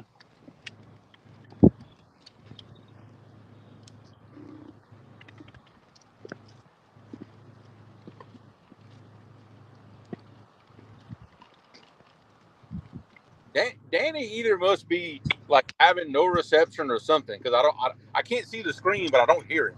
Yeah, he's driving out. He said he's got to drive through the woods, and he said he's going to do Okay. it 2 or 3 times. So. Okay, 'cause I found it slightly odd that I did not hear Danny. Yeah, I'd like to motor around in this kind of boat and see exactly what the heck we're dealing with here. Pretty deep right there. It ain't as deep as that hole out in the middle. You know, it might climb up right there. It might be like right on the side of where it's climbing.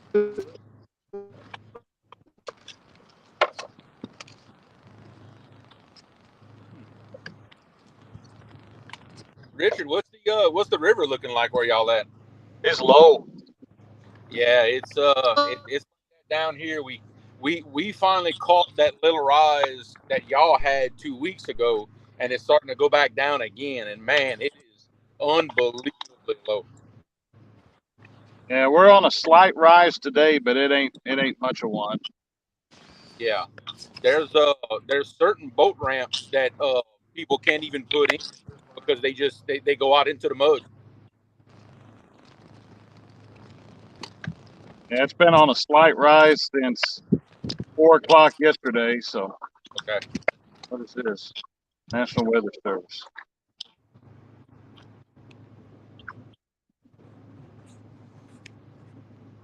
Now the one thing I liked that I noticed, because of course I'm staring at the river all day. I find the river for me has cleaned up a little bit. It's not the water's for the Mississippi, the water's a little bit clear. Yeah, it's not the brown that it usually is. Oh, there was a snake. Yeah, it's not chocolate milk. It's more like strong sweet tea. Yeah, I was gonna say it's tea and not milk this time. Yeah. There's a But big old water snake out here messing around.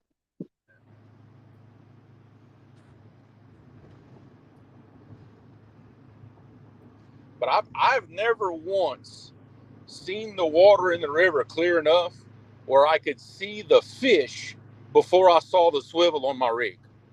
Nope. Yeah, I've never seen that before. When I see the fish, he's breaking the surface. I thought I'd get a good shot one time releasing a fish, and I shoved the camera under the water, and all I got was brown water and bubbles. I said, well, this doesn't work. Yeah, oh yeah. I thought about that myself at one time, but I'm like, unless I hit that fish in the face with the camera, this ain't happening. And I got another part coming. There's Danny. I'm almost out of all the dead zones, so I got about another quarter mile, and my signal should be pretty much safe. Oh, now I hear Danny. Now it's a party.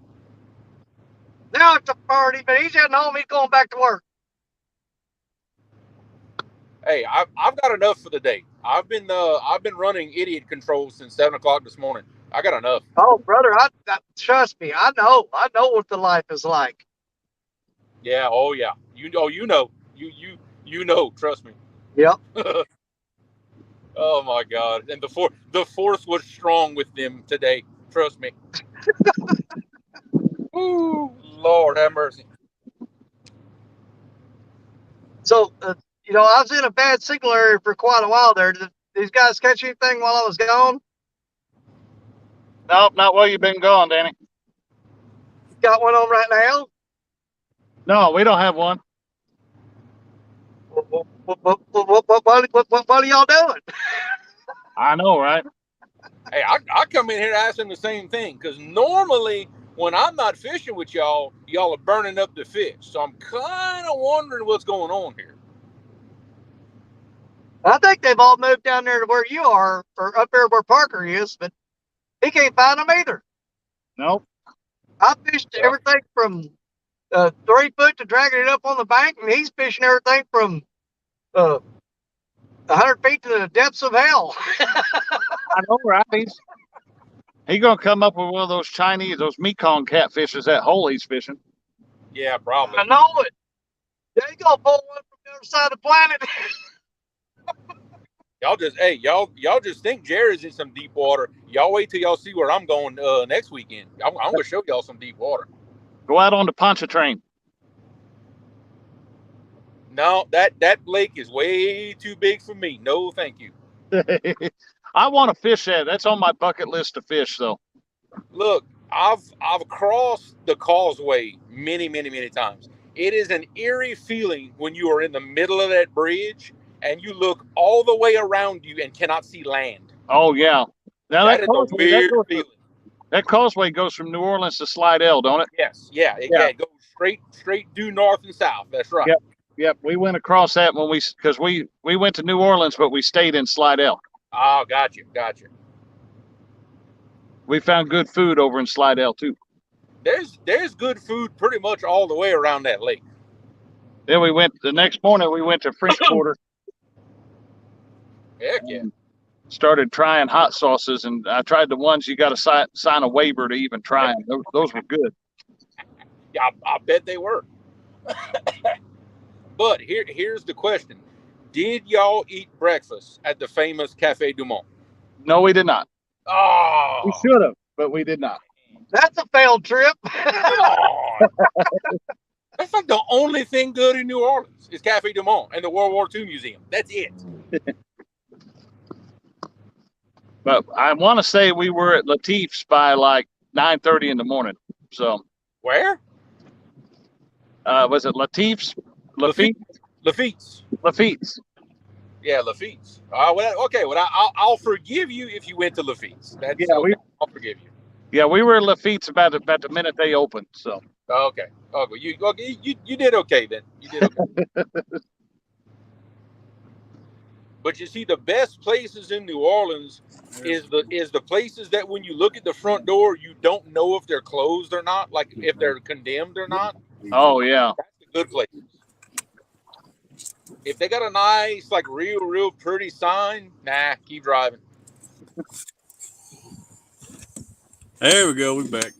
Hey, there they are. Yeah. Hey, where y'all been? Fighting with Samsung and iPhone. How late you boys staying up tonight? I ain't gonna stay out very late. Yeah, I'm not too far from heading out. But y'all ain't gotta go home because I gotta go back to work. Keep on fishing. Yeah. I got to drive 2 hours, so I figured I'd like to be home by around 9. You know, that's what I really hate about it, man. I was really hoping you'd get up there and you and Parker would just slay them. Mm-hmm. Then drive that 2-hour trip and be like, oh, man, you're killing me, Smalls. Yeah. Why is it that the further away you drive from your house, you automatically think your chances get better at catching a fish? I know, right? But it's true, ain't it? Yeah, he didn't give a crap about catching no fish. He just wanted to go see Parker. That would be worth it. Where'd John go? Man, I know y'all ain't putting that boat in that river. You've got to be kidding me. An 8-foot-long John boat, I bet it ain't 2 foot wide. Oh, wow. There's Rob Fox. Somebody got death wish. They're heading to the ramp with it. Well, I tell you what, he might need a bigger boat just to carry around his stones if he's going to put that boat in that river. No kidding. They're turning into the boat ramp, man. It's an 8-foot-long John boat. That thing ain't 2.5 feet wide tops. And let me see if I get closer, almost without smashing into him. What size motor is that? That is, Lord, I can't tell. All the numbers are scratched off of it. I bet he go catch some fish, though. Oh, it looks like he painted the motor with some White House paint. Oh, wow. Heck yeah. It looks like he painted with a paintbrush from exterior paint on the house or something. I'm guessing my first it outdoor was mower I maybe a ever 6-horse. Man, Man, we we're got a looking motor at you, train. but I really had. don't know. Johnson, 15 horse. I rattle canned it black. It looked pretty good.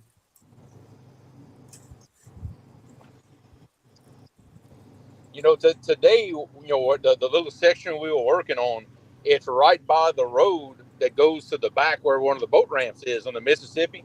I must have saw 50 boats pass back and forth today, and every one of them, I was like, you know what? I hope your propeller falls off. I really do. Every one of them. Fishing while I'm at work. That's just ridiculous. Jeremy, are you still going to be doing that job down there in Arkansas? I haven't heard them mention it in a little while. I know we're gonna do it. I know we have it. I'm gonna guess and say it's gonna be sometime in November, because we really need to finish where we are now before we pull the crew and try to go over there. But that's kind of a guess on my part. I got you.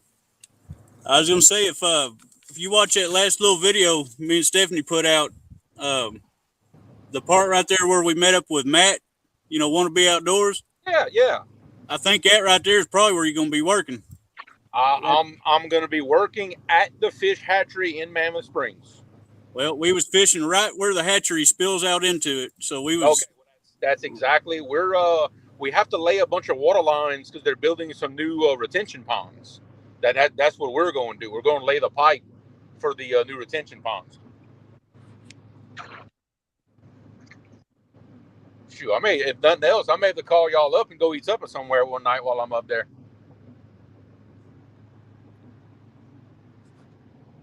Well, how many hour drive is that for us, Richard?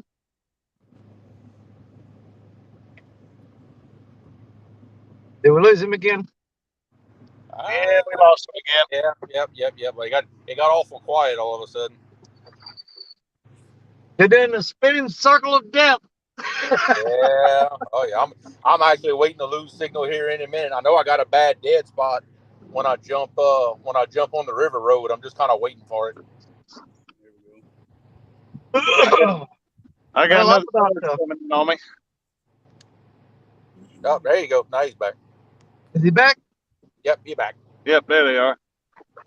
Last time I had a barge, I caught that flathead, so maybe we'll get another barge bite. Heck yeah.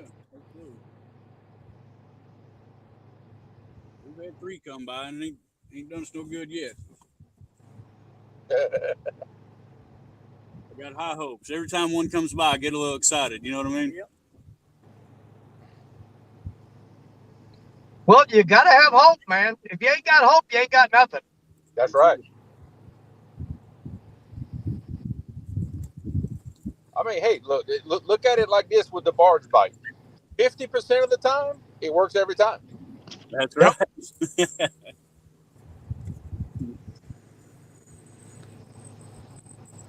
Creole, what's that you always say? It's only dumb if it doesn't work.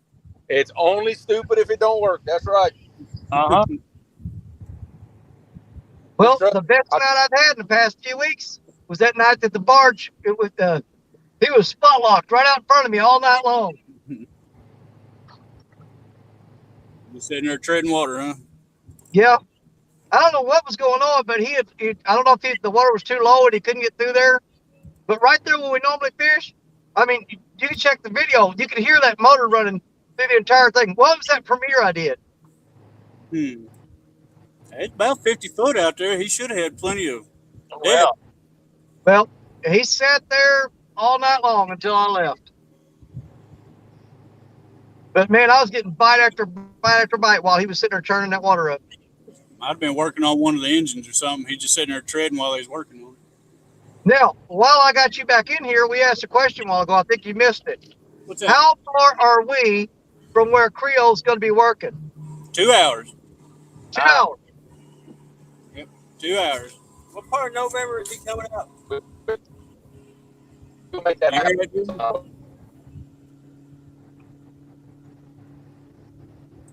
Well, we may have to get a bus. I want to say he'll be up there for like 10 days, I think. You say 10 days? I think so. Now, whether I'm going to be up there for 10 days, I'm not sure. I may come for a few days, do what I got to do, and then leave. I'm not sure how that's going to work with me, but you better believe I'm going to move heaven and earth, and we're going to meet up some kind of way. Oh, yeah. There you go. Like that. Heck, we'll rent a party bus and all show up. There you go. There we go. Jerry was asking, I think we was cutting in and out. Do you know about what time in November, maybe? No, not right now. Everything is up in the air because of some other projects that we're trying to finish before we head up there. I got you. I imagine I'll get at least a couple of weeks heads up of when we're going up there.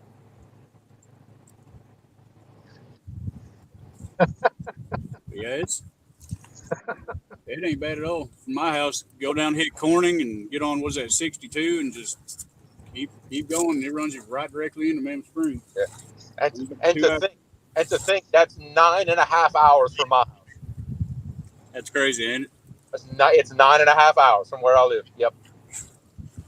Well, if he's up here around Thanksgiving, we can make an best attempt at a Cajun turkey with crawfish stuffing, I guess.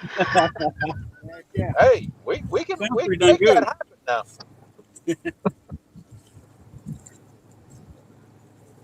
I'll show y'all how to cook a drunk chicken.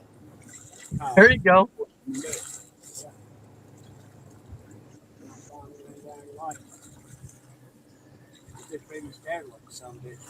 Might be.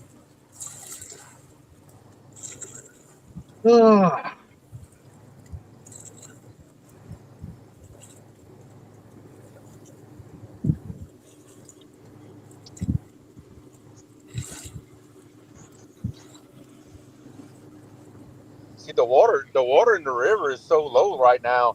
It's pulled a lot of water out of these oxbows.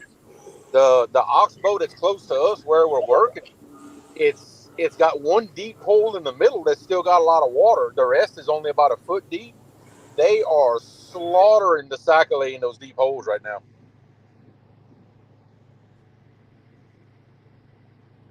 Uh-oh, we lose somebody?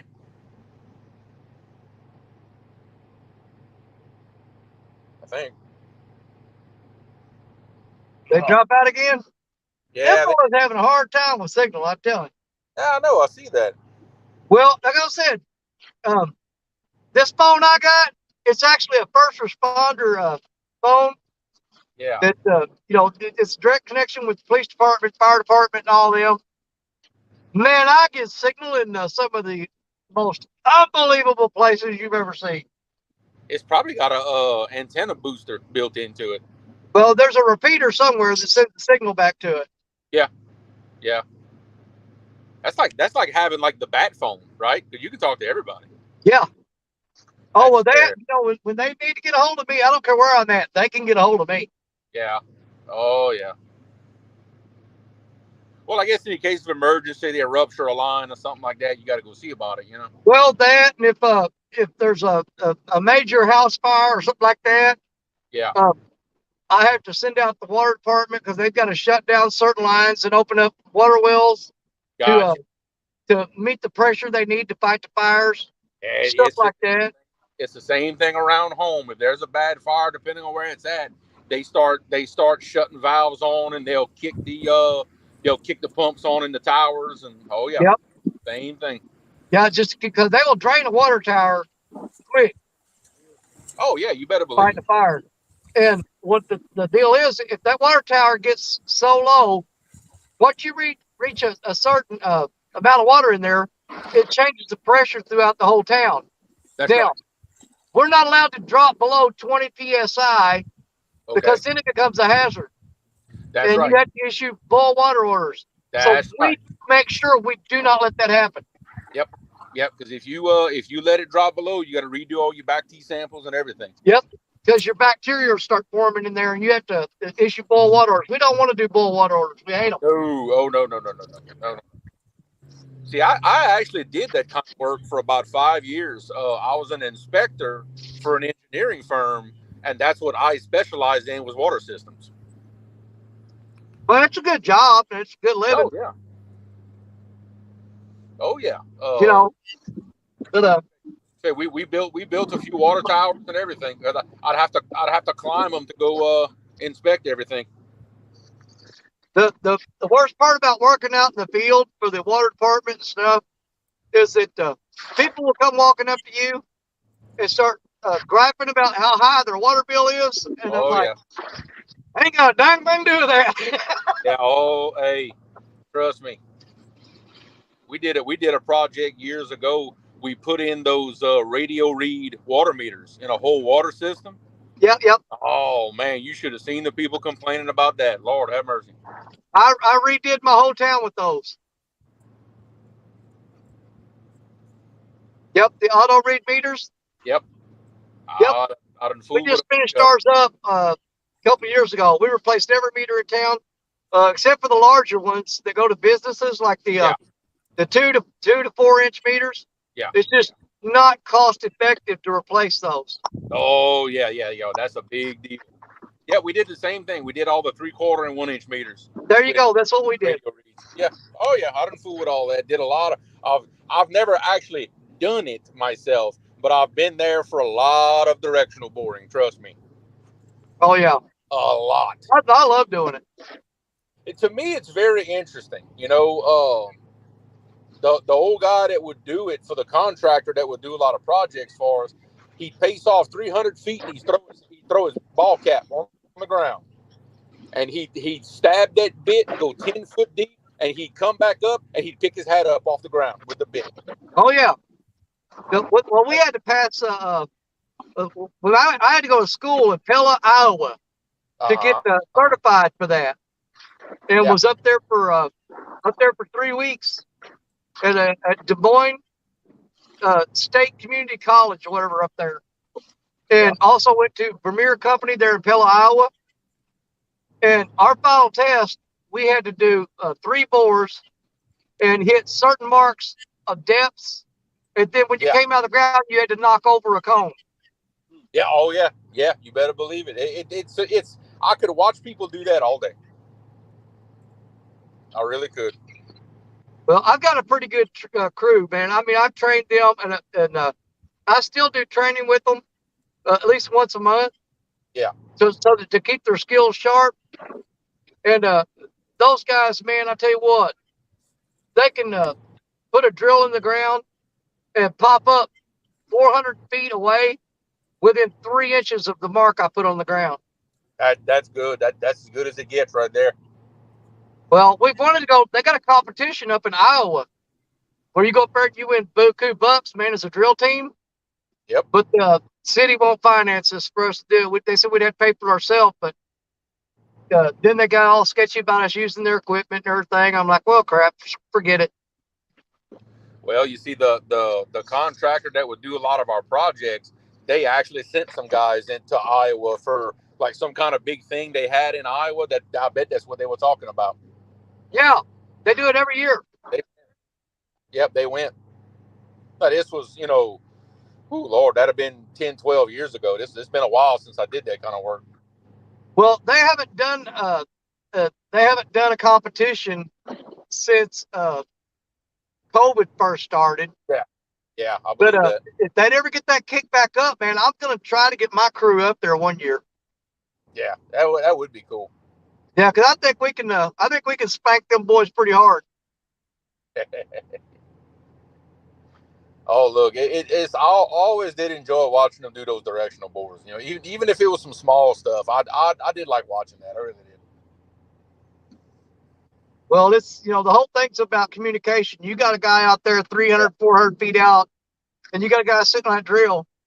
If they don't have good radio communication, it's not going to work. And plus, it gets really dangerous. Yeah. Oh yeah. Yeah. There's an article somewhere where a friend of mine took a boring crew into Kansas City, Missouri, and they were drilling in a 1-block area in Kansas City. And you can find this if you look for it. I'll have to go back, and I've got the article somewhere. But they drilled in, and the lines, the utility companies mismarked the lines. Uh-oh. And he drilled through a sewer line, and then he drove through a gas line. Oh, Didn't know it. Well, it blew up an entire city block, and it killed a girl that was working in a restaurant at the time because they evacuated all the buildings. And she went back in the building to get her purse. And whenever it blew up, it killed her, and it killed the guy running the drill because the flames came back out of the ground, and the gas came out of the ground and ignited. yeah. And it cooked him It sitting came on that back out machine. cold. Yeah, I believe I've actually heard of something similar happening with a gas line. Yep, it come right up the drill stem. Well, So the Jerry, closest thing to it, it's really weird. You watch that movie Armageddon when the guy's drilling and it blows up and blows back to him. That's what happened to the guy in Kansas City. yeah, He that's hit, it. Yeah, he hit what it that does, gas line, and it it came follows that spewing that drill gas stem out, back out. ignited. Yeah. Yep, it barbecued him right in that seat.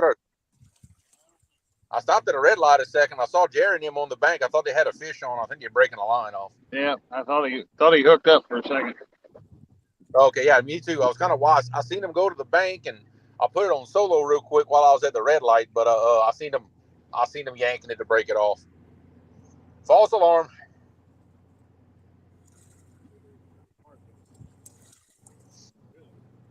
Jerry down there playing with my emotions, as always. Man, I thought for sure that since I couldn't fish, that Jerry was going to burn them up. I really thought so, because I don't know why Jerry and I cannot catch fish on the same stream. Either I do terrible or he does terrible. It's never both, but one of us always catches fish.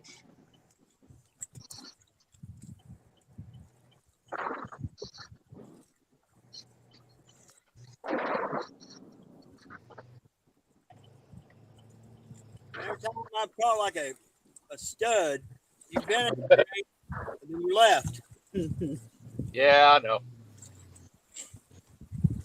And I'm just now pulling into the big town of Risco, Missouri, home of rustic outdoors. Lord have mercy.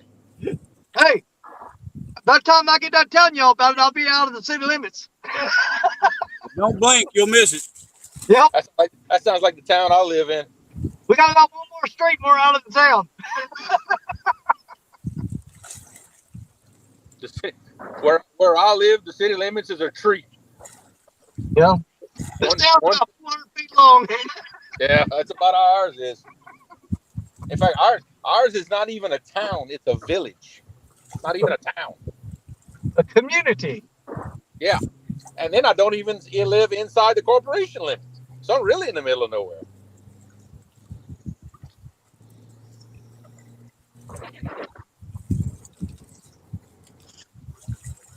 Yeah, I'm surprised they still got a school over here.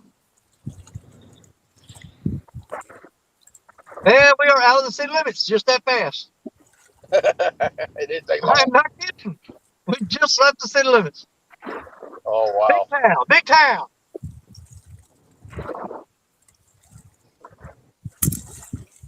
And it's about 8 more miles and I'll be home.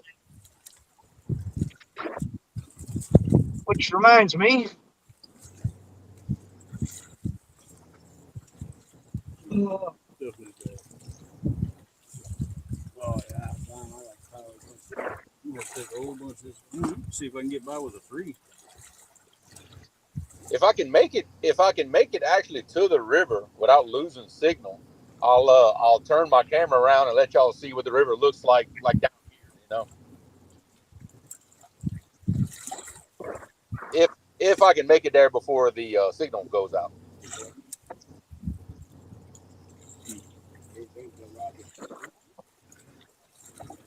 I wish it would. Oh, shoot.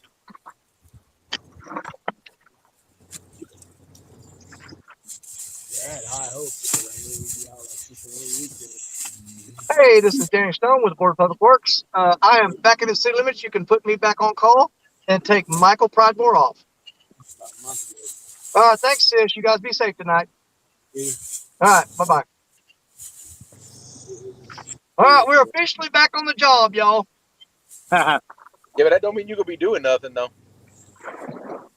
Well, we have to call into the police department, let them know when we're in or out of town.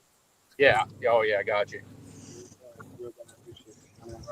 Because that's who calls us. If there's an emergency, we get called by the police department. Yeah. Okay, I got you. But I'm still 7 miles from town, but I'm close enough that if something happened, I can get there. This truck will haul butt if I punch it to the floor. I'm not gonna ask how you know that. Hey, I've got lights on this thing, man. On my personal truck, I flip a switch and I got lights that'll light up. And I keep another set of tools on my personal vehicle to work with. Well, that's like this big truck here. It don't look like it, but this is one of the fastest 1-tons I've ever been in my life. This thing is unbelievable. Well, this one here registers 140 and it'll do it. Ever since they put this truck in the shop and had everything deleted, man, this thing rolls now.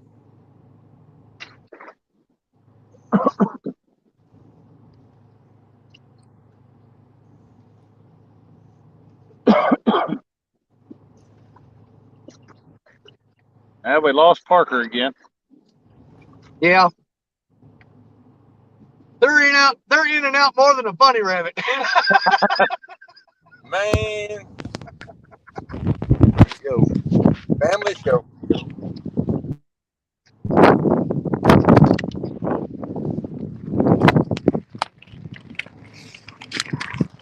There you go. Back again. Boy, it's aggravating. I know, right? You're doing fine. Oh yeah, it'd be all right. It's just aggravating having to keep fooling with it. Well, we're entertaining the crowd, kind of.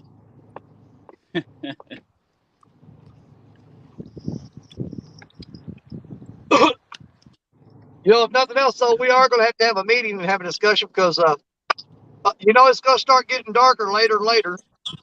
I noticed the other night, used to it wouldn't get dark till almost 9 o'clock. I started setting up at about 7:15. It was dark. Yeah. So you guys need to start putting in your mind and keeping up with if you want to do this through the winter, I'm fishing through the winter. Done deal. It's happening.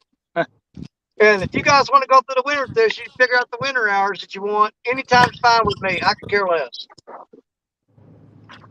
Winter? What's that? I just rather not fish. Well, that's true. Okay, with the exception of Creole, you guys that will know what wintertime is. About to say winter. What the hell is that? Yep. Well, if you go north, yeah, you'll be there a very short period of time, and you'll turn around and you'll go back. We have basically 3 seasons of summer and then fall. That's pretty much all we have. Oh man, I would like to have 3 seasons of fall and 1 of summer, and I'd be happy. No, I want 1 spring, 3 fall. Yeah. Now you're talking. I can do without that summer season. Yep, I want 1 spring and 3 fall. Yeah, there we go. Yeah. And and if they start accusing me of being great, I'll say, let's do spring, fall, spring, fall. Yeah, because summer down here is like 8 months. Like, no. You can have all that. Yeah. In fact, right now I'm looking at the thermometer in my truck. It's 5:30 in the afternoon and it's 91 degrees. I don't think we even hit 91 today. No, it is 91 and it is humid today. No breeze. I think it was like 85 when I was driving down here earlier, and that was right around noon. So. Oh Lord. Man, Richard, 2 ditch is about 1 inch deep right now.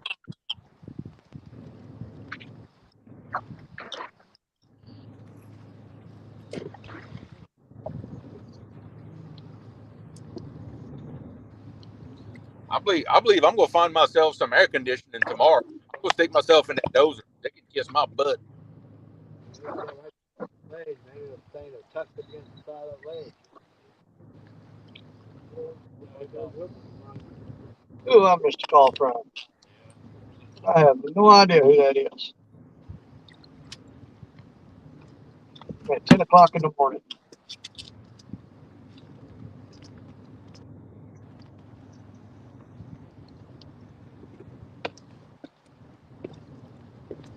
Well, this intersection right here will get you killed if you don't watch yourself. You right there at 62? Yep. There've been a lot of wrecks here, man. Sure enough, bunch. You either wait or you get out there, but if you're going to get out there, you better go. They will run over you.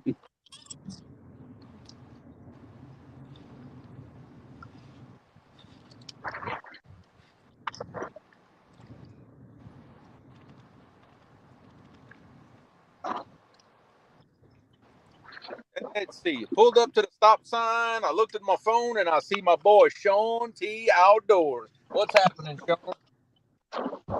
What's up, Sean? Not very far. I'm actually not very far from you, All right, Sean. Michael, I am back in town, and I've already called the PD and switched us back. So you're good to go, buddy. I appreciate you. All right, we'll see you in the morning. All right, bye. Sean, I just got on Highway 15 south of Faraday, and I know you know exactly where I'm at, brother. Heading home. Hey, Richard, you know old Bob Burke, don't you? Oh, yeah. Man, I was at work yesterday. Yeah, I know, Bob. My wife called me, and she said, Bob Burke's out here at the front of the house beating on the door. And I said, well, what's he doing? She goes, he's holding a big old sack. I said, well, open the door and see what he wants. And she opened the door, and he handed her, man, that thing was still hot. He went on a camel. A bunch of people cooked up over at York. So he bought 18 Boston butts. And he went around and took them to all the city workers yesterday. No kidding. That's awesome. Yeah, man, I got home from work, man. I was having a Boston butt for breakfast, lunch, and dinner. Oh, Bob's a good dude, man. I like him. He bought 18 of those things, man, and went around and gave them to all the city workers. That's good of him.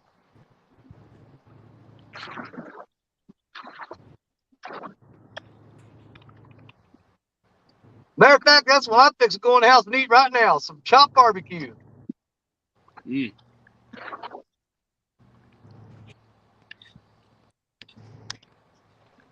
Ugh. Yep, I'm on. Get in here. I got to take a quick shower, get all this fish guts off of me. Grab me something to eat, and I'm heading back up to my office, and I'll be up there for most of the night until probably about midnight, and then I can head home.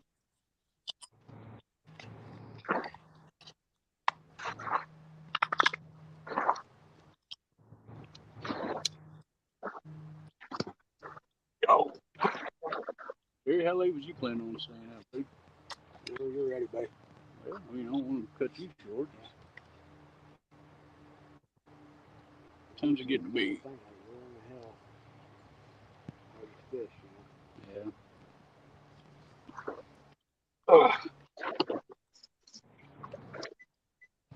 It's 5:30 now. You want to give it till 6? Let's do that. These fish, I mean, they got to turn on within the next. Guys, it's 5:30 here. I think we're going to give it till around 6.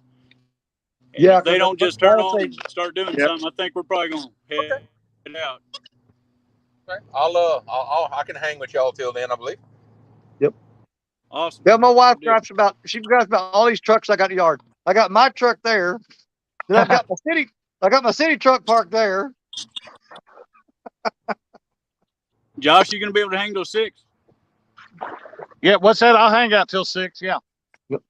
All right. And there's where I stay when she gets mad, right over there. Ah, there we go. In other words, you're there all the time. I've got air conditioning, big screen TV, bathroom, kitchen, queen size bed, everything right there.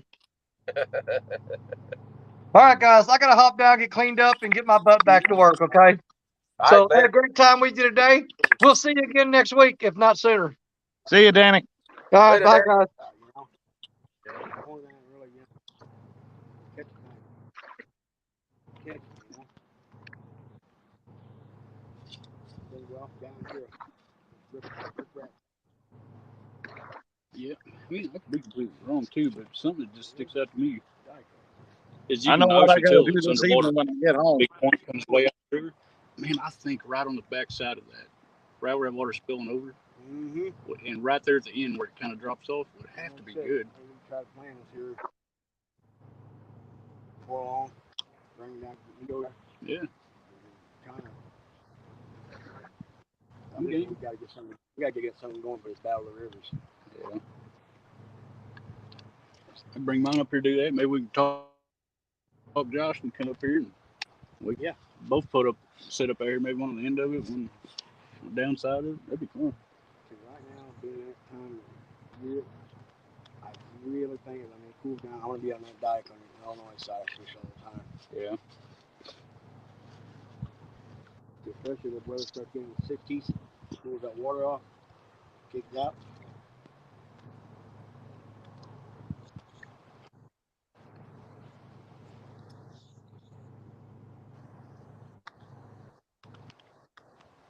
Jeremy, y'all don't get, I mean, I guess you get a wintertime, but does your fish really change that much in the wintertime? The way you fish for them, do they move and do like wintering holes and stuff down there, or does it stay too warm for that? Yeah, they actually do. The thing is, air temperature wise, we don't nearly get the winter like what y'all see, but the water really isn't that much warmer than what y'all see. You know, we got that cold water being piped right down to us. So, Right. you know, the fish do definitely go into a winter pattern. They do definitely get down in some wintering holes. We got normally I fish with a little bit of some lighter rods, a little more sensitive rods. I change my rigs a little bit. So they definitely go into a wintering pattern. It's just weird because the air temperature most of the times does not reflect what the water temperature is doing. Right. You know, it's a very strange thing we got going on down here because the cold water gets down to us so fast that it just causes, especially during the spring, when the weather is getting warm but the water isn't, it causes some really weird things to happen sometimes during the spring. I was wondering about that when the water's in the 40s and 50s here, if by the time it got to you, it had a chance to warm up any. Not really. There's been Not many make no times difference. that I would say our water in the Mississippi down here probably isn't maybe a few degrees warmer than what y'all see it. It's probably not that much of a difference. Oh wow. No kidding. Yeah, I've you know many times I've fished in low 40-degree water. You know, 42, 43, 44. I don't think I've ever seen water below 40 degrees. Not in the river anyway. Yeah. I would. Not that I remember anyway. Mm-hmm. It's thousands of them. You look out here in the middle of the river, and all you can see is Asian carp mouths. Like 1,000 of them. That's crazy, man. Throw right in the middle of them, they just explode with them. Like that. You heard me talking about them.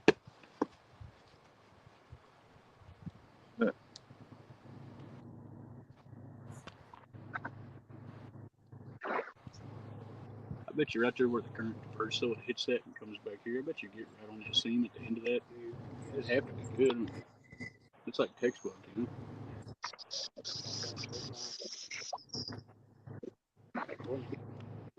Kayak down and bank it up.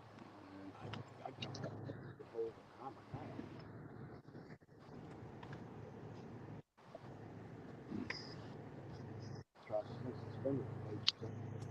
Mm-hmm. Yeah, that's where spot locks come in handy. We go to anchoring in the middle of that. God, my forearms are going to be looking like Popeyes time we're done. That hole's about 100 foot, and I'm going to be pulling that 15-pound anchor and chain up from 90 or 100 foot. Hey, 2 words: anchor buoy. Trust me. Uh-huh. Oh, definitely. I'll definitely be using it that day. Because I Yeah, I think bought one of them from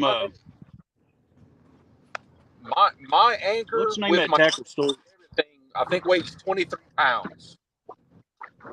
Yeah, Yeah, you don't want to haul that up by hand. no. There's bottom dwellers, I think. I heard you and Roger talking about them one time last year. It was bottom dwellers tackle, maybe. I think that's where I went and ordered one of them. Bottom dweller sounds familiar. I want to say Roger deals with them quite a bit, I believe. I remember asking y'all about them, and somebody said that's where to go get them. But I went over and ordered me one. I've only used it a Okay. couple times because most of the time I'm so shallow. I mean, it don't really matter. Yeah. Oh yeah, I got you. Yeah, mine's homemade. I made my own version of a never lost anchor. Oh, okay. Except mine's big and heavy. Like really big and really heavy. I kind of went overkill with it. No, my anchor is I ordered two never lost, actual never lost. Talking about the anchor buoy though. You and Roger was talking about them one night on the Oh show. yeah, yeah, that's right. Yeah, that's. I mean, I got mine off of Amazon to be honest with you, but yeah, I want to say yeah, they do sell them on there. Yeah, Evan's got the one. It ain't the ring. It's the little one-way slide. Oh, It Oh works yeah, pretty good. yeah.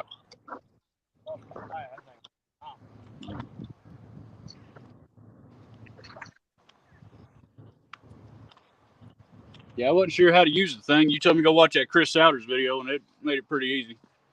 Yeah, between Chris Souders and now they're a saltwater channel, but Gale Force Twins, they have some of the Yep. best videos I've seen on how to properly anchor a boat and properly use an anchor buoy.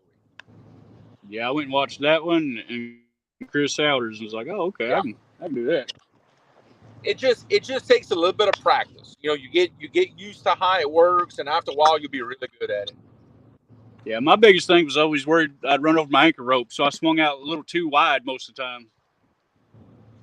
Well, as swinging wide is okay as long as you make the slow turn back. It keeps your prop out of your rope as long as you're turning. As long as you're making that slow turn, like if your buoy is on your starboard side of your boat, you want to slowly make that right turn. That's what keeps your prop out of your rope. Right. So there's nothing wrong with, let's say, because that's how I do it. I kick out kind of hard, and then I start making my slow turn pretty much immediately, and that's what keeps me from getting into my rope. Okay.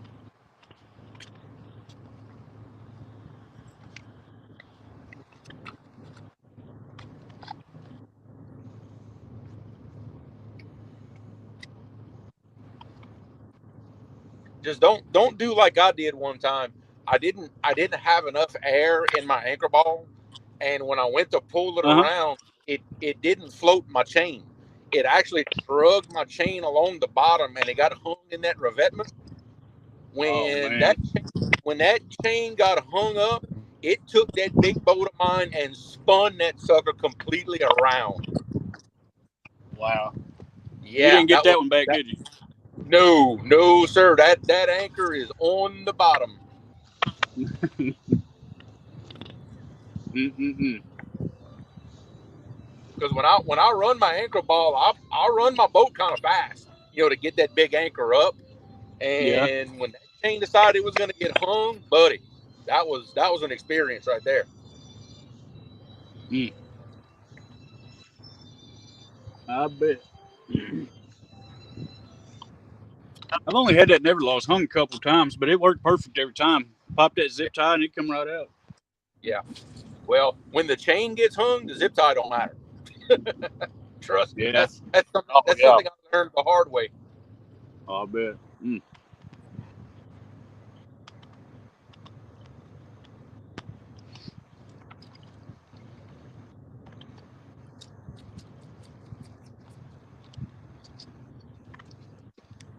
Oh, I just knew he was gonna get into him, man.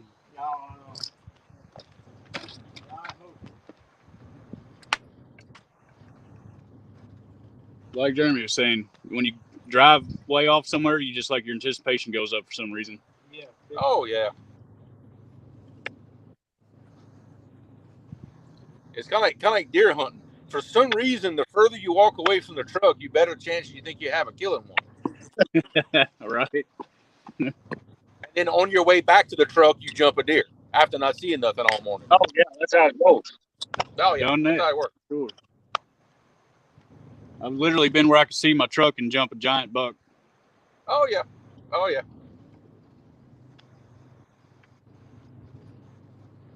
Oh, bird.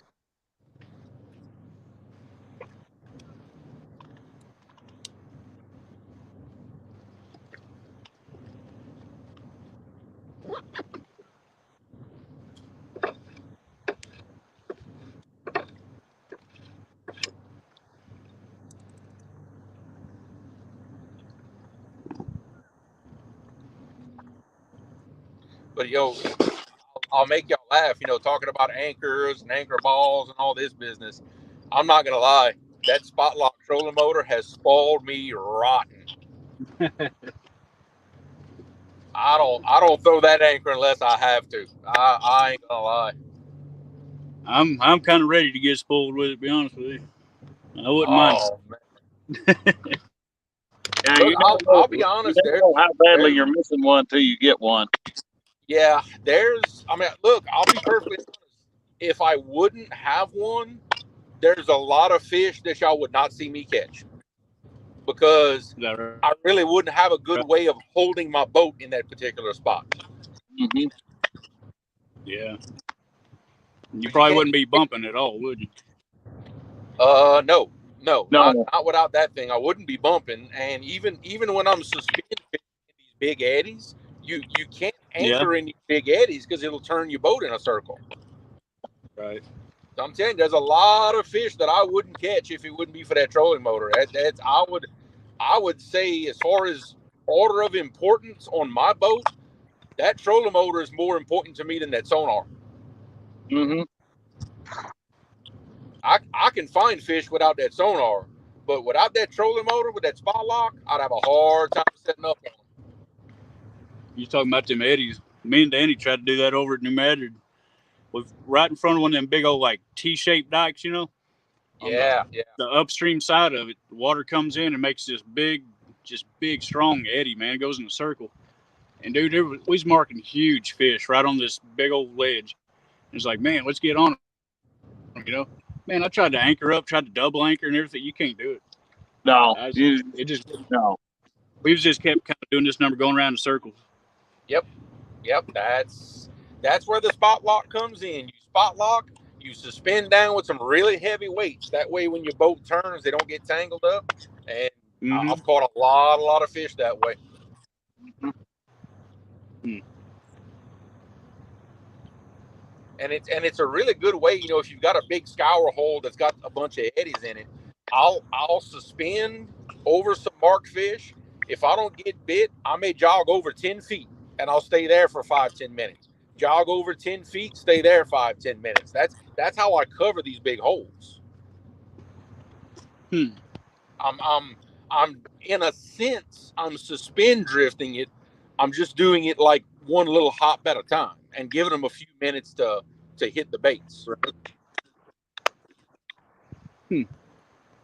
Well, you can cover a whole, like a whole ledge, or fish you're marking, you cover the whole thing like that. Well, that's basically what I'm Instead of doing. just Because anchor a lot of the on one spot of it, you can cover the whole thing like that. exactly because a lot of the big scour holes that I fish, they're really big. Some of them are a couple of 100 feet long. So just even sitting anchored and bombing baits out there, you're not covering the whole thing. You really need to spend some time and bounce around and hover over a few spots. I must. Yeah.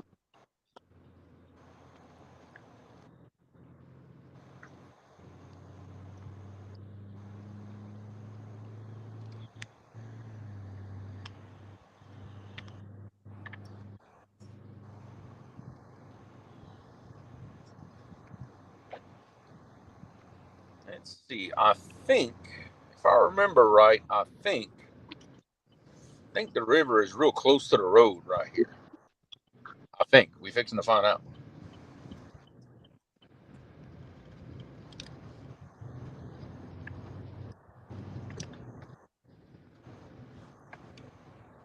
Nope, nothing but the woods. Yeah, you can't quite see the river from here. They got like about a quarter of a mile stretch with a bunch of tall trees and everything, but that's where the river's behind them. I was thinking maybe I could show y'all the river down here, but don't look like that's happening.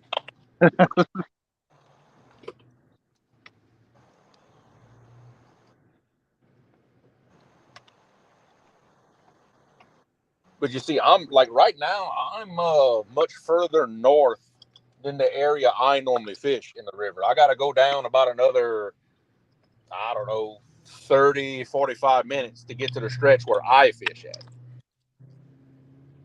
In fact, right here where I'm at, I'm just south of Natchez, Mississippi, where they caught those couple of fish the past few months over 100 pounds. Oh, nice. I'm probably 10 miles south of that, maybe.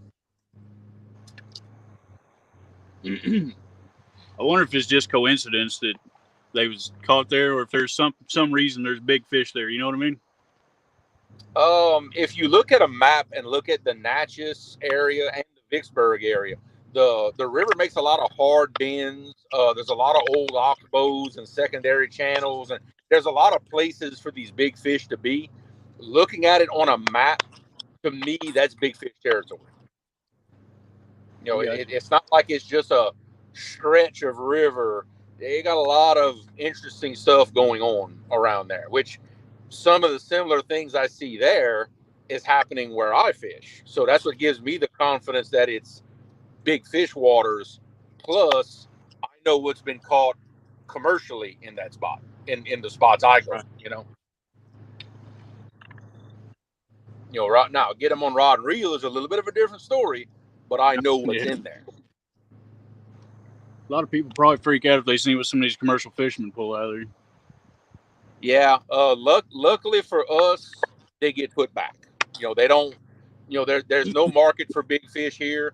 Any big fish gets caught, gets put back. They don't advertise. They don't let anybody know that they caught them. I know about them because I know some of the guys. You know, I grew up knowing some of these guys. Right. That's awesome. But, yeah. Oh yeah. Pretty much every commercial fisherman around this area has caught multiple blues and yellowcat above 100 pounds. Oh, wow. Well, really to the point where it's not that big of a deal to them anymore. Not really. No kidding. Yeah. Now, like I said, getting them to bite a hook, that's a horse of a different color, but we gonna give it a shot. That's for sure. In fact, I made myself a vow that if I can help it for the rest of this year, the Atchafalaya River will not see me. It is all main channel Mississippi for the rest of the year. Because I don't know the Mississippi as good as I know the Atchafalaya. Well, that's a problem that I need to solve. Right. I hope you do it, man. I hope you bust that triple digit.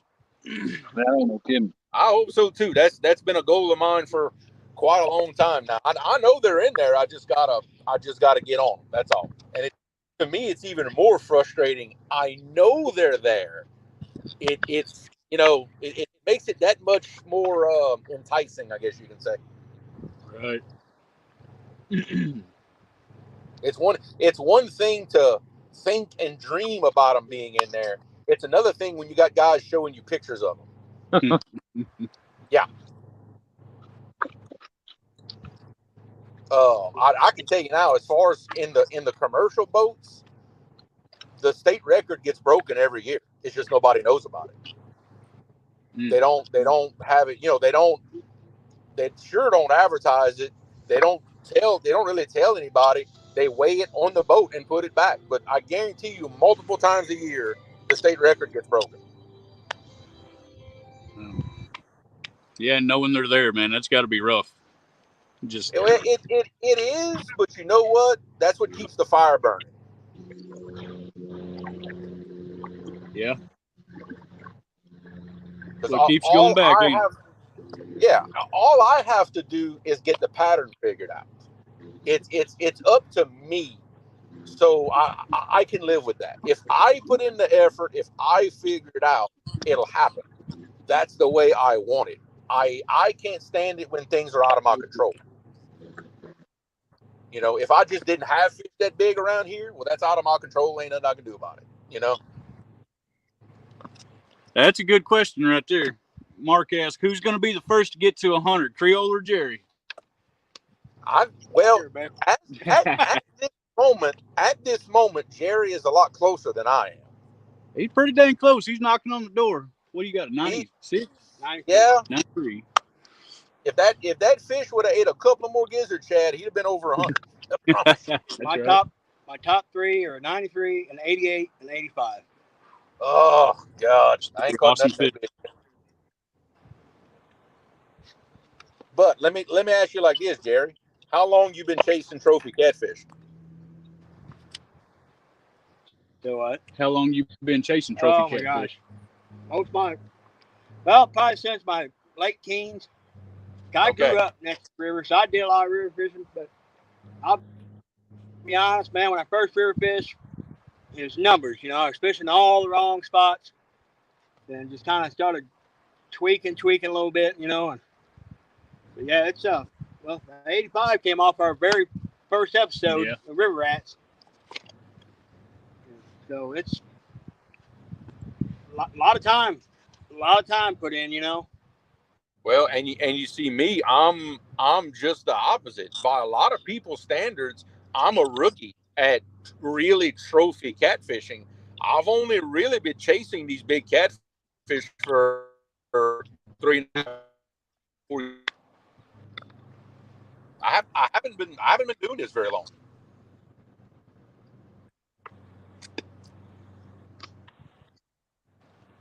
But I'll be honest, a lot of the times, some of the best fishing of the year, I'm in the tree stand. Yeah. Yeah, probably. I'm kind of right there with you though, Jeremy. I mean, I've literally fished my whole life since I was big enough to walk, and I've fished the river. I've catfished, but I wasn't going after big fish because I didn't think they were attainable. I didn't think it was something, you know what I mean? I was taught to use chicken livers and small hooks and just get eater fish. Mm-hmm. Yep. I didn't know nothing about these big fish. Yeah, I was the same way growing up. I grew up with the belief that these big catfish didn't bite a baited hook. The only way you could catch them was in nets. Right. And ever since discovering YouTube, YouTube taught me that that's not the case. It's different, and ever since discovering YouTube, everything's changed, and I've been chasing them ever since. I'd say it really, really changed for me. I was probably 18 or 19, and I hooked up first 60-pounder. And that was. Yeah. That ruined you, didn't it? Yeah, it was just. Yeah, I remember when I caught my first 50. It really wasn't that long ago. It was about 3.5 years ago. Caught my first one over 50 pounds, and I'm like you, Jerry. That's when it clicked. That we finally everything came together. What we learned started working, and man, that first one over 50, it did something to my brain that has not been fixed yet. Well, just your whole gear setup changes, the type of bait you use, and where you fish. Just completely different than going after numbers of eaters.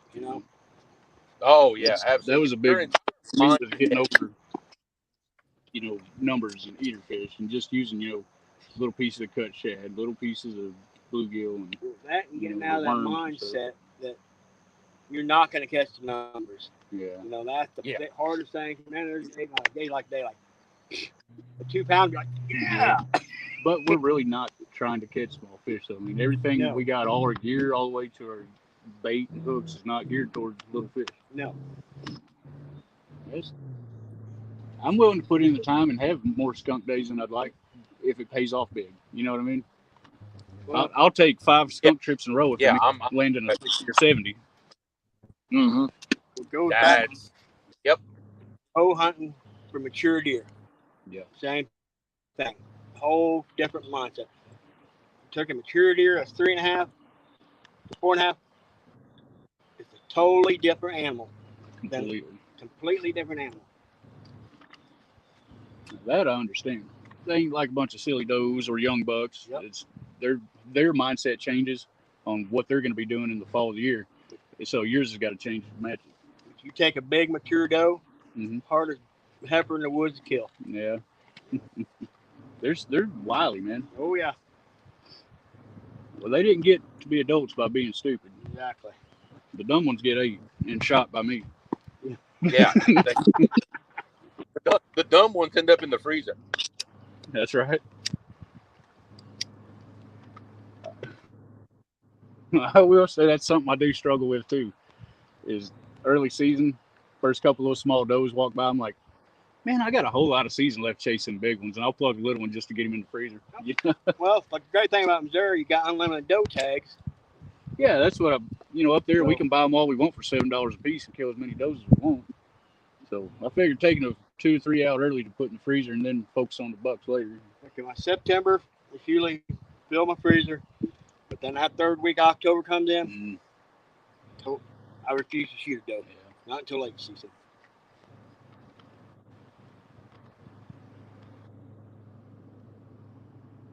Well, shoot.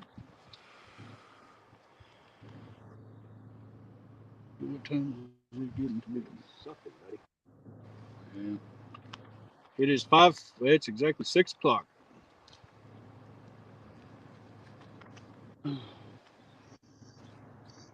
What do you think? You ready to reel them up? Reel them up, buddy. I figure, You think we've been punished enough, Richard? I think I have. Bad part is I want to sit out here for another 6 hours, but I know I also got to go to work tomorrow. Oh yeah. Yeah. So Yeah, I'm off tomorrow, but I need to get up. Me and him got to get at the same time.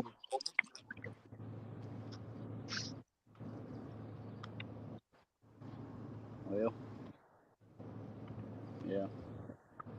packing everything in. All righty. I guess we're about to reel them up, guys. Yeah, I think I'm gonna do think the they same froze. thing. I got about an hour till I get home. So All right. probably a Everybody little come more. in to chat. We sure appreciate you coming in and hanging out with Thank us. y'all for coming in. Appreciate everybody that hit that like button and sharing it out. That's awesome. Appreciate it, guys. Whose channel we gonna be on next week, guys? I know it's not gonna be mine, but whose channel we gonna be on? It is going to be on. It's going to be on Parker's next week. Okay, all right, 10-4. As soon as we know a day and a time we're going live, we'll let everybody know. But I definitely plan on being on fishing with y'all this time. I'll communicate with you guys in the next couple of days and let you know what day I'm going to do it on, Saturday or Sunday. 10-4. All right, thanks, guys. All right. See you, everybody. See you, All right, everybody. see y'all. Everybody have a good one, y'all. For coming in, y'all.